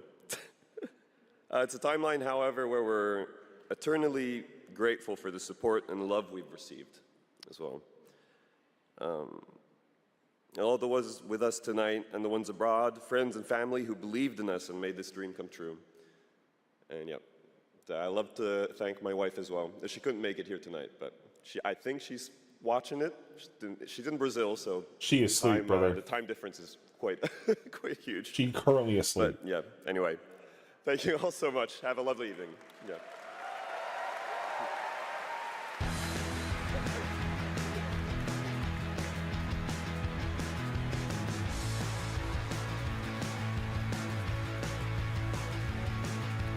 I don't even remember how many awards BGP won, but it was not this night many. for independent games. All right, It's still we've come winning to awards, a very though. special point in tonight's show, especially for those of us who have been playing games for decades. Over the years, there have been many games, characters, and franchises we've all wished would return, and certainly many I'd hoped that would be ready to announce at an event like this one day. Tonight, I'm excited to share this piece of news with all of you. Yeah, it wasn't one, but like.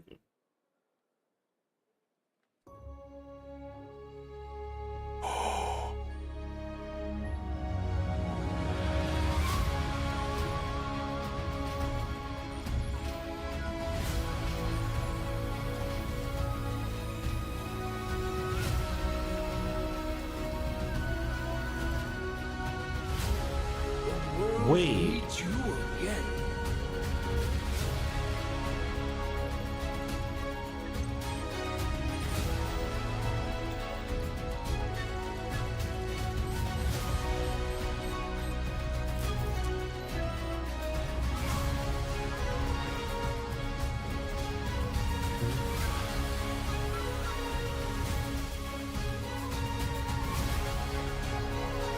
Yo!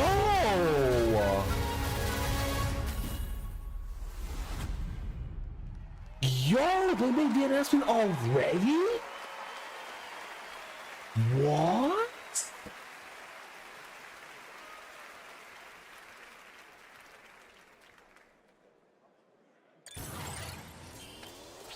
Yo!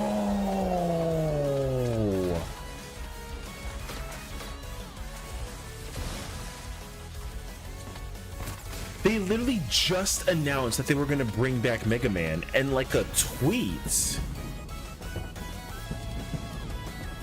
I can't believe that they really just like out of the blue like this.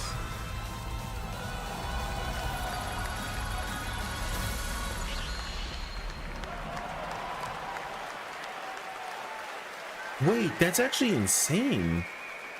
People didn't take them seriously about these announcements. Finally, I've been asking Capcom for years. This was the year, and 2027 cannot come soon enough. And even got a very early glimpse at first gameplay. The team really wanted to share that with you tonight to show the classic 2D style that they're Wow, returning a to. classic Coming up, Mega Man. That's game not of like the a. year, but first, an exclusive new look at the Super Mario Galaxy movie coming to theaters next April. Man, listen, brother, I'm chilling on this one. I'm Bowser Jr., and I'm gonna be taking my father now! Hi, I'm Luigi.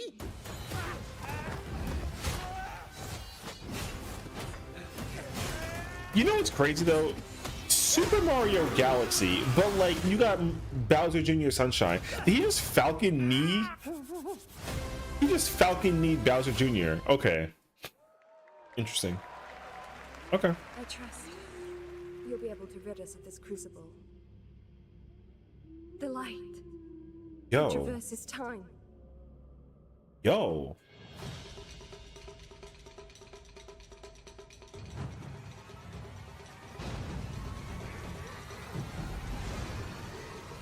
Yo.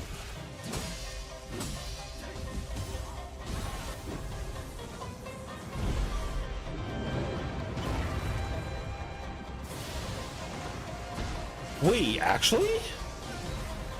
None shall interfere with my course! Become a spirit stone!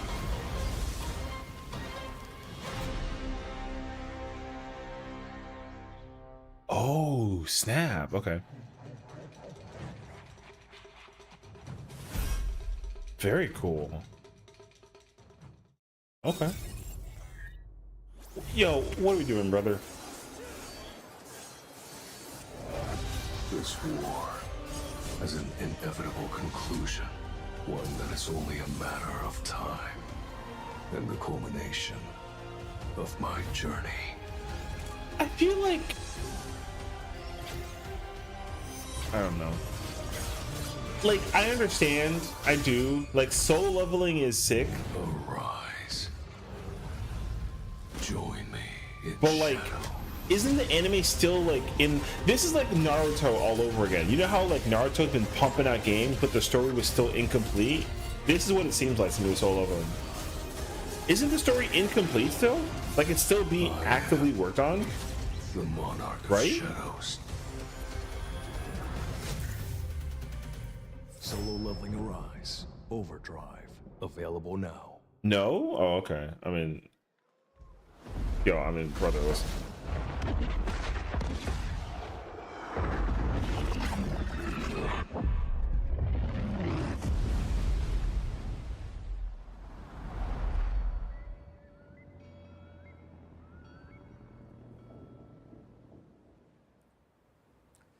You know, sometimes our last reveal at the Game Awards is a teaser for something years and years away. Not tonight. Our final world premiere comes from 61 members of the team that built Apex Legends and Titanfall. 4 years ago, the principals founded a new independent studio with the hopes of pushing the shooter genre forward with a new original game. They've done it in complete secrecy, which is even more amazing because the game is very deep into development. Wait, what? The power of independent, self-published studios to push this medium forward is a growing and I think positive theme in our industry. And so tonight, you're not only going to get the announcement of the game, but also your first look at the gameplay. I've played it, and after you see this trailer, I think you're going to want to as well. A Respawn game? To Highguard. A Respawn game is insane. Into lands uncharted and dangers untold. I venture. Wait, this is the final announcement? And ride without rest. For coin or for cause, I fight to the end.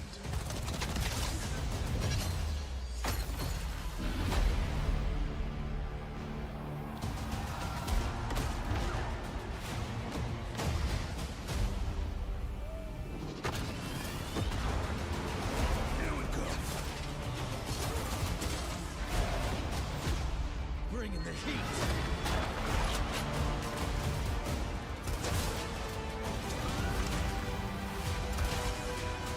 Your light belongs to me.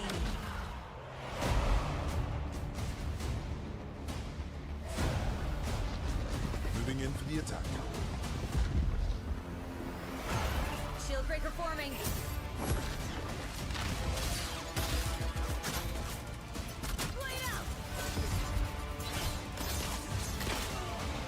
It's a new breed of a shooter, so like, what does that exactly entail?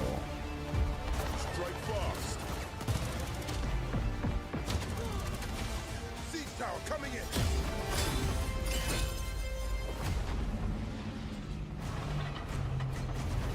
Wait, what the? The enemy is armed, Gates. I'm coming for you! Marking baddies from above.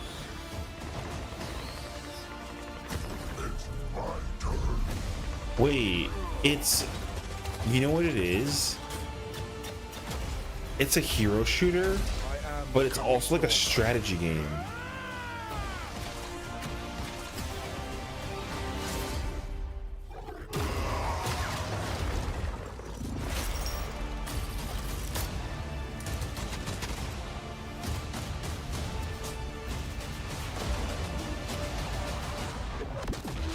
I am a warden, and this is my oath.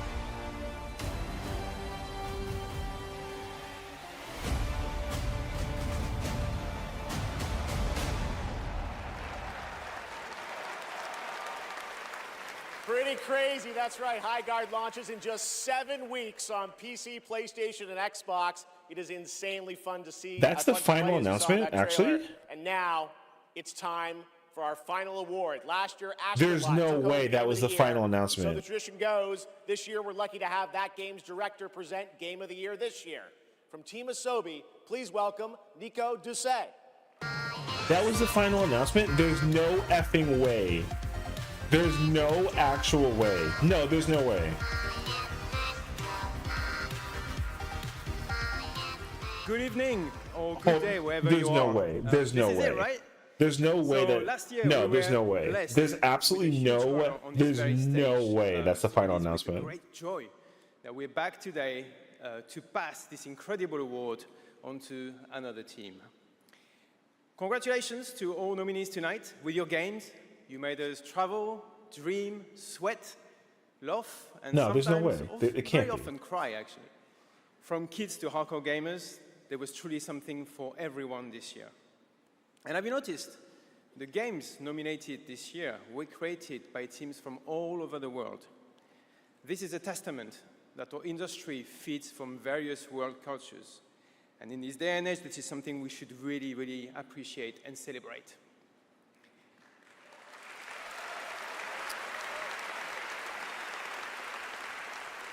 And also, each of these games had amazing music. So without further ado, please enjoy the nominations for Game of the Year, courtesy of the Game Awards Orchestra. Maestro, take it away.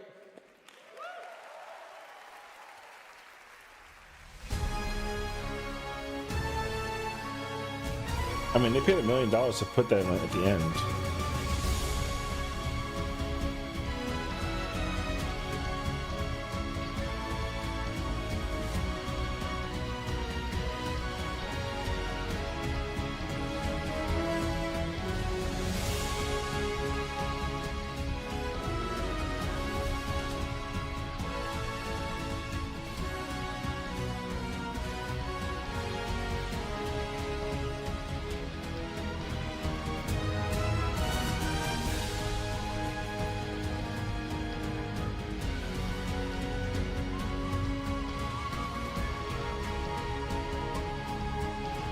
Yo, it's Fukai. Yo, it's my gold.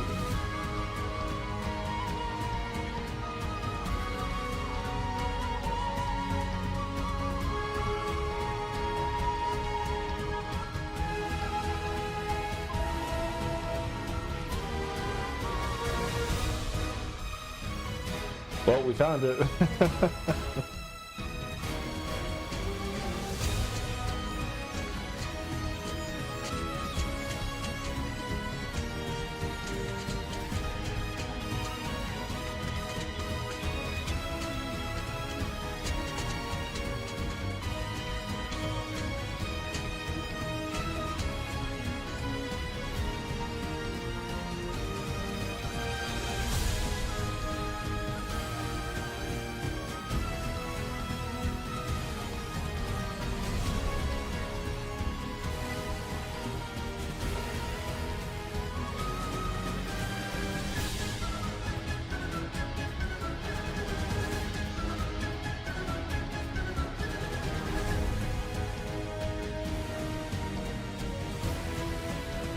Flute guy is gonna become famous for being like incredible at playing the instrument, to the point that like he gets hired by a high level company to make like flautist music, which is fire actually.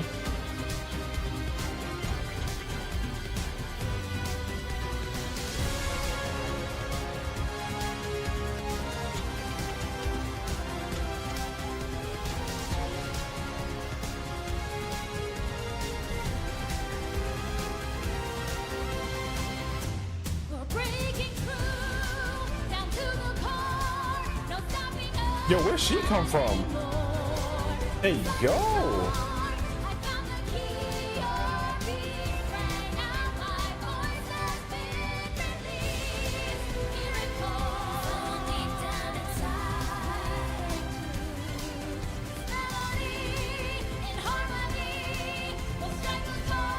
Hear me out though. What if Donkey Kong actually wins Game of the Year? Like, actually, what if?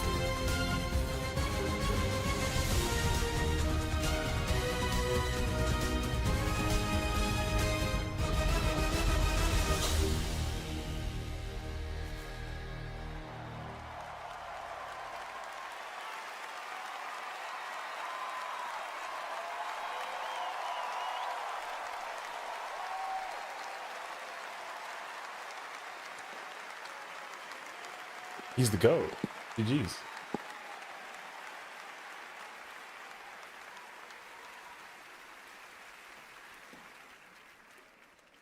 And the game of the year is mon ami Clair Obscur, Expédition 33. Let's go! Let's go! Donkey Kong Bonanza. Oh my god! That would have been so funny, actually. You know what's crazy though is that so for funny thought, I thought about it too. There's like a collector's edition for this game, and I'm telling you now, because it won almost every single award in the award show today, that edition is going to, I mean, like, skyrocket in price, like insanely actually. Yo, they only, every nomination that they, what were they in, 12 nominations? They won 11. 11 of 12 is insane, brother. So, yo, 11 of 12 is insane.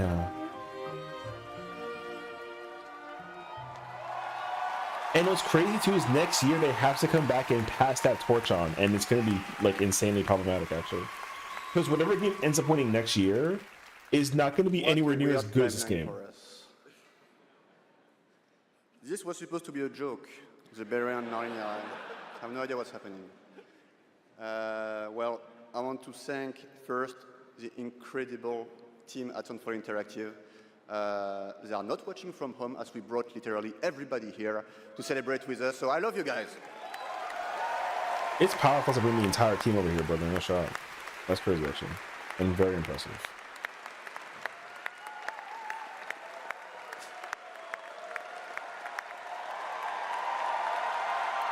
That's what. Yeah, yo, didn't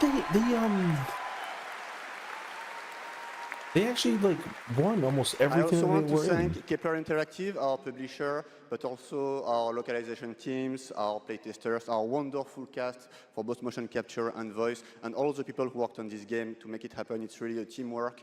So just thank you to everybody who contributed. And also, I want to extend a thank to the unsung heroes of this industry, the people who make tutorials on YouTube on how to make a game, because we had no idea how to make a game before. So thank you. Can you imagine that, actually, that they made it from scratch like that? That's crazy.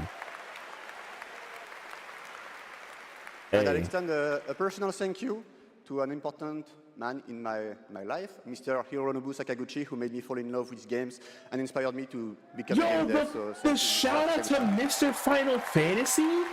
You can never, ever disrespect them ever again. Finally, just a massive thank you. You can never disrespect Square Enix ever again. Your endless arguing about which ending is a good one. That's he literally gave the inspiration king from Final Fantasy. So that puts it we all to promised rest. some content a few months ago, so I'm very happy to say that it's releasing now, and you can just go home and play. It's free. New weapons, new quests, new boss, so just the cool stuff. So just thank you so much. You changed our lives. You changed the studio's life, and it's really wonderful. So thank you, and for those who come after. The creator of Player Obscure literally just told you that without Sakaguchi-san, there would be no Player Obscure. GG's. That right there, that's respect. That is the highest amount of respect I've ever heard in a speech that involves one game developer to another. Congratulations to Sandfall, an amazing Game of the Year winner, and that is going to do it for the Game Awards 2025. Thank you all for watching, voting, and being a part of this community. And congratulations to all the nominees, winners, and teams who debuted new games tonight. We'll see you again on Friday, June 5th for our biggest Summer Game Fest ever from the Dolby Theater in LA. And we'll be back right here at Peacock Where's the Theater part where like the whole screen cuts out and then like it blackens and then like trailers? Game Awards team and everyone who helped make this show possible. Happy holidays. Good night, everybody.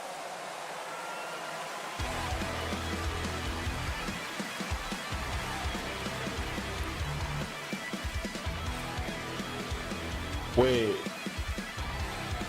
But actually though?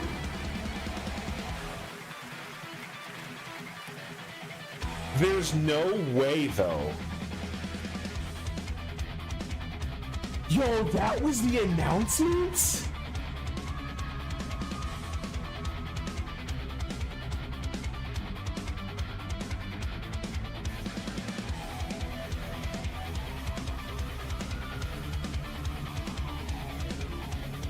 Yo, I'm gonna keep it a stack. I'm gonna keep it a stack so much with you. Yo, that was the worst announcement in history of Game Awards. The worst announcement ever. The best announcement, like I kid you not, the best announcement was Leon Kennedy and Resident Evil, both Tomb Raiders getting the remake and the new one. Mega Man and Phantom Blade Zero.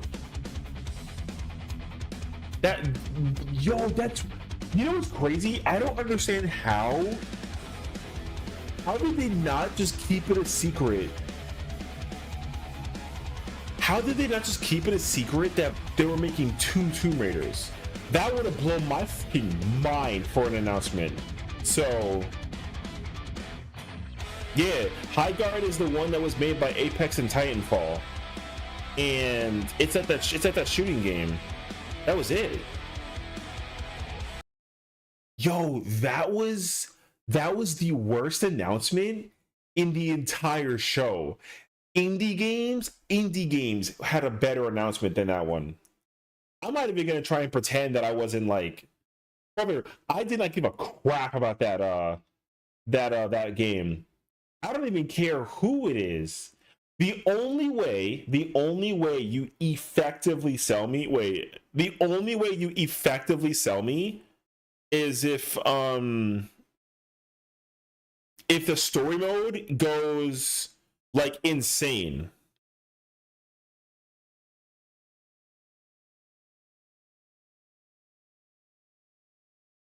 Guitar Guy's ripping it. Yo, that was the end. I'm kind of curious, actually.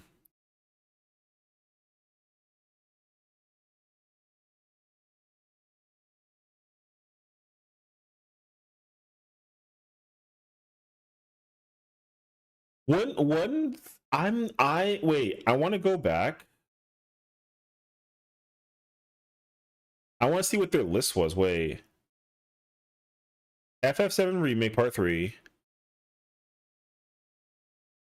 I said in Fortnite. Okay. New Tekken, Tifa and Tekken, Metal Gear Rising, New Bloodborne, RE9, multiplayer mode. This guy's actually SF5, Crazy Taxi, GTA 6. Yo, no GTA 6 announcement. That's crazy. No GTA 6, no Duskblood, no Tokon, Soul Calibur 7. Let me see, Virtua Fighter, Fatal Fury. NetherRealm Studios game, RIP NetherRealms, Phantom Blade, Alien Strive, Fantasy Star, No Smash, Invincible, KH, Warzone, UMVC, MC4, Chrono Trigger, Twisted Metal, New Nier. Yo, I can't believe we got.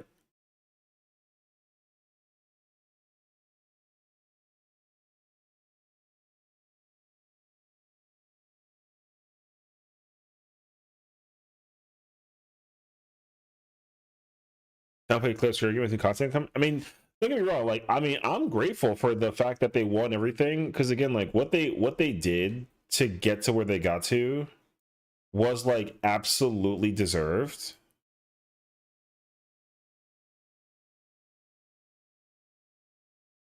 So I mean, hey, look, I'm content. I'm content with my announcements that I liked, but goddamn, if you think that I like the final announcement, be a freaking a freaking what the hell is it called, brother? That was the worst announcement of the entire game, whole out of the whole show. All right, Rebecca. Okay, what was it? Indian announcement? No law? You mean 4? Oh yeah, no law was one of them too. Yeah, there was one. There was like a no law announcement. Yeah.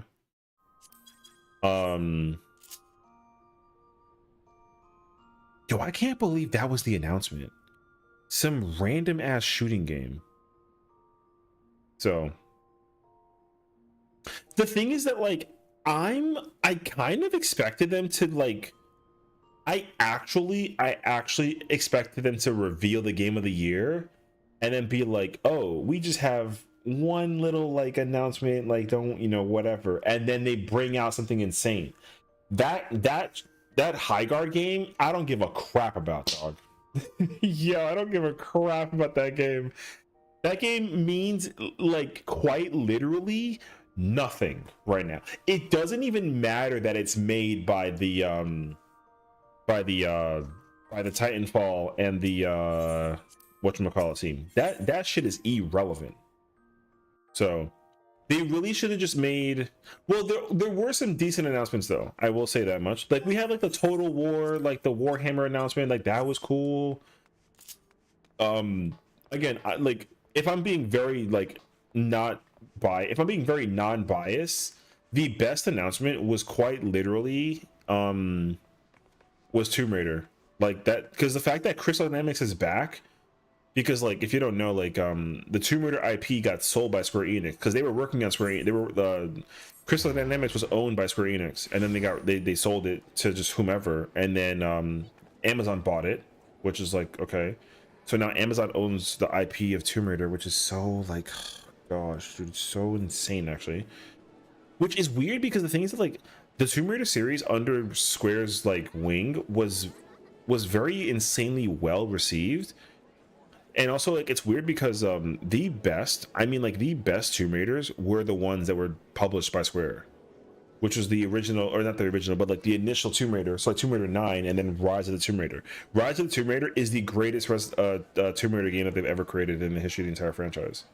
And then they came out with Shadow of the Tomb Raider, and like it was like great, but that was it. So because then wait, can I get like a, there's got to be like a URL somewhere of like every announcement. Every announcement at the Game Awards.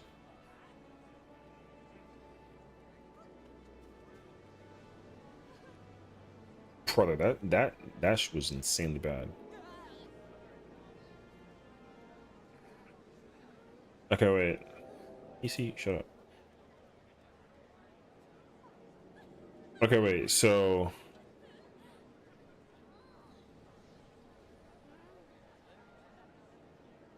there's Claire Obscure. Oh, they won 10 awards. That's crazy, actually. High Guard. It's a free-to-play. Oh my god, that's actually worse. It's a free-to-play fantasy first-person shooter.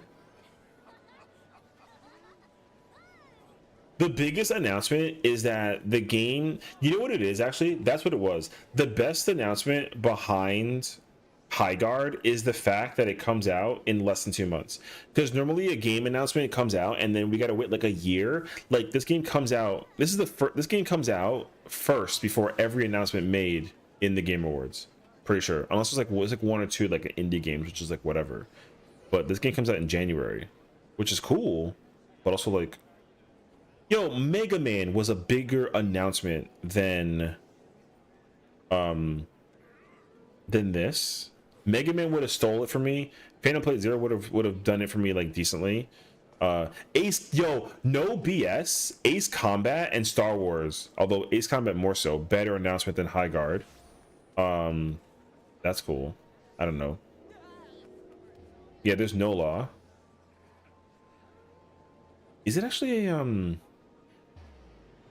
it's a Cyberpunk SPS, okay.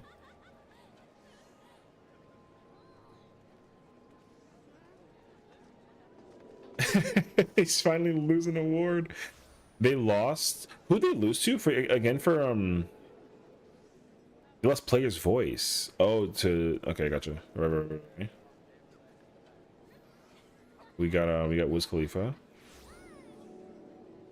Diablo 4 expansion. No lie, I don't even care, but Diablo 4 was a better announcement than that High Guard game. And I don't even care about that game enough to actually say anything. I can't believe they made 2 announcements of Tomb Raider and that wasn't like the finale. Oh right, we had that freaking Star Wars Street Fighter movie actually. Yo, this game looked equally just as interesting to me. Control 2 was a better announcement than High Guard. It's a Korean Yakuza game. Yeah. There's Leon.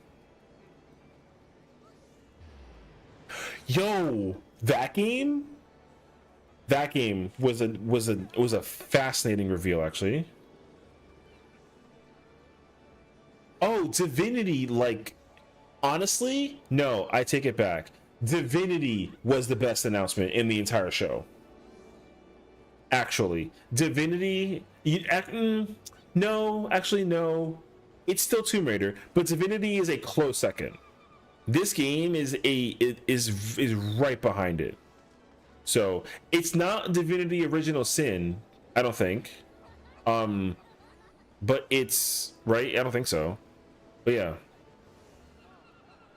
this game is gonna steal everything when it comes out, whenever it comes out.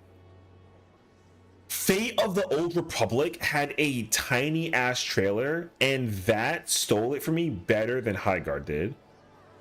Like, no lie, actually. Oh, and Pragmata came out with the demo today. True. Yeah, brother, I'm not gonna lie to you. That was the worst final announcement ever. I think in the history of the entirety of the Game Awards, that was the worst announcement that I've ever in my entire life. This announcement doesn't do dick for me. Yeah, it's the worst. Yeah, well, there's a Fate of the Old Republic. It's like a it's like an entire like story-esque like the trailer sold me. Like that trailer sold me. So it's a single player RPG set in the Old Republic. It's basically Coder 3, and it's being directed by Casey Hudson, who did the Mass Effect series. So you know that they're not working on Mass Effect 4 right now. Like, who gives a crap, because like the game is currently like in whatever mode. So like, actually it depends, because like Mass Effect. 1 second. I need to figure out, because I was not like the biggest. I wasn't like the biggest fan of Andromeda, but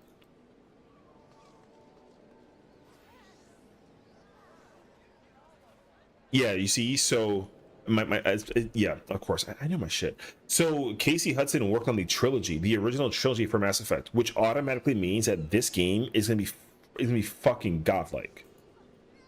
because Andromeda was terrible, but it was whatever. But like Mass Effects 1, 2, and 3 were made by Casey Hudson, so it's going to be insanely freaking good.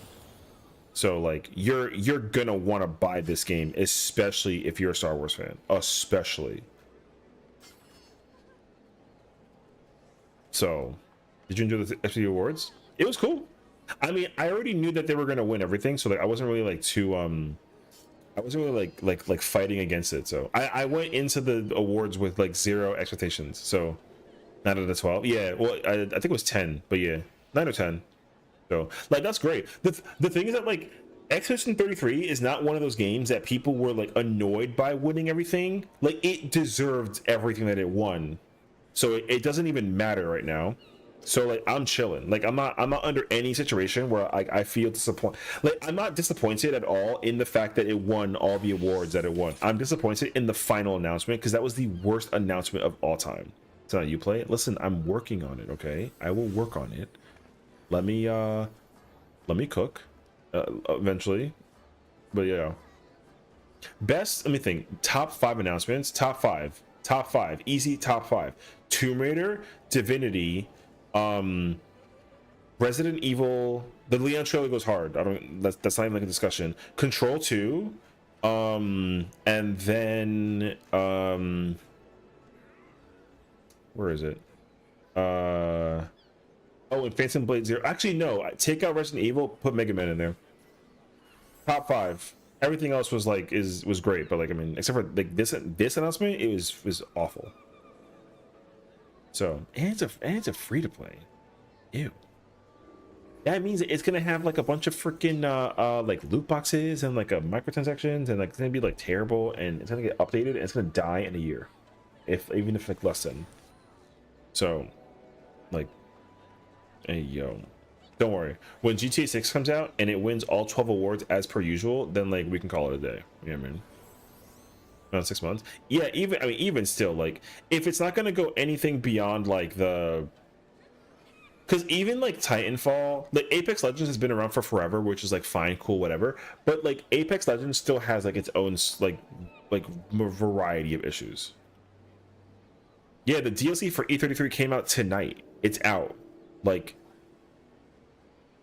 it's already like the DLC is out right now.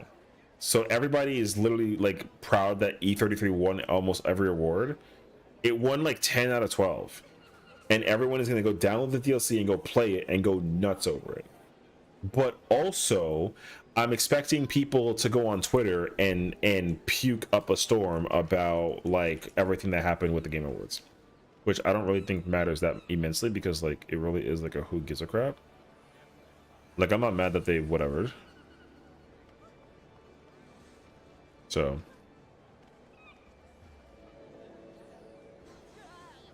Yeah, you see, look. So they literally have like there's literally like a hey, oops. They're like, hey, we got like a party, and literally like just enjoy free major thank you update being rolled out. They brought out like a bunch of stuff. There's just a bunch of DLC they're throwing at you. And they're like, yo, here, enjoy. They brought the whole team out. So chill. No DMC6, no Half-Life 3, no 1 remake, no Kingdom Hearts 4, no new Sonic game, no Part 3, no God of War, no GTA 6. Yo, it's freaking. Yo, I mean, I'm telling you, brother, people are not going to be okay with the fact that this happened. Like half of these announcements not appearing at all. The biggest problem is that it's much more problematic to me that none of these things appeared, and we got that random ass shooting game. Did you get the E33 Collector's Edition? No, because you know what? Actually, hold on. I'm kind of curious now. When the announcement came up for Clay Obscure, it's not that I just didn't really think that it was going to be a game that was going to like immediately like draw me in. So, yeah, I mean, I'm chilling though. I'm not under any mental like, oh my gosh, like I'm so mad that I don't have a copy of it, like whatever. Now don't get me wrong, like if I could own a copy of the collector's edition, I would wear it or I would own it and be happy about it. But like what you got to understand is that like it's quite literally like $1,000. It's like $1,500 That's what I'm trying to tell you. Like, that collector's edition is going to skyrocket in price because it's just that good. Like, the fact that it's the first print collector's edition is almost $2,000. It's gonna double in price in the next like 3 years, 100%. So, and you know what's even the crazy part too is the collector's edition. The retail price for that game was like 160, 170. So like, but that, I mean, I could have easily bought it in the moment. I just didn't really care for it like that much. Is that my fault? Like, yeah, but the thing is, like, even after it being as good as it is, I'm not like losing anything over it. I mean, obviously I could like, you know, whatchamacallit, like an investment. But like I'm not like sad about it. There is a second print collector's edition that's coming out. I did pre-order that one, but that's because I wanted to own a copy of like E33 anyways. What did it come with? It's actually really cool. It's like a big box too, so it's got like a statue and everything as well. Yeah.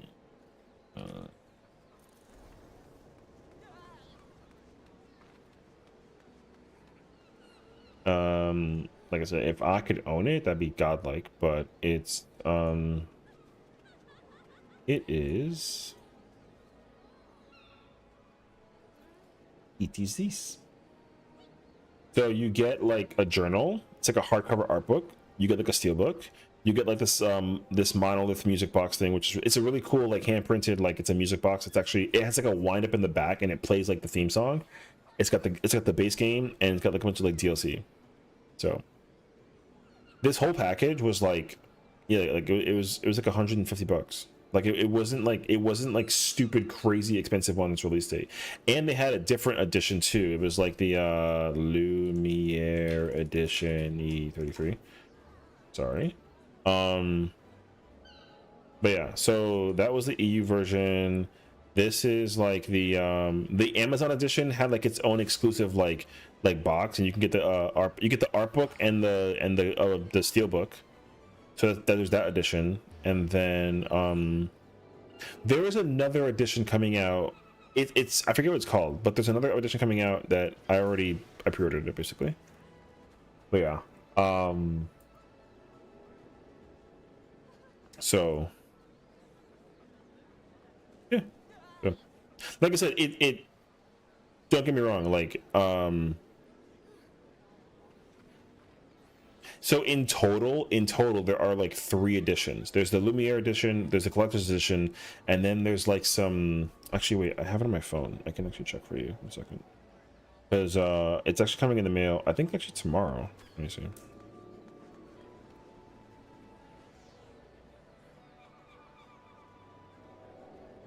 It's not the Lumiere edition.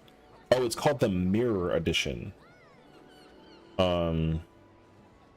The Mirror edition, it comes with it's the game on disc. It includes like a tuck box.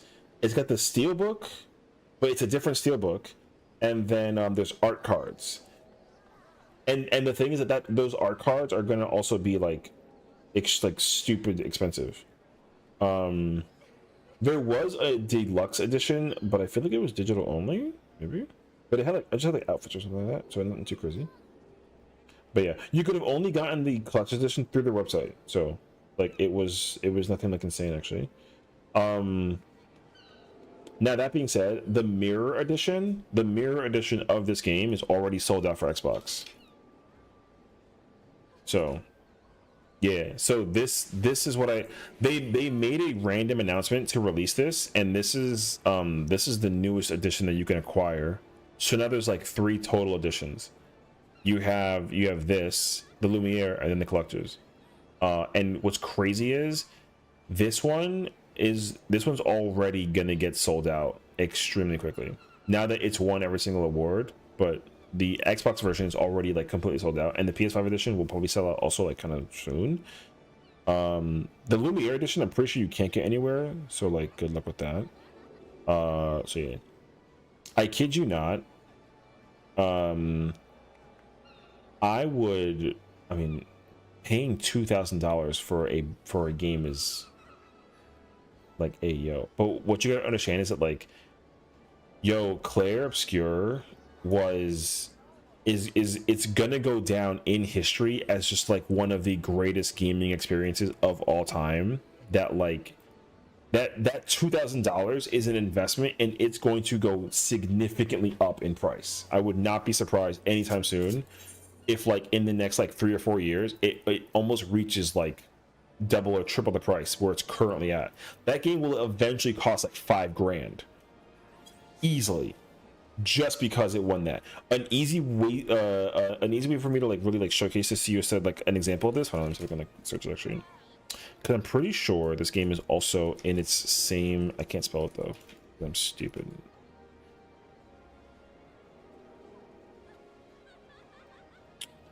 Yeah, you see. Wait, where is it?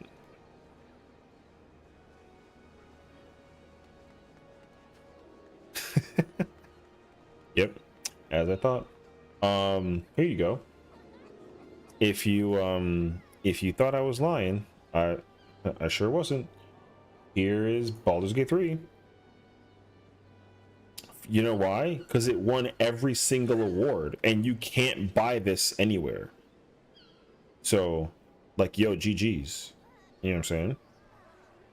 Like, that's the reason why sometimes, like, when a game comes out and like it is what it is, like, yo, it is what it is. So, and that's only one person's copy.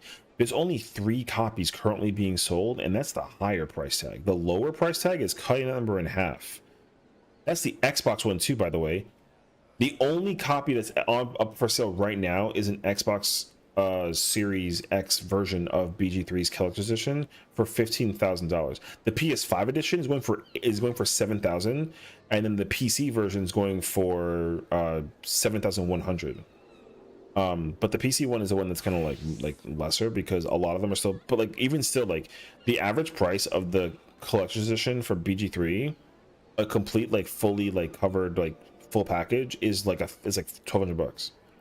So like the thing is, like, people, there's not a lot of people that are actually like selling that game, so like you're not going to be able to acquire it anywhere anytime soon. But like yo, so I don't know if they're not gonna, it doesn't matter even if they reprint it. However, I will say that like if they decide at all to reprint Claire Obscure's collector's edition, you still gotta buy it, because if you do, it's not gonna matter. It's that one's also going to go up in price, because everyone's gonna repurchase. Even if you already bought the first print of Claire Obscure's Ether 3, the second print, if there is even a second print, will also skyrocket in price, because the game is that good. So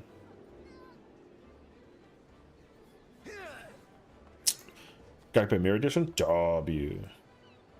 Any edition of E33 is going to be insane. So any and every edition is going to be so good. Like, it's going to be insane actually. So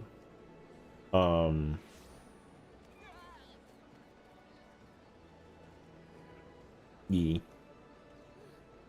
Like I said, I'm proud of them for being able to like effectively win everything. So again, it's a well-deserved game that's worth a buy every way through and through. So, which is fire actually. But yeah, no, I mean, I think that like I wasn't, what's the word? I like lived under a rock via the concept of like Claire Obscure. So like, I lived under a rock when it came to that game. So it like I knew it existed, but it's not one of those things that I immediately saw and I was like, yo, that looks like incredible, I gotta buy like a thing on the side. No. So but I mean, honestly though, like the coolest thing about that whole the final speech was like the nod to Hironobu Sakaguchi. That was the most powerful moment in the entire speech. I kid you the hell not. So oh, Doty's doing some blah, blah, blah. What's it called? Freaking and then I saw it's gonna be big, but I had no idea it'd be this big. I had no idea in general. Like, I don't know. I didn't really like immediately look at it and then was like, yo, that game is like a must buy, you know? Because sometimes like I feel like I have that moment, and then it always ends up just being like a flip of a coin. Like either it ends up being like super crazy good, or just like not at all. So like I never know. I feel like there's a game that, oh, the one game that I was wait, what's the wait, game, it was released this year, I think. Actually, wait, games release. When I first saw it, I said, oh, Shakespeare's the Dragoon. I mean, that's also like a game that I think a lot of people are still waiting for too, actually, so it's kind of crazy. I don't find a good track record of guessing if games will be good or not. There's only one game I think that there was one game that came out that I was not expecting to be insanely good, and then it was insanely good, and I'm so shocked that I haven't bought it yet. But like, and I'm a diehard for this series also, so I feel like I'm spitting in its face to not have bought that game on site. So there's that, and then wait, where? There's just so many games I can't keep track. No, not that game. When I find it, I'll tell you it. But I'm looking. Not that game. I don't. I think it got like announced at the Game Awards, and everyone was like, "Oh my god!" And then like it was ass. Especially to be something only I was interested in. I'm usually completely wrong. I mean, again, I don't have any. I never go into the award shows with any kind of like you know how some people will do like a list of games they kind of expect to appear. The only thing that I cared about was Resident Evil. Everything else was whatever. So like to me, I was just kind of like, yo, it is what it is. So I wasn't really like too.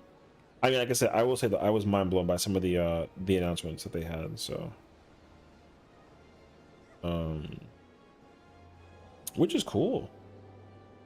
Because like yo, the game was actually like, the game is fire, dude. I haven't played it yet, but I know that I'm going to. So like, I'm gonna play it, and then I too can be like, oh my gosh, I understand why everybody won't like stop talking about it. And like, I'm so sorry. I've like the blah blah blah.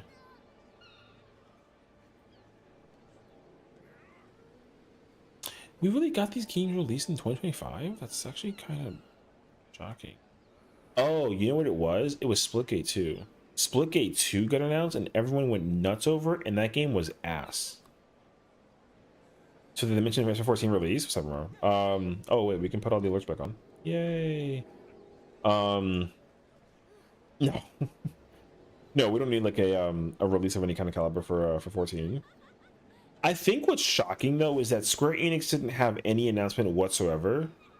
Like that to me seems a little kind of like not that it's surprising, because you know who had the most announcements in this whole entire show was Capcom.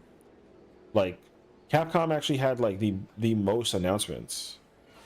So like I mean it was only like, no, it was 3. They had 3 announcements. Like that's actually kind of wild actually. The only thing I remember about Splitgate 2 is that guy's hat. Well, what I remember is that he basically revealed like the date that he was planning on releasing Splitgate 2, and then he's like, check the game out, it's coming out this day and it's gonna be fucking awesome. He literally said that in his speech, and that game is dead. It died a week after release. That game was terrible. Which is funny because like it's literally just like Halo. It's just Halo with teleporters, and like it was terrible. That game sucked actually. I felt. Wait, I forgot that this game came out actually. I gotta go look it up. I want to go check out the Midnight Murder Club.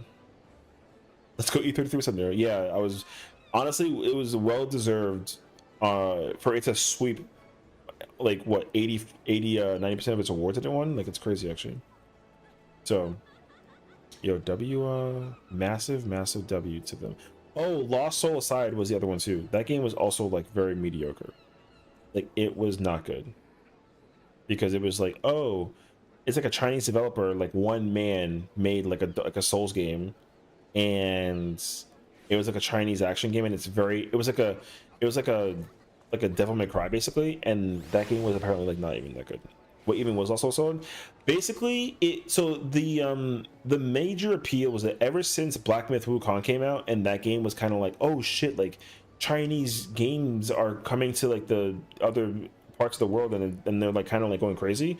So Lost Soul Aside was another one of those games that people were like, oh, it was made by one person, and like it's an action adventure role-playing game, and it was published by Sony, and you just go on a journey to like save your sister or some shit.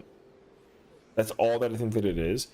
And essentially the gameplay looked incredible by concept. Like it actually looked very, very, very good.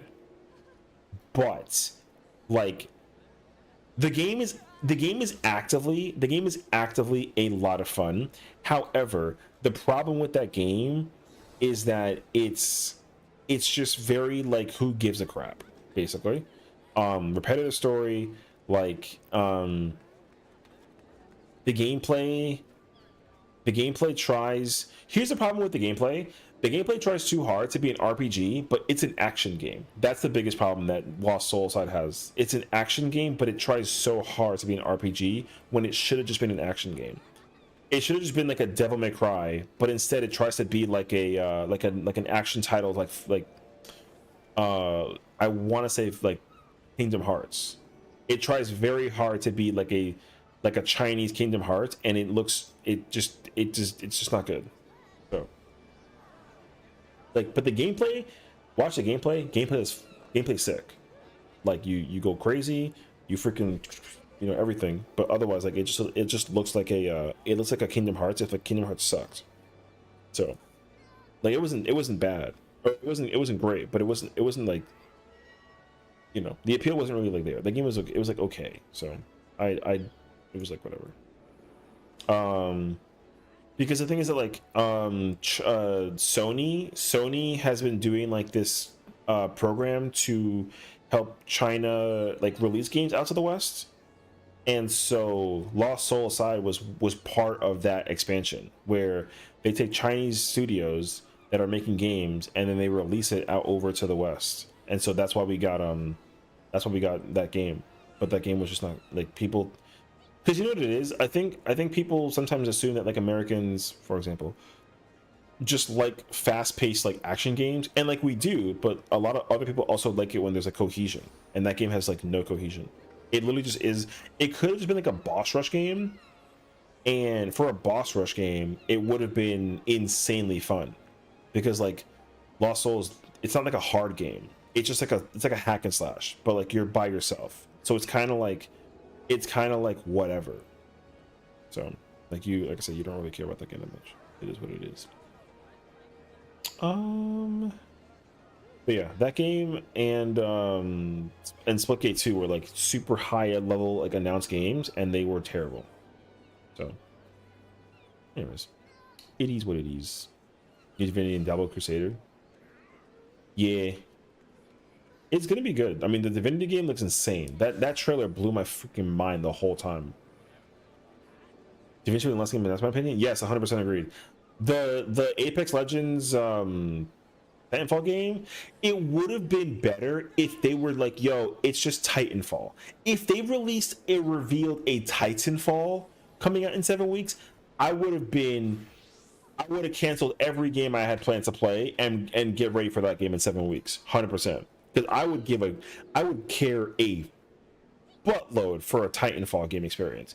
We're never getting a Titanfall ever again. So like, that's gonna be like a massive L, because the studio just like fumbled the ball like horrendously about that game, so it really sucks actually. So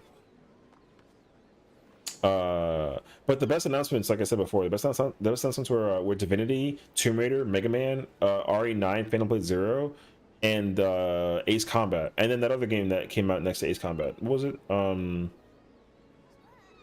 remember anymore. But yeah, even getting an Ace Combat was like kind of shocking actually, because Ace Combat 7 Skies came out in like 2018, 2019. Like, yeah, we haven't gotten an Ace Combat game in years. So for us to get an Ace Combat game is actually kind of fire. So we are here though. Titanfall 3 became Apex, so I thought we get a new Titanfall. No, we're not. It's already very apparent that we're never getting a new Titanfall. Like, it's just not going to happen. The Respawn Entertainment team just I think. Actually, wait. I'm hold on a second. I'm pretty sure the problem with it though is that EA owns Titanfall. So, like, that's the problem. EA has to make Titanfall. The Remedy can't make it. So, new Yakuza spinoff as well. Well, it's not like a new Yakuza per se, but I think the concept is very similar, right? Isn't it made by a different developer in its entirety?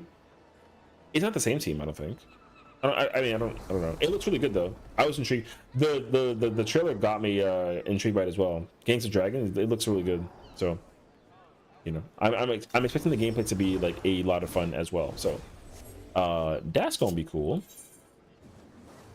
But yeah, brother, I did not like that announcement was so, oh, man, what a bad announcement.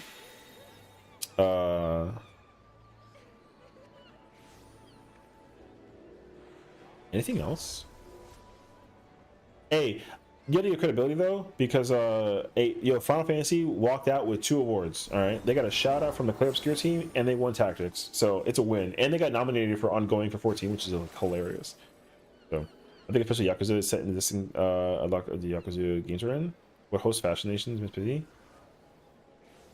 I think it's just a bit. I had the same question. I'm pretty sure it's just like a bit, because there was a random time during one of the award shows that I remember that they had 2 like old men Muppets basically like making fun of the like they were kind of trolling, you know. They were like 2 audience, because the I think the Muppets initially they were used to like act like 2 people who were like bad service people or bad like or bad attendees to the show.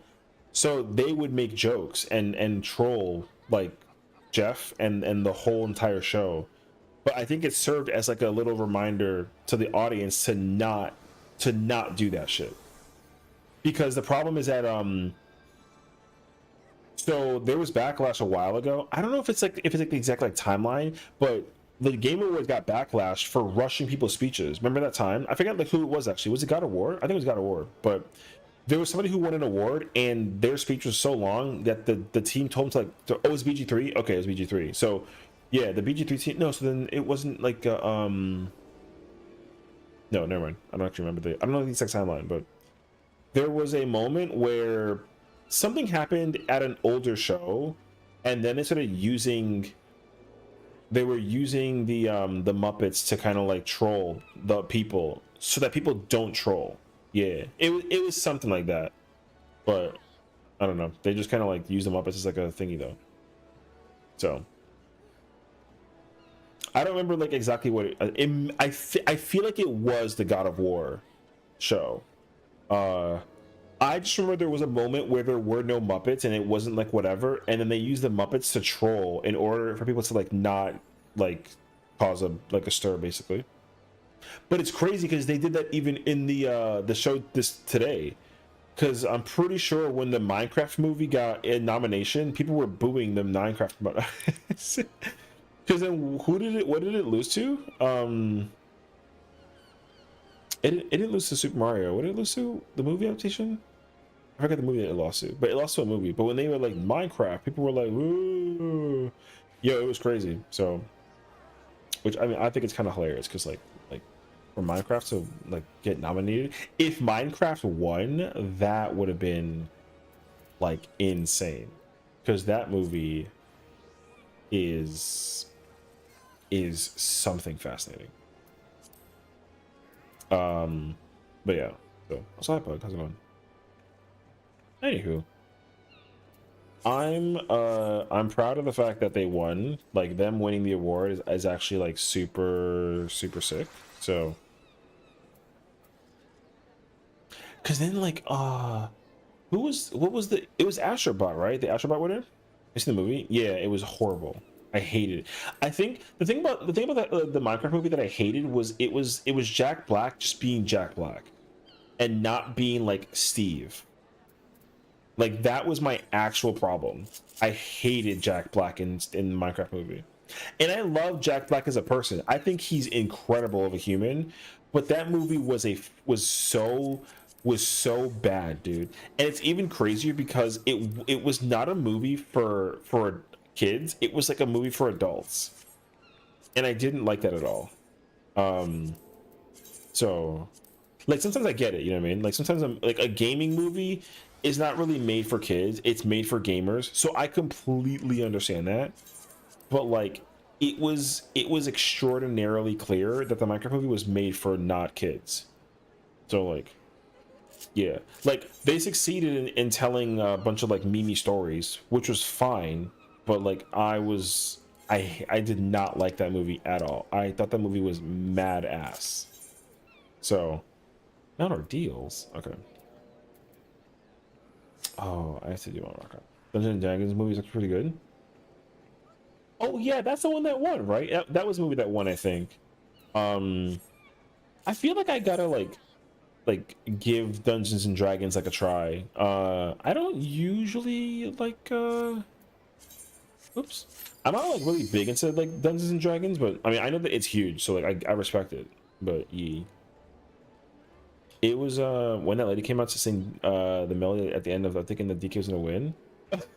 Yo, she came out of nowhere actually. See, for me, okay, I didn't have any, because I want to keep on like reiterating this. I have absolutely zero problem. I have zero problem with Claire Obscure winning almost every award. Like I think that's actually sick, because like one thing that I didn't like, I think it was like I didn't really enjoy that Baldur's Gate 3 won like as much as it did last time. Like I was kind of like, man, like I don't, you know, but I'm also like, I'm kind of like a hypocrite because I didn't play it. So if it was me to like tell you that I like it or didn't like whatever, then like, you know, like I would have to just play BG3 and like actually give you like a definitive idea. So like it's whatever. But I don't really play BG3. So at the time because I think a lot of games that I wanted to win didn't win because they lost to Baldur's Gate 3. So that was my problem, I think. But with Claire Obscure, I knew for a fact, I was like, yo, if Claire wins everything, it's fine. Like I'm not mad about it. I think I would have been more mad if like if games like Resident Evil 9 or oh man, what other games are that I'm like kind of like going crazy over? I don't know. If there was any other game that I was like really like, yo, this game has to win, it's incredible, and it lost to Claire Obscure, I would have been upset about it if I didn't like Claire Obscure. So that was my like other kind of like thing. So, but like it's fine. So like, I'm not like mad about it at all. So I think it's cool. Oh, well, no, because I mean I don't care about Kingdom Hearts either, so it's whatever. I mean I care about Kingdom Hearts, but it not being like announced whatever, I already knew that wasn't gonna happen. Like if Rebirth, this is actually a great segue. If Rebirth came out as Game of the Year nominee compared to Claire Obscure and Rebirth lost to Claire Obscure, I still would have been okay with it. But I wouldn't have been mad about that either. But if I lost, okay, if FF7 Rebirth lost to like Silk Song, that would have bothered me. Like just a little bit. So. But also, I had to like play Silk Song, so like I'm not. I have never played Hollow Knight, so that's why I'm kind of like you know like whatever about it. So. But again, I don't want to be like a bias or like a hypocrite of a situation. So, anyways. But I don't know. I stopped like caring so immensely about the opinion of like what the Game Awards are saying, whatever. Like the only thing that I care about with the Game Awards is that they make good announcements. I don't care about like which awards win whatever. Because even when we were like taking our guesses at which ones were gonna win, we were wrong, and then we were like, oh, okay, whatever. You know what I mean? So I don't have I don't have Nadine. Okay. Sing good. Someone doesn't watch the movies and doesn't care about D&D IP. Yeah, I mean that's how I mean I feel that way about like even like what is it? Is it Diablo? Like I don't care about Diablo. I played Diablo 3 a little bit and I was like, okay, like I get the appeal. but I wasn't going nuts over it. But people were like fighting me that I have to like Diablo, and I was like, yeah, I don't care about that shit at all. But like, whatever. You think they win a lot, but it's like a game of the decade contender. Well, the thing is, like, okay, see, that's where that's a challenge. Like, game of the decade, because like, what other games have we gotten between 2020 and today? Like, am I doing Mox Homes? No, yeah, I'm doing Mox Homes. I have to get my my Ultimog. I haven't done this, and I'm doing it for both my characters. So like, oh, you know what? If you had to compare BG3 versus Clair Obscur, I think that would piss off a lot of people based on which one wins and loses. Like, respectfully, like, I think that BG3 fanatics that also like Clair Obscur would still want BG3 to win. So if BG3 did lose, people would be pissed about that. So like, yay. Cause that's my thing too. Like, I can't really think of any other I can't think of any other like immediate games that I'm like, oh, like this game had to be in the awards or something of the nature. Yeah, I don't have an answer to the question actually either, so.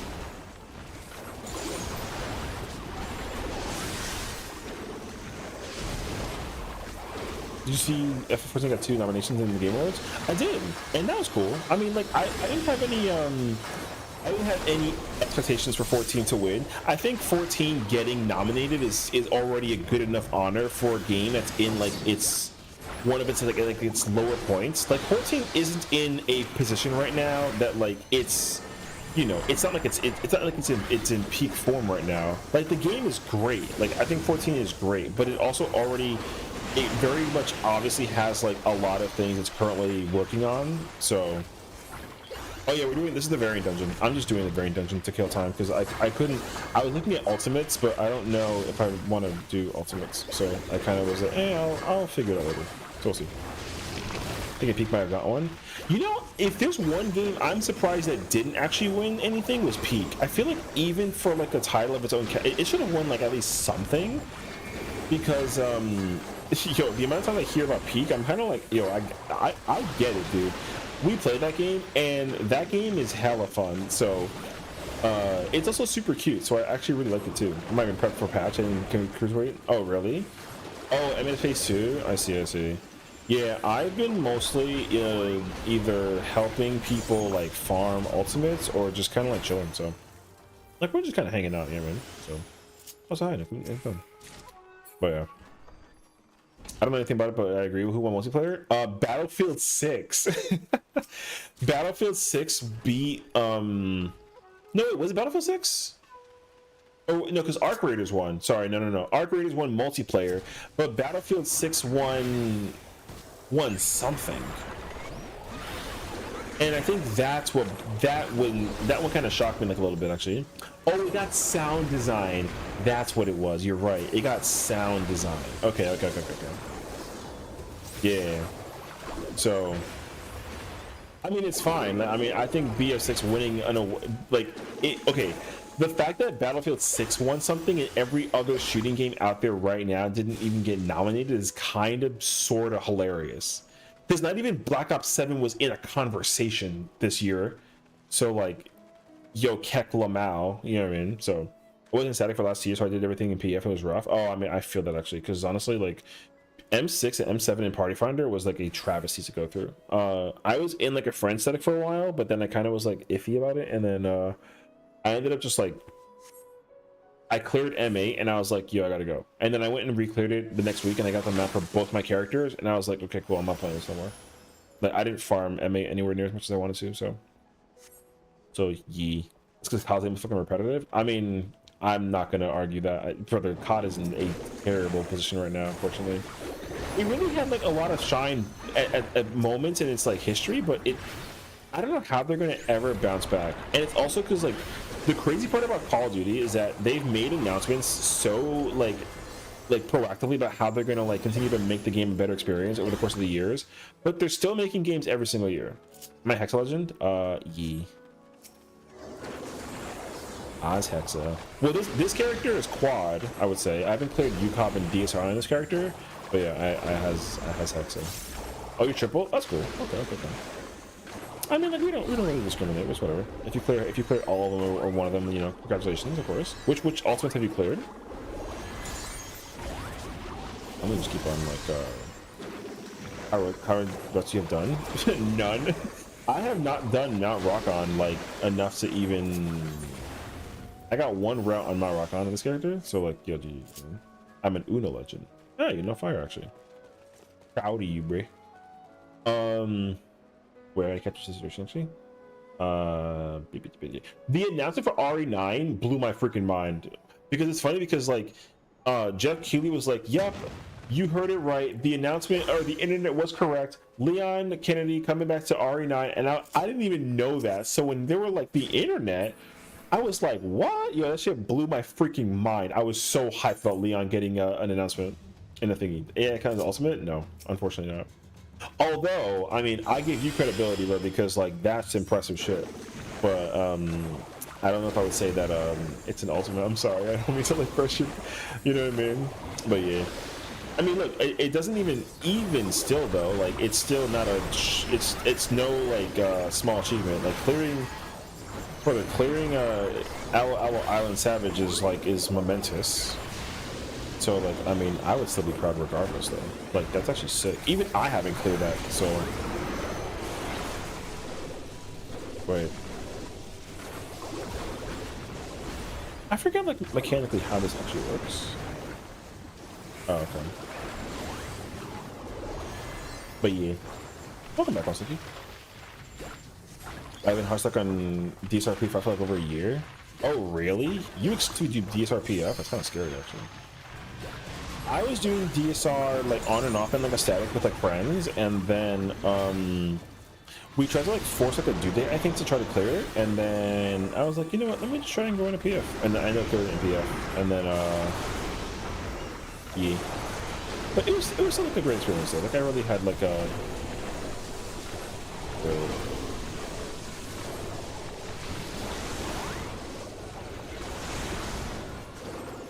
I think these areas are huge, yeah. Sure. But yeah, the first ulti clear was unironically top in Abyss when I first tier. Oh, I mean that's a hey yo. Not often people can say that they did top as their first ultimate and like actually like live to tell the tale. So it's pretty hilarious actually. My first ultimate was technically Uwu, but it's funny because like Uwu was the last ultimate I actually ended up clearing. So like I didn't even get to actually like. Oh wait, I didn't even realize that they were still charging their casting. Oops.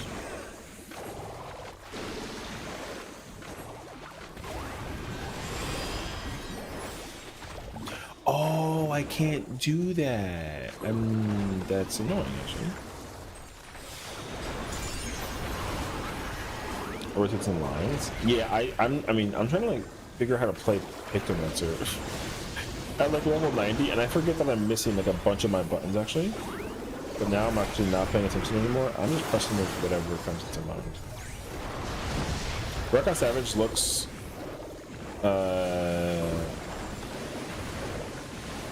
wait.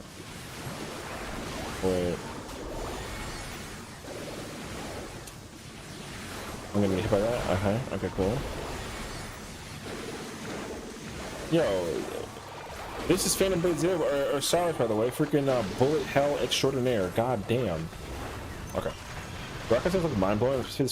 This boss in Mount Rockon is one of the most frustrating like experiences of like dealing with the boss is actually so tough.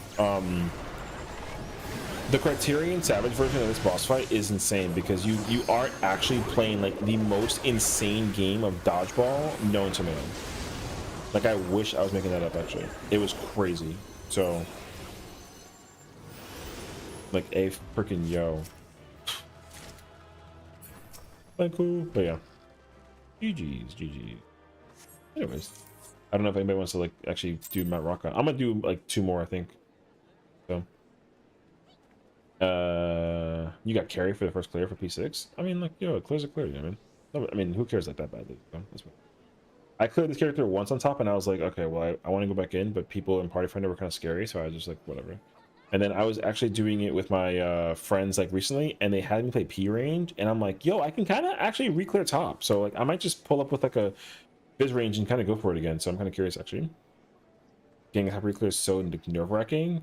It's funny because like, yes, and what's shocking about it also is that like I feel like I would suffer immensely trying to clear it, and then I'm shocked that I can actually do it. But I never know if I can actually re-clear ultimates. So like I'm impressed with my brain sometimes. It's crazy actually. Re-clear the show. Oh, you cleared fruit as well. Oh, congrats. Nice, nice, nice. Okay, so you got top, T, and top, and then T, top, and fru. Okay, okay, okay. You might end up like me, where like your last one's Uwu. Uwu, just like I don't really. It's funny because like I didn't really give a crap about Uwu for like the longest time, and then I cleared it on the last time like once, and then I ended up clearing it like 20 times later. It was crazy actually. So, yeah, it was wild. But yeah, if I were online and I can get to Sarg, I totally join you for Rockon. I want to find a shot of it. Yeah, I mean I like it. Like Mount Rockon's fun, so. I've been using it a lot as a practice to eventually make Fizz range in 8.0, specifically the insert, but like the entire role. Oh, okay, okay. Hear me out, says you, me, and Mount Rockon right here, right now. I mean, I'm not opposed. I still remember how to do the first set of ads. I can fight the first boss. It's gonna take me a minute. The second wave is fine. The rat's super finicky. I'm gonna forget how to mechanically do that one, and then the samurai boss is like mad easy. Well, not mad easy, but like, I got the samurai. The final boss I got, that boss is like easy to remember. Not that the mechanics are easy. The mechanics are still like hard, but But the rat is the one that messes me up because that's the freaking limit cut tower mechanic. You just gotta just kill it beforehand, which is like Lamau. So like, you know. Trying to go reverse order. Top and DSI. Oh, okay, okay. Which job are you maining this tier? So I know I'm a Gunbreaker main first and foremost. So Gunbreaker is my normal go-to job, but yeah, because it's the only one I actually have like the weapon for with Babyface, which is like Lamau too. So I think because 7.5 is going to be the ultimate, I'm heavily. It depends on what I do, because if I'm in a static, then I need to be geared for tank, because I'm not doing any other job in ultimates except for main tank until I need to like figure out like a forced situation, which like I kid you not, I think there's this high opportunity that I'm gonna end up having to play like a healer. So I'm already heavily under the impression I'm gonna end up playing like some kind of healer. Which if I do, if they make me play pure healer, I'm playing Astro. And then if I gotta play shield, I'm gonna want to play Sage more than Scholar, but like I'll also learn Scholar. We'll see. But I like playing tank mostly because tank players drive me crazy sometimes. The way how they freaking raid is scary, like no bullshit. So it just depends on the situation actually. The rat boss shits the lines and donuts.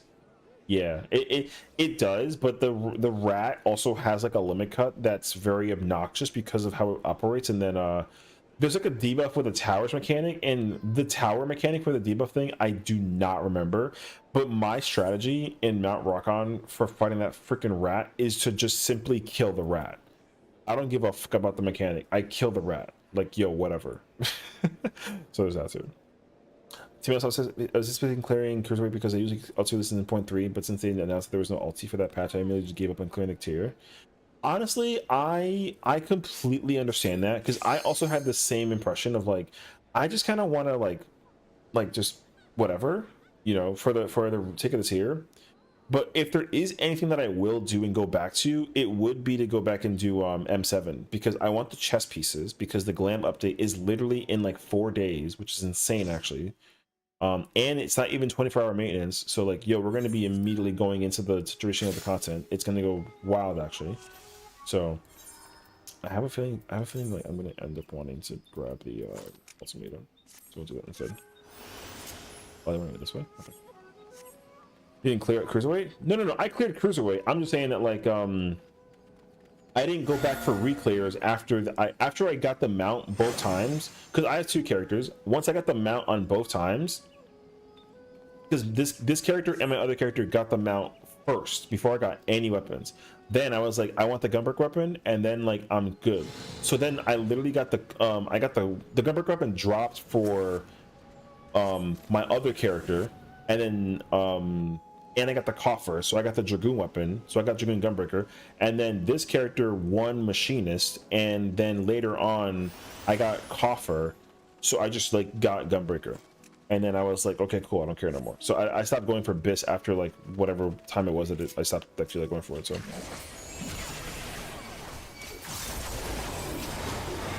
but I usually like, if the glam of the weapon is like a good glam in my eyes, like I will actually like farm it.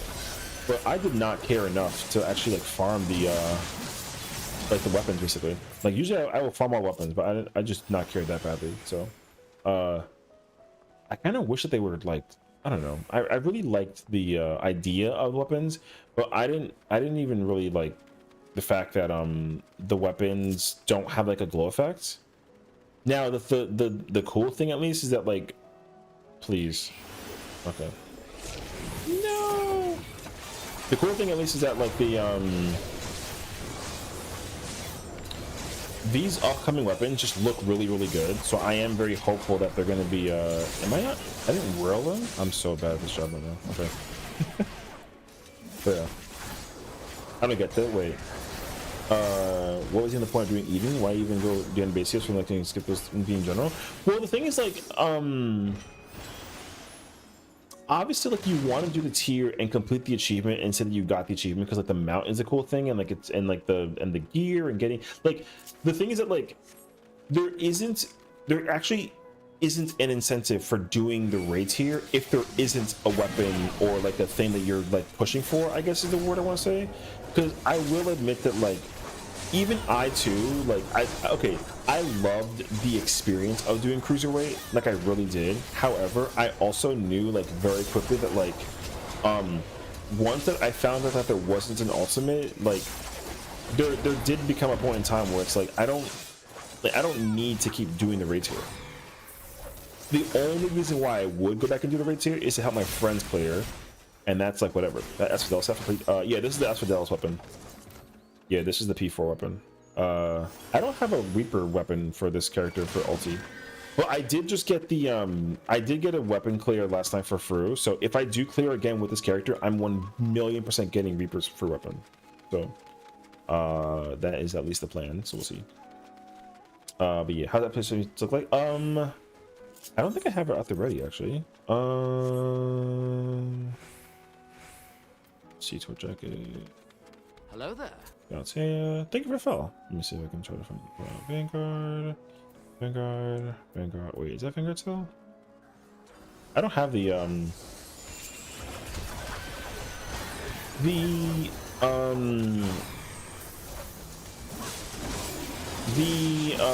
chest piece for Dragoon and like tank it looks really good. So I like the chest piece a lot for Dragoon and for tank. They're the same, but the difference is that like Dragoon's is blue, and then like Reaper or not Reaper, Tank's is like red, and then the healer and casters have kind of like this I don't know, it's kind of like a Metal Gear Solid-esque kind of coat, I want to say. I think, I don't know, it's kind of hard to describe it, but whoops, what the, I pressed the freaking wrong button actually.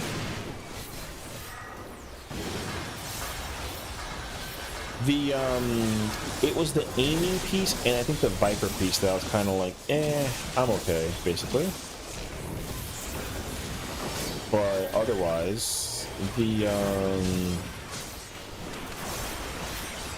like the gear looks pretty good. I mean, I don't really care too often for like hand pieces, for example. So yeah. How old are you? I'm in my 30s, brother. I'm old enough to be somebody's dad out here. It's crazy, actually. Which is kind of like weird to like in that episode. I'm also based out of Ether. So this character is from Sarkatanis, and then my other character is on Genova. The characters look exactly the same as well, so it's kind of like Not whatever. Oh, yeah.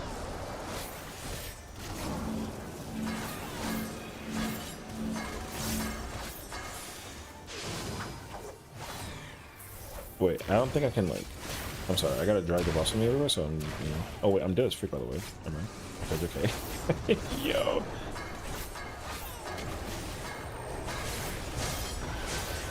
Oh, I don't have, I don't have Harvest Moon.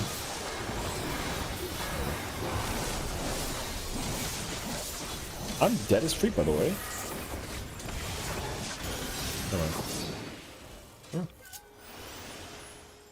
Hi, Queen. Did you get your clear for top? Farrah's actually she was one of the people that were trying to get the clear for top today, actually. So no, I sucked booty hole tonight. Oh, no, it's okay. Honestly, we all have our days, so I would definitely not even like worry about it that badly. So, but you're honestly getting closer and closer to the win. So like you guys just kind of, you know, you gotta be like kind of like in the mental, like, you know, you gotta like eat food, and you gotta like you know, kind of like whatever you need to like kind of get through the day, obviously, like is what's important.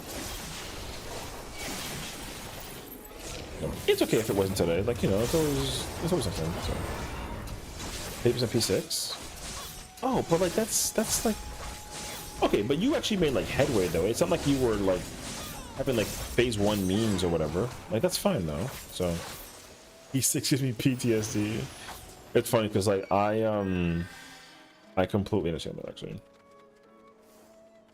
She said grandpa says for real. That's kind of crazy. In your 30s, you're older. Wait, where is it actually? I gotta catch up to the chat. You're older than birthday. You thought I was winning my what? I can't keep up with you. This game is for unks? Damn, that's crazy actually, but I mean you're not wrong.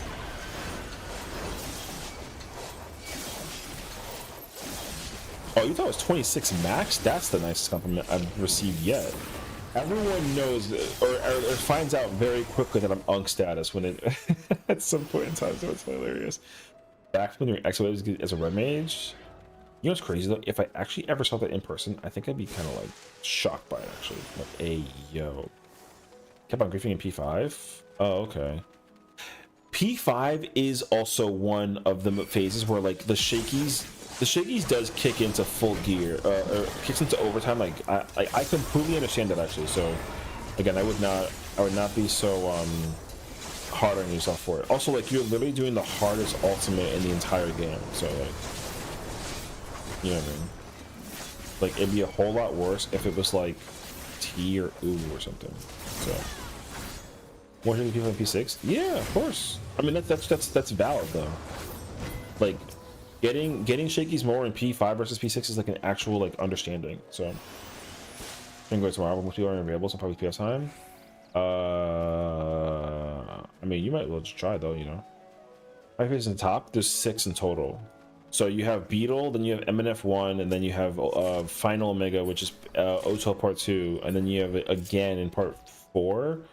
So Phase 3 and Phase 4 are O12 Part 2, and then Phase 5 is O12 Part 1 again, and then Phase 6 is the Final Omega, basically. So yeah, no joke. When my first ever Savage clear, my opening was elusive jumping into the wall. I mean, yeah, everyone has their moments, so it's actually fun.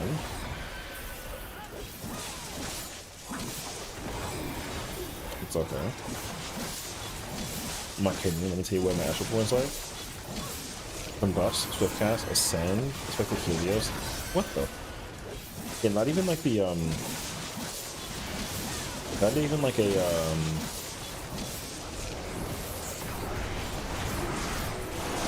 whatchamacallit? What's that move called, bruh? I play Astro, I can't think about it. Malefic. Oh my god, I brain farted so badly. Hey yo. I remember the day that I was playing Shadowbringers and then somebody was like, yo, the opener for Red Mage is let's see, you wanna stand there. It was like Vercure, and I was like, boy, say psych right now. Bro was committed to the fact that Red Mage opener was Vercure. Yo, color me shocked.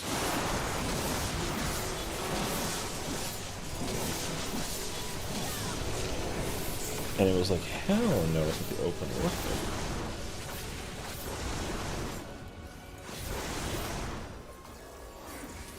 the? Got a lot to be on.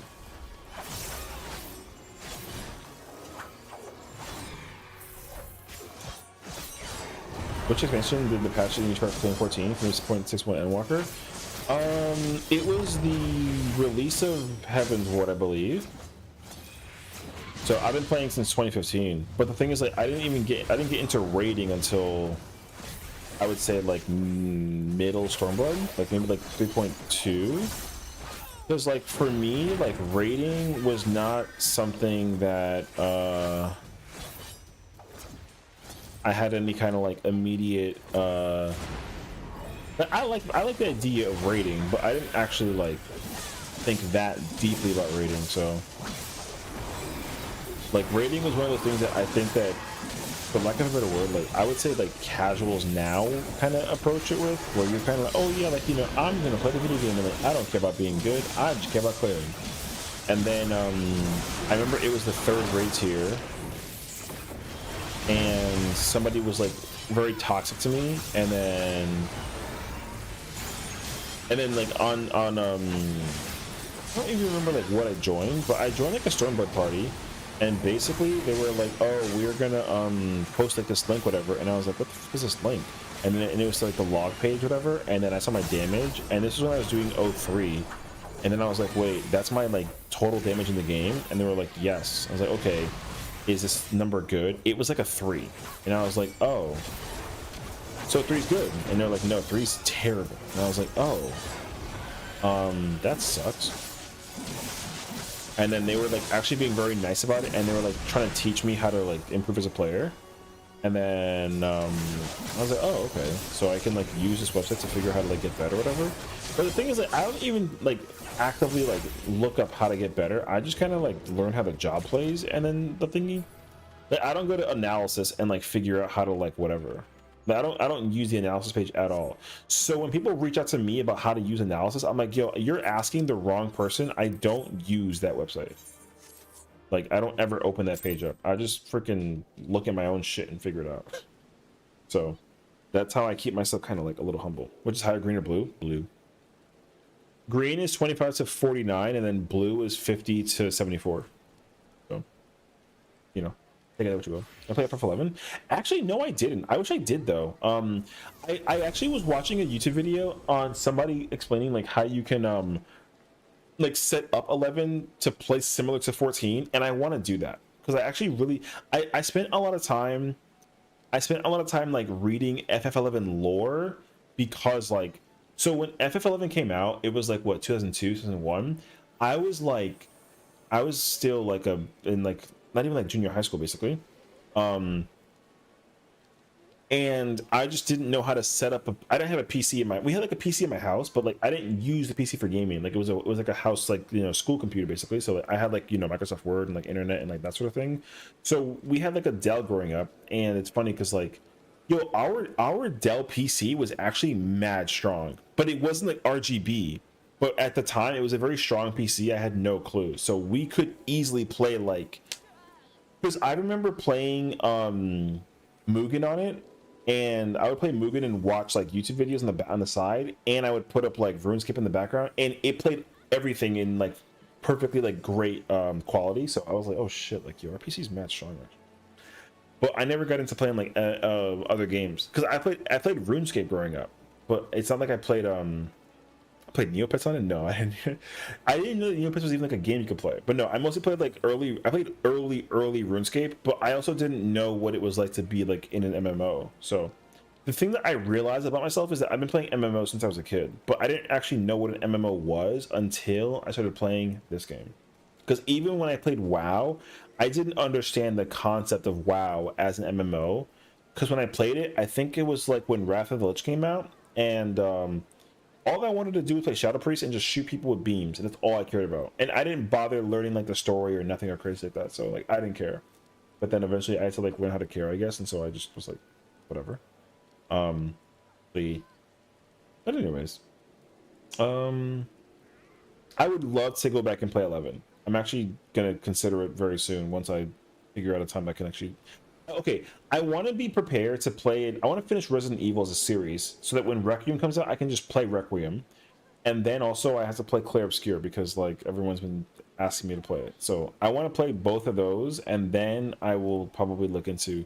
Well, no, I won't, because like, I'll be doing rating, and then I'll be doing like weeklies, and then I got to prep the ultimate. So most likely, depending on how this raid tier goes, I might play 11 at some point like later on in that direction. But like we shall see. I don't really know just yet, so it is like whatever. You know what parsing during your first clear is heartbreaking at 0? I mean, I have plenty of those, so it's like it's fine actually. I think I got into blue parts once in my life, and I don't give a fuck how to do my best. I mean, that's all you can ask for, though. I mean, I got so discouraged that I gave up rating for like a few weeks, but I went back into it. That's good though. I mean, you know, so now I get purples. That's good. See, the thing is like, if you genuinely feel you want to learn how to improve as a player, then you'll just kind of do it. You know what I mean? Like now for me, it just feels like it's natural, but I think it's also because like I've been just freaking playing this game for so goddamn long. So like, hey yo, so. Was it Byakuya? Probably because it doesn't matter. It doesn't suck unless it's clear. I thought I don't want to be a pinker. I mean, like it doesn't. Whatever. You can get if you get a 100 in any content, even like in a dungeon. Yeah, congratulations. I mean, I'm a 4 tank main. True. But yeah, you get an 80 on Byakuya. Yo, that's good. I mean, even getting an 80 on Byakuya is shocking because like you'd be surprised how many people don't get like a 5 in Byakuya. A 100, you say? Stop. I don't have 100s. My highest parcel is like a 97 for Savage. I used to get hella 99s as EX6 Golbez. But nice, okay. I don't think I have. I don't even like remember what I did in Golbez. I didn't farm Golbez like that much, so it was kind of like whatever. Actually, you know, yeah, 75 in Savage. That's sick, actually, though. Totally. I don't have a 100. It's whatever, dog. Actually, you know what? No. I don't care. It is what it, yo, whatever. All I care about is I want to play the video game, bro. Simple as that. Just let me play the video game. I should have bought the Black Mage staff. I don't know why I didn't buy that actually. 8100 is so sweaty. Listen, I don't know what the feeling is like. You know what I mean? Mample's already good. Yeah. I mean, like, even getting like a 95 is like insanely good. I mean, honestly, even getting like a 75 is like insanely good. Like, I'm happy about that too, actually. So like, it's whatever. I do know I have a log of 7 of us were like high single-digit parsers, and then someone, I think it was like Gunbreaker, and her name was like Adelici or something. It got like a 93. Shut the fuck up. That's my character's name. My God, I had a God comp for my 100. I mean, like, that's what you need, though. You know what I mean? So, I think this character has the highest number for the clear thingy when it comes to doing Is it Sessiion? I think so, actually. I think this character has like my good number. I also get killed a lot in Sessiion. I was mad about it. It sucks, actually. 3 scholars, dancers, a dragoon from a chaotic paladin. Oh yeah, your chaotic paladin run is like insane. I can't compare to it, honestly, so it's whatever. I don't even know what I have score-wise in chaotic. It never works out for me, so like I don't care. My M537S parses are so bad compared to M134. I think if I remember, I think I orange the whole tier so far. Like every single fight, I got like a orange, which I'm cool with. It's like whatever. I don't really care. And plus for every savage fight this year, call that a win. Yeah, same. Like I mean. I think my other character has like a blue in M8, but I literally like got murdered and then whatever. Actually, hold on, I'll go check. Actually, I'm kind of curious now that I think about it out loud. I'm pretty sure my white-haired character has a blue in Howling Blade, but I kid you not, I literally cleared the fight like 4 times. Got a blue. Got all my stuff, and I was chilling. Like it was not anything crazy, and not to mention that like that blue didn't even matter because I'm pretty sure my my first clear was in Party Finder. Yes, my first clear was in Party Finder with Afro. My second clear was with like Spooky helping her get her clear, and I played Dark Knight, and then I was also with Afro. And then my other clear, I think I was with like something for a static and got a green again. Every single one of the runs I had, I think I either got killed or almost got killed. And then the one time I cleared my other character, I didn't get killed. I got a blue, and I was like, "Yo, cool." Like, yo, whatever. I don't care. I never think about it at all, so it's like it doesn't matter to me. So I don't care about my number like that much. It doesn't really bother me, honestly. So I mean, Viper first year and picked the second tier, picked it kind of rough. What's up, couple? Welcome back. One FF today.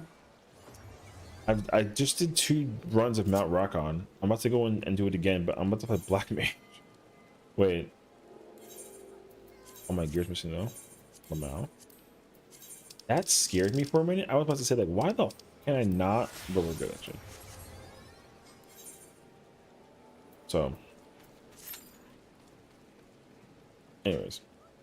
Oh, actually, can I? I don't want to play Viper. I don't play Black Mage. I want to play Sage. It shouldn't matter about the registration. Wait, I want to do Spirit Dart and Red Dart. Wait. Switch those. Boop, boop, boop. Okay. Viper's easy, but also I still feel like I have a hard time like effectively playing Viper well, so I don't really like entirely know. I just kind of like figure it out in the moment. So Viper's a lot of fun though. I love that job. Job is mad fun to play, so I'm chilling. Yeah, machine, so I'm competing with nearly no one. Oh. Honestly, I would be very happy to like play machinist with you, and then we can like compare, you know what I mean? And then you can just be better than me. So yeah, my character's name pronunciation is Adelicia. So but everyone just calls her Adele because it just rolls off the tongue easier. But yeah, her pronunciation is Adelicia. I don't know how Adele came to light, but I think that like one day they were just like, yo, my character, like they were like, oh, like, you know, nickname, and I was like, yeah, sure. And they're like, how about Adele? And I was like, all right. So then I was like, wait, like the singer? And they were like, yeah. I was like, all right, fuck it. So yeah, my character's name is similar to the singer by nickname purposes, but yeah. They're playing a bard or ninja, you could probably get gold parses with damage on. There's no competition. Ooh, pain. It's funny because I actually really love okay, so I love playing bard. Not enough bard play, man. Bard is such a fun ass to play, actually. I think probably Eorzea, I pronounced it like Pormentino Earthsea. Oh, Earthsea? Okay, I see. It's funny because the only reason why I know how to pronounce Eorzea is because the intro video, I memorized it so often, and I was like, yo, that's just what it is. 5 million for a dancer clear? You could go crazy? Why the hell do you want me to play dancer? I don't want to play dancer. I don't even care about 5 million. Content? There's no shot, actually. 40. There's too many, like, me flexing rolls. I don't want to do that. That's so much effort, actually. I'm not doing that. I'm getting hit up in my crossword link shot while playing freaking dancer. Anyways. Even with Dama, I still just flip like crazy the machinist, so I don't know if I ever play machinist. Oh, okay. Those weird to play? It just doesn't look like a world you normally pronounce everywhere, every vowel. It really does just look like it's you pronounce like Orzea or Orze. Yeah, I can understand that actually. So I'm not like there's some scholar out there who's like, oh, actually it's pronounced like this, and you're just kind of like, yo, relax. You know what I mean?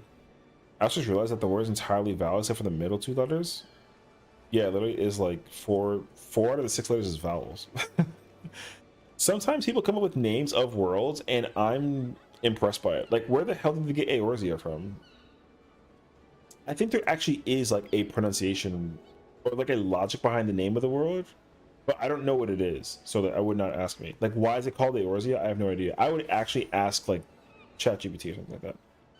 Like, hey Gemini or ChatGPT, why is it called Eorzea? And then they'll give me the whole lore breakdown, and I'll be like, oh, I didn't know that actually. What's Dalamud? It's the moon. You call it the moon. Yo, sometimes when the moon falls, it's just the moon falls, you know what I mean? Okay, yo. I don't even know how to play Dancer and Fru. Do you like actually like, bruh? Asking Ponto to ask Koji where the name Eorzea and Hydaelyn came from. Ponto has that kind of plug is hilarious, bruh. The fuck if you do? I really don't though. Like, Bella told me that I had to use my mouse and click off finishing move or use like a macro, and I'm just not doing that. That's mad effort. I'm lazy as hell, brother. So like, yo, GG's actually. But nonetheless though. Zodiac is stupid obvious, and they also know that for 12.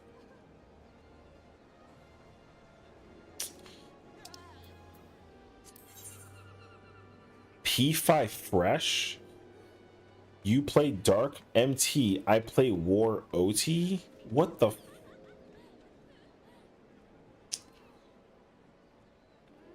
man? I don't want to do that though. Why do you want to play Brew so badly? Haven't you cleared the fight already like 18 times? You and Padnia spend more time in Fru than I do. Like, actually, no BS. 3 times. That's still more times than I have in the past like week. Actually, I don't know if that's even true. You got a purple? What, in Fru? That's kind of cool. You should be proud. What'd you get though? Oh, 81. I mean, your lowest score is like literally a blues, like you're chilling actually.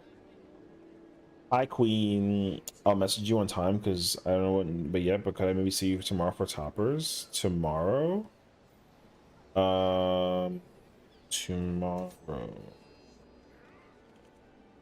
What am I doing tomorrow? I think. Tomorrow. That's Friday. I'm staying home tomorrow, which is nice actually. So there's that. I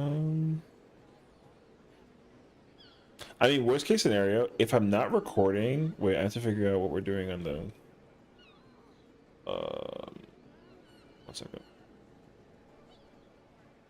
I need to figure out, is the 27th on a Saturday? Oh, it's in 2 Saturdays. What the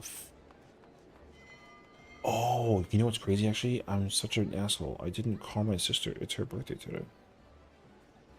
1 second. I think honestly, if I don't have anything ongoing, I don't mind helping out in top. So like, yeah, sure. I mean, I would say you can pencil me in for now, but give me a second.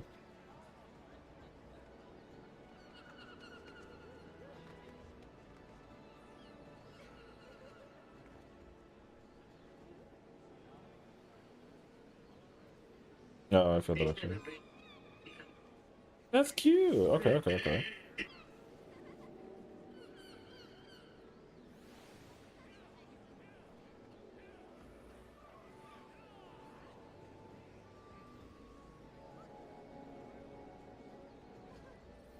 What's up, my head, girl?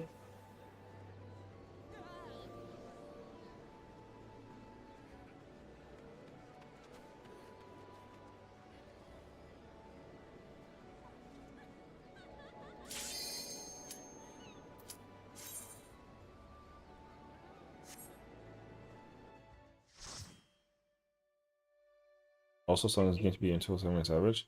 I saw that actually, and I was shocked. I can't believe they picked the freaking final song to be the M12 song. What kind of monstrosity was that? You know what I mean? Also, I'm live by the way, so in case you're kind of like, what? Yeah. That's why I was, cause like we had like a there's like a game award show, so they did like a bunch of announcements or whatever. So like everyone was trying to figure out like, yeah, voting basically. This one game won almost like everything. So it is a very good game as well. So it's like worth the play and the watch and everything. If you actually watch it on YouTube, like the storytelling is incredible. So, but it's called Claire Obscure. Yeah, but if you no, it's like OB secure. Some if you just look up Expedition 33, you'll find it because that's the. I do this too, actually.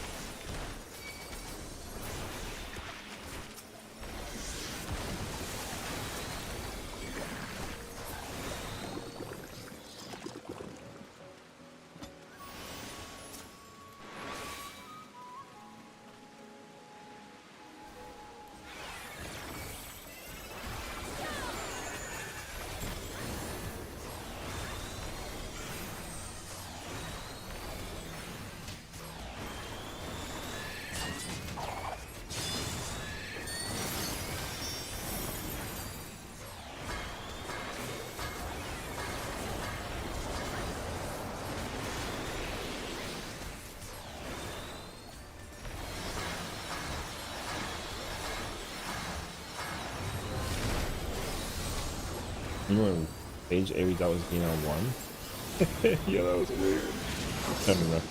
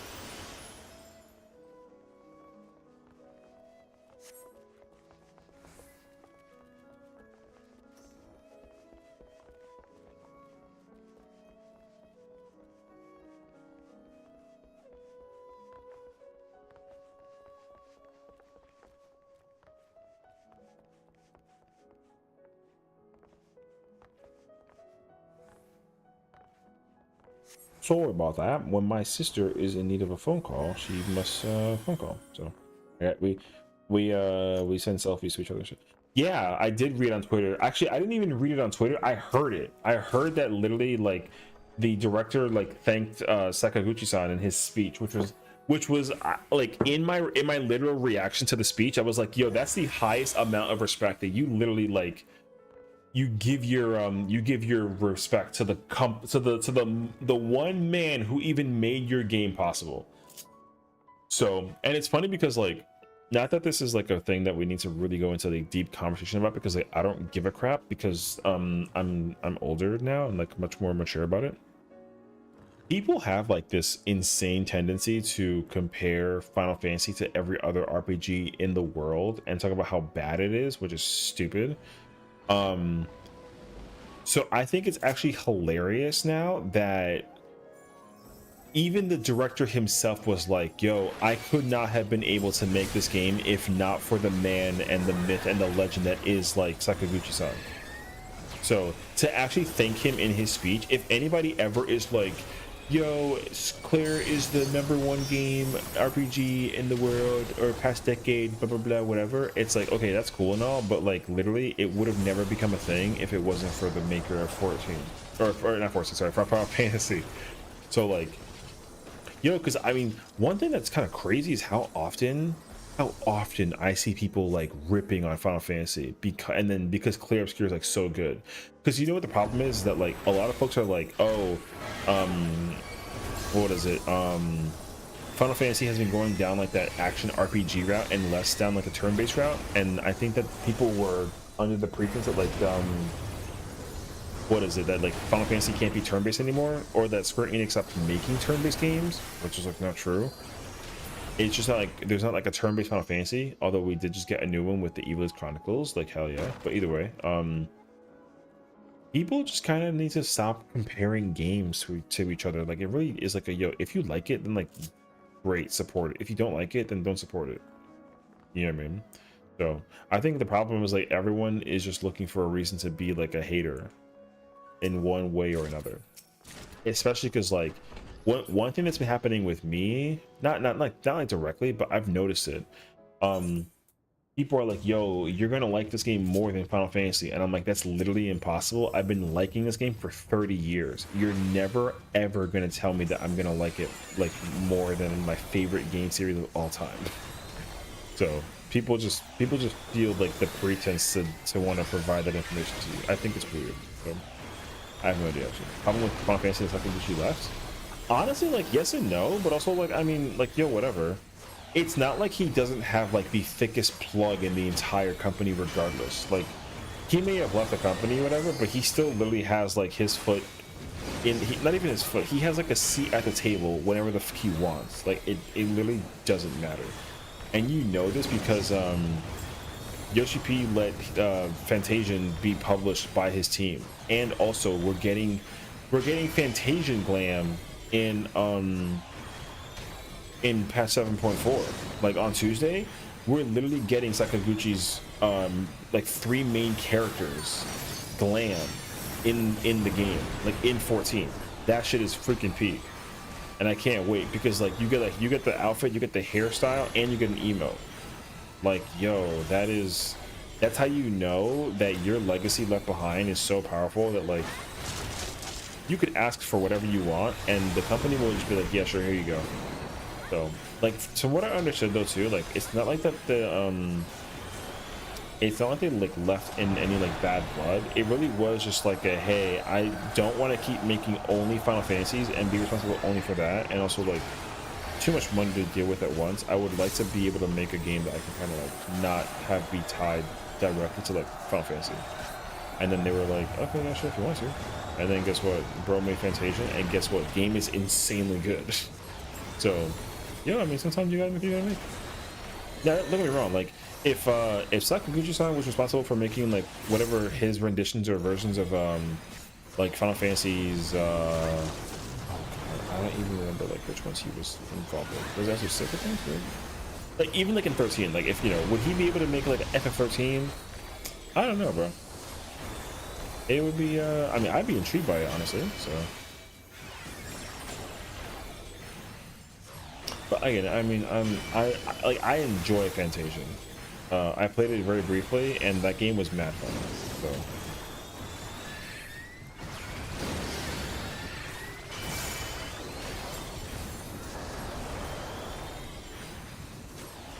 How do you know, like...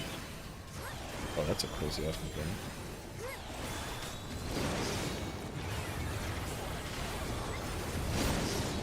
But of course, Katari would never, Square would never turn away from the suit. No, of course not. And that's the crazy part too, because like even Yoko Taro explained it as well. He's like, yeah, I've actually been like working on games. Like I'm not doing nothing. I'm just busy trying to make something work out, and I can't because the challenge is having one of the people over here like actually allow me to make the game I want to make. And I'm like, you know what? Yo, you're valid for that. Like the problem is not the fact that Yoko Taro doesn't develop games. It's like he's actually trying to develop games and he can't because stuff just gets canceled. So, because he mentioned he was making some new game that wasn't like a Nier game, and then it got canceled in the thing. I don't know where the guy will turn. The arrow will point in a certain direction, and then the open space is where he'll like thingy. So you got to actually look at where he's facing. So where he faces is like your indicator. So if he's facing like north, and then the right side is like a triangle, then you know that his right side's safe. However, the difference is that if he's cleaving everywhere except for behind him, he doesn't turn. And then if he cleaves to the like his left or right side, then he also turns in that direction. So yeah, I wonder if you'll be able to see it. Yeah, see, so look, so he's facing north. His left side will be safe. He's gonna turn and face that way, and then he'll do another cleave, and then it'll be his right side. So it's here. He turns, and then he does his right side, and then he's gonna turn left. So that's kind of how you like kind of know what it is. It's funny though because like the Criterion version of that mechanic is so hard. But it does it 3 times, and there is like a water or fire mechanic as well involved. It's actually so freaking cursed because he'll do the spin, and it'll either be elementally imbued by fire or water. If it's fire, it's like it's out the hitbox, and if it's water, it's like a big donut. And also elementally, he switches colors. Like he'll do like the first one is blue left, and then or water left, and then the second one's like front right, and then fire, and then the third one is like front water. So you gotta sometimes like run, like the way you gotta cross around him is like a lot actually. Anyways, bro's a menace. So I would say that minion is cool, but I don't remember if there was even like a is it like not like a good minion? Oh, okay. I mean, like whatever. I'm just gonna do it. I mean, how many more of these does it do actually? I think 3, right? Oh, goodness gracious. But yeah, I have to do 3 more of those, and then I have to do... Oh, I thought that they were like looking for people to actually like do the fight, and I was shocked that I saw like all gray, because I was like, there's no way you're gonna go into content with with that kind of concept actually. 710k. Oh, it's actually worth something, not a lot. I mean, like 10,000 for a minion is like nothing. I think 100,000 plus is where you're kind of like, okay, like, you know, it's got like a decent pull of a cost, so not so bad. But I mean, you know, I'll take it. What I will say is like the stuff from the moons is starting to go back up in price. I think the Lopper Soul is what's called. It's like 200,000 now, when at one point in time it was like 1,000. Okay, is this person the same person that you like told me to blah? I don't remember actually. I'm right. Most minions nowadays works NPC selling prices. Yeah, I mean, I don't really know what immediately dictates like the prices of minions. I feel like it's usually dependent on like, it makes more sense to me if it's whatchamacallit,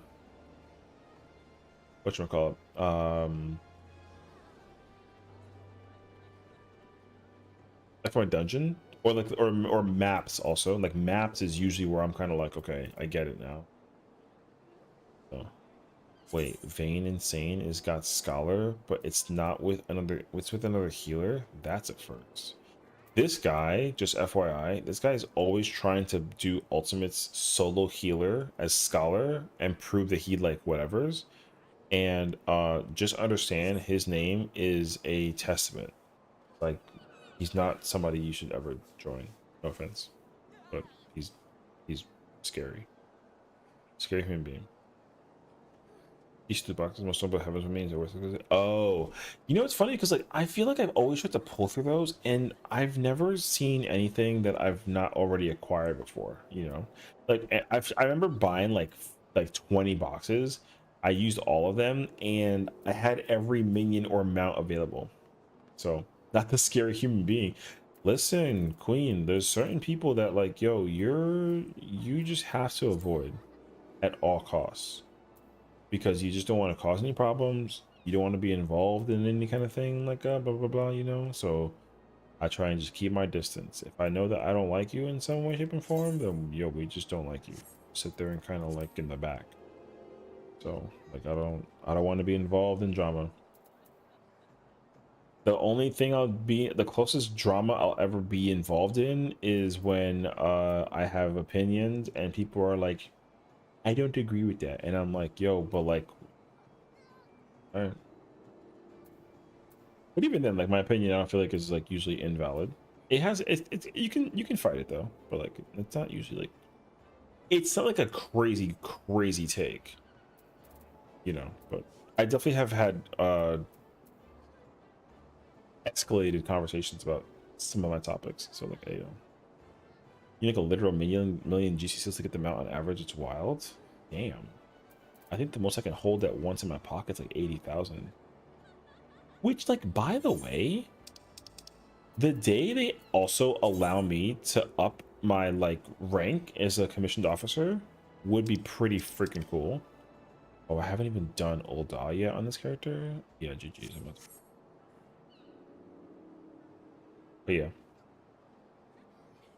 I never think about it though. I just kind of like go into the market board and I'm like, is it expensive? Yes. Oh shoot, how I get it? Oh, never mind. I'm not getting it anymore. I love that people are talking about sweeps from E33. That actually like cracks me up. Like, okay. It's actually so weird. We got Trust and Shadowbringers, but they do they seem to add commanders and ranks. Yeah, I don't know. I mean, sometimes I never really understand like what exactly their plan is. I don't know. It like I get that sometimes certain things don't see the light of day because they were like, hey, like we're planning on working on this, but then something else comes up. Because I understand that like, especially for like a company like Square Enix, where like they have things like relatively organized based off of their scheduling and like how they want to release stuff. Sometimes that release schedule getting like messed up by the the inconvenience of something that's occurring like company wide or game wide or whatever, like gets in the way of that sometimes. Is like, yo, I get it. Like an easy example was like when the moon crashed and then everyone was like, oh my gosh, like I can't, you know, wear my fancy outfits anymore because like it's not working anymore. And so then they were like, okay, now we gotta like create this whole like glamour release situation so that people can probably enjoy the game like a little bit better. And there's a moderate chance they were never ever going to do that, but because the moon crashed, everyone's like, okay, now we have no glam to wear. And they were like, heh, joke's on you, now you can wear whatever you want. And people are like, wait, you saved the day, and now nobody cares that the moon crashed. Now everyone's like, yo, in 4 more days I get to wear whatever the hell I want, which, like, thank God. So yo, it's crazy that we're actually going to be getting the new raid tier comes out on Tuesday. That's the scariest part. I can't believe it's actually happening. And we got like a whole month before we gotta like I have to farm tomes again, and I have to go freaking like hunt train shopping, and I gotta go get glamour, and I gotta go get like homes all over again. Dog, it's gonna be so bad. 100 o'clock. It's a new EX. Oh yeah, I wanted to do that tomorrow. I wanted to farm the extreme, not the extreme, but I wanted to clear I have to. Does this character clear Necron? I don't think so, actually. See, I didn't even clear Necron with this character, and I still haven't even cleared the Monster Hunter trial. Those are the 2 things I wanted to get done.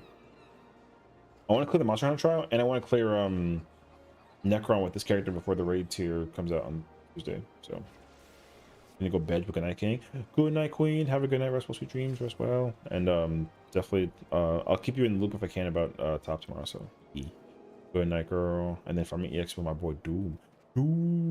I can't wait. Actually, the Doom Train fight looks so so freaking insane. One thing I'm really happy about is that the development team for the raids have, or the battle concept for the most part, they're like, yo, don't worry about making content harder, just make it fun. And they've been whatever the total number is out of the total number, like they're 37 out of 37. Every single fight we've gotten so far in this entire expansion has been hella fun. Not good in certain situations. Like some fights are not like great, but fun is fun. So I will take fun any day of the week. Strategy Warrior is going to make day one EX a lot different than normal day one. I mean, we shall see. Because it could go in a very great direction, or it can go in a very horrible direction. It really freaking depends. So like, we'll see. I'm hoping that people will be logical about using the strategy board, because God, I'm like, not that I'm like very concerned, but like I'm a little concerned. So, you know, like, okay, not that this matters, because it really doesn't, but like,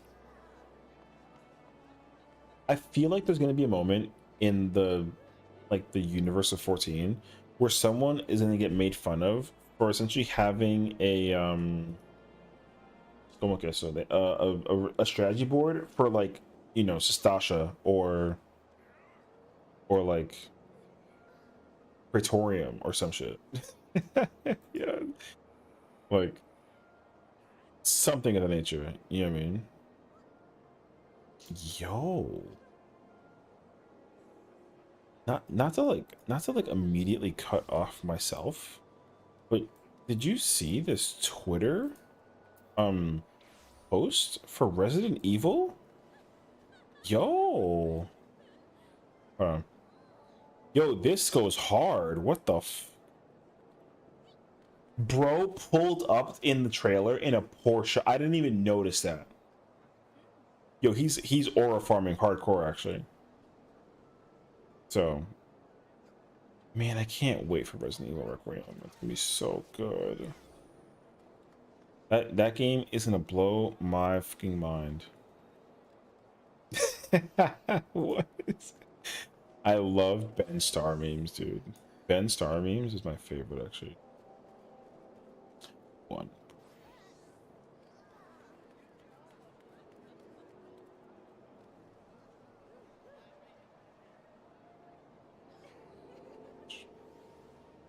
I would love to learn how to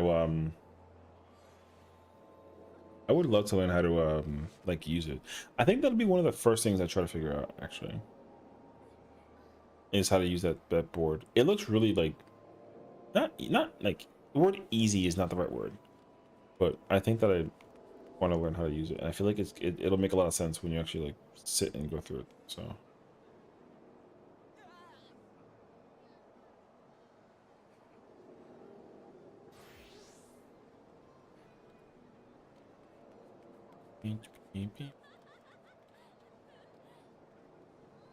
oh, Unalaska has the Claire scare 33. Yes.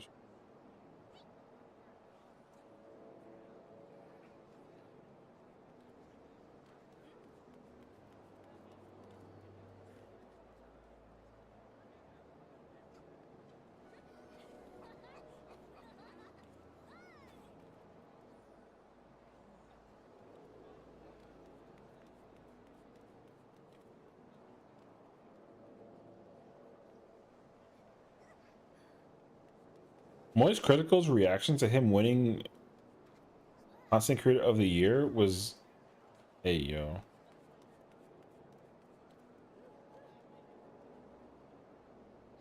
Wait, you can play Melee on Switch? Since freaking when?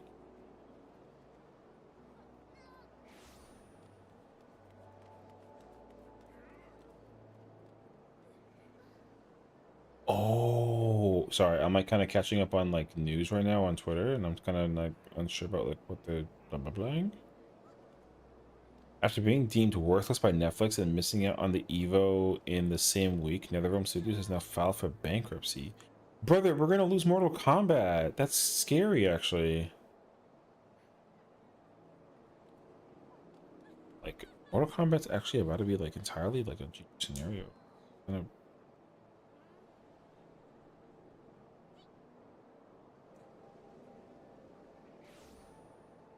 Wait, did they put Eve from Stellar Blade in an Expedition 33 costume? That's so...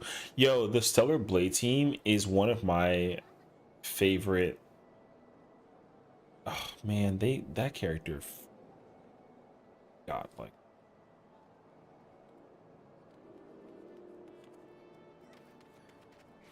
Okay. What time is it? Right? Getting late.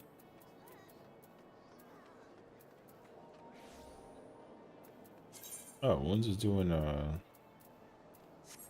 CT. Melee? No, I want to play Melee. Fuck. Wait, intermission. No, every job. I don't want to play Fizz range, man. That sounds like not what I want. I want to learn how to do the melee dodge in the towers in Fru. Because, like, I want to prove that I can do it. Because I can do it. But I don't want to go all the way to, like, CT proc. I want to do, like, an early proc thing. Just to kind of, like, do it and then be, like, good. Ugh, I didn't think about this, but I swear to God, I don't want strats and guides. Please let me figure out shot on the fly. That's also going to be my personal concern, especially when it comes to some of that newer stuff. So like we'll see. I don't immediately like expect people to like get mad at you for not looking at a guide or whatever, but I definitely expect there to be some idiot to say something stupid about, like, you know, like blah blah blah. Like, yeah, we'll see. One second. Oh, I think I read in details. It's about more D a piece. Smugglers for 70, 80. So RPG.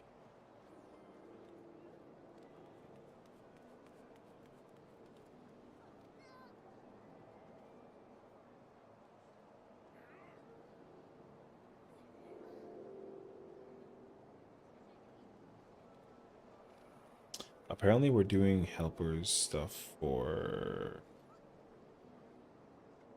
When's the event happening? Oh, the 13th is on Saturday. Oh. No, but I'm not gonna be around. Okay. That's on Saturday. I'll be at friend dinner. I might not do EX day one, so I might make my own blind borderless Doom train, but I know some gobstombler's gonna some what? Knob gobbler. That's funny.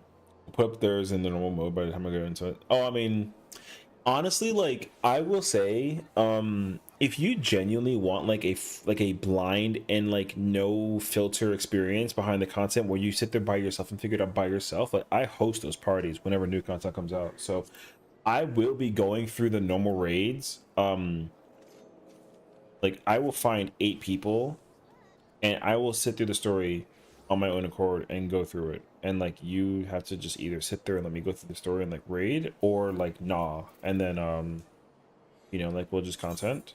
And then essentially I mean, I'm 90% hoping that the normal trial can be just done with the duty support system, because if there's one thing that I'm in love with, is when they let me do trials without fucking randoms. I love that a metric F-ton.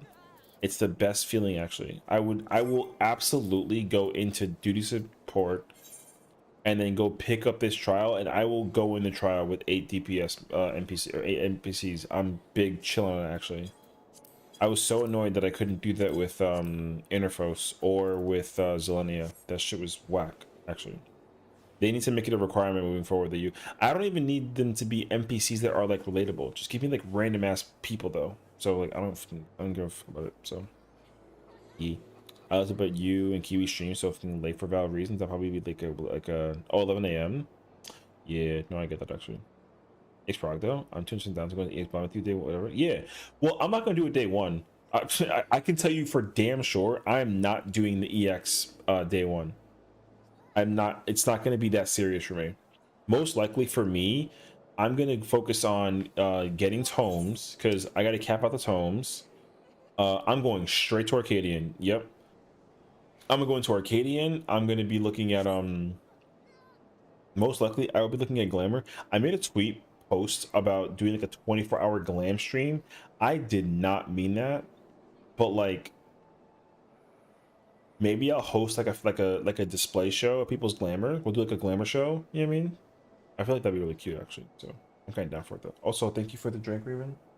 I don't know. Also, how you doing, brother? Morning. I don't know why. So yeah, I would probably do a fashion show at some point. So because glam has become more important now than ever before, like AEO. So yeah, I'll probably try and do the EX like on like a weekend or something like that. So, and that's the other thing too. Yeah, I definitely have to I have to also read the patch notes. So I know for sure that like it's gonna be mostly on most likely on like on Monday. Stop. Why are you here, bro? Why are you counting my AOs for? You're supposed to even be here. What the mean? Anyways, I thought you went to bed. That's why. Stop typing. I also will need to go through every single unfollowed. You better press the button back, bitch. No, I'm joking. I also want to make sure that I go through every single patch change for sure, for PvP and for PvE sake, because I keep track of all of them basically. So never go back and play Claire, and then tell Claire I said what's up. Yeah, man. Anyways, so I think that's gonna end up being like my my plan tomorrow. Yeah, me too. Yo, imagine actually. But I want to go. I definitely want to play like a lot of like I want to go through a lot of glam stuff. I know glam is going to become like a massive focus for me on Tuesday, and also oh, an Arcadian, and I gotta figure out the recipes for crafting because dude, the thing is that like we're gonna need to craft all, I mean like all of the gear. I need to go get every weapon and every chest piece, and oh, it's gonna be so bad actually. And also I'm pretty sure that like I'm gonna end up going into Party Finder, or I'm gonna need to find people to like assemble a team for, and then we go prog fight whatever, because people have been actually asking me if what are my plans for like the thing, and I've also been recruited by people to go play in content. So I'm not really too sure what I want to do with that, because like I made it very clear to everyone that like has been asking me to join their teams. I'm like, I can't join your team unless I get what I want out of my like content creation world. And they were like, well, we can't guarantee that. And I'm like, okay, well then you can't have things. Sorry. I have to do my content blind. Not fully blind the whole time, but like I need a lockout. And after the lockout, yeah, sure, I don't care. Tell me what you want. I'm freaking whatever. So, because thankfully I've had every single video I think that I've done has been done blind. It hasn't. Not all of them have been good. Because God hell that thing. I know my Sessiion video was terrible, and my M7 video was also terrible. So everything else though was fire, I think, for sure. So, anyways, okay. Whew.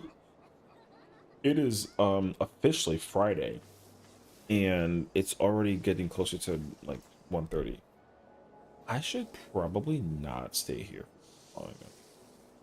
Oh, wait, Jeannie's doing DSR fresh? I found it. Yo, that's what the plan is. What the yo, she's doing DSR fresh. That's a freaking crazy shift of momentum raid wise to go from Uwu to T to DSR. I mean, like, it's in the right order. Like, damn. If I was in Genie's shoes, I would have gone back and done, like, UCOP. But, like... Man, I freaking love DSR. Take me back. I'll do anything for DSR. Ugh. I gotta actually de-rust DSR because apparently they're gonna need, like, DPS helpers for DSR. And I have to, like, figure that out. Okay. I'm gonna raid Yell out over to Genie. She's currently playing Dancer in DSR. I'll clear through and then do DSR with you. I'm down, actually. I actually want to, like, okay, not that I have, like, a problem, because I don't. I'm normal. But, like, I don't want to tank right now. I have this really weird sense of, like, I want to play melee, like, a little bit. Because melee is, like, my tried and true, like, at the end of the day. Even though, like, because, like, my favorite job is Dragoon. But, like, I main Gunbreaker. Or, like, I main tank, I mean, so... But in terms of ultimates, I think I've just been playing, like, a lot of tank recently, where it's kind of like... Yeah, I want to... If I go into Dragoon or top, I want to play, either Reaper or Dragoon. Like, either one, I'm chilling. But I was actually, like, mentally, like, trying to figure out... It's funny, because I was at the office today, and, I was trying to do the opener for Reaper, like, in my head, and then I was like, damn, how do I use that opener in Fru? And I have no idea, but I want to go into Fru now, and I want to play melee, and I'll either play Reaper or Dragoon, but it's one of those two. So, like, that's my plan at least. But anyways, that's the plan. Let's see. But yeah, tomorrow, I don't know what we're doing tomorrow. We'll figure it out though. We'll be live. But until then, y'all have fun. Enjoy Genie. I'll see you guys all tomorrow. Bye.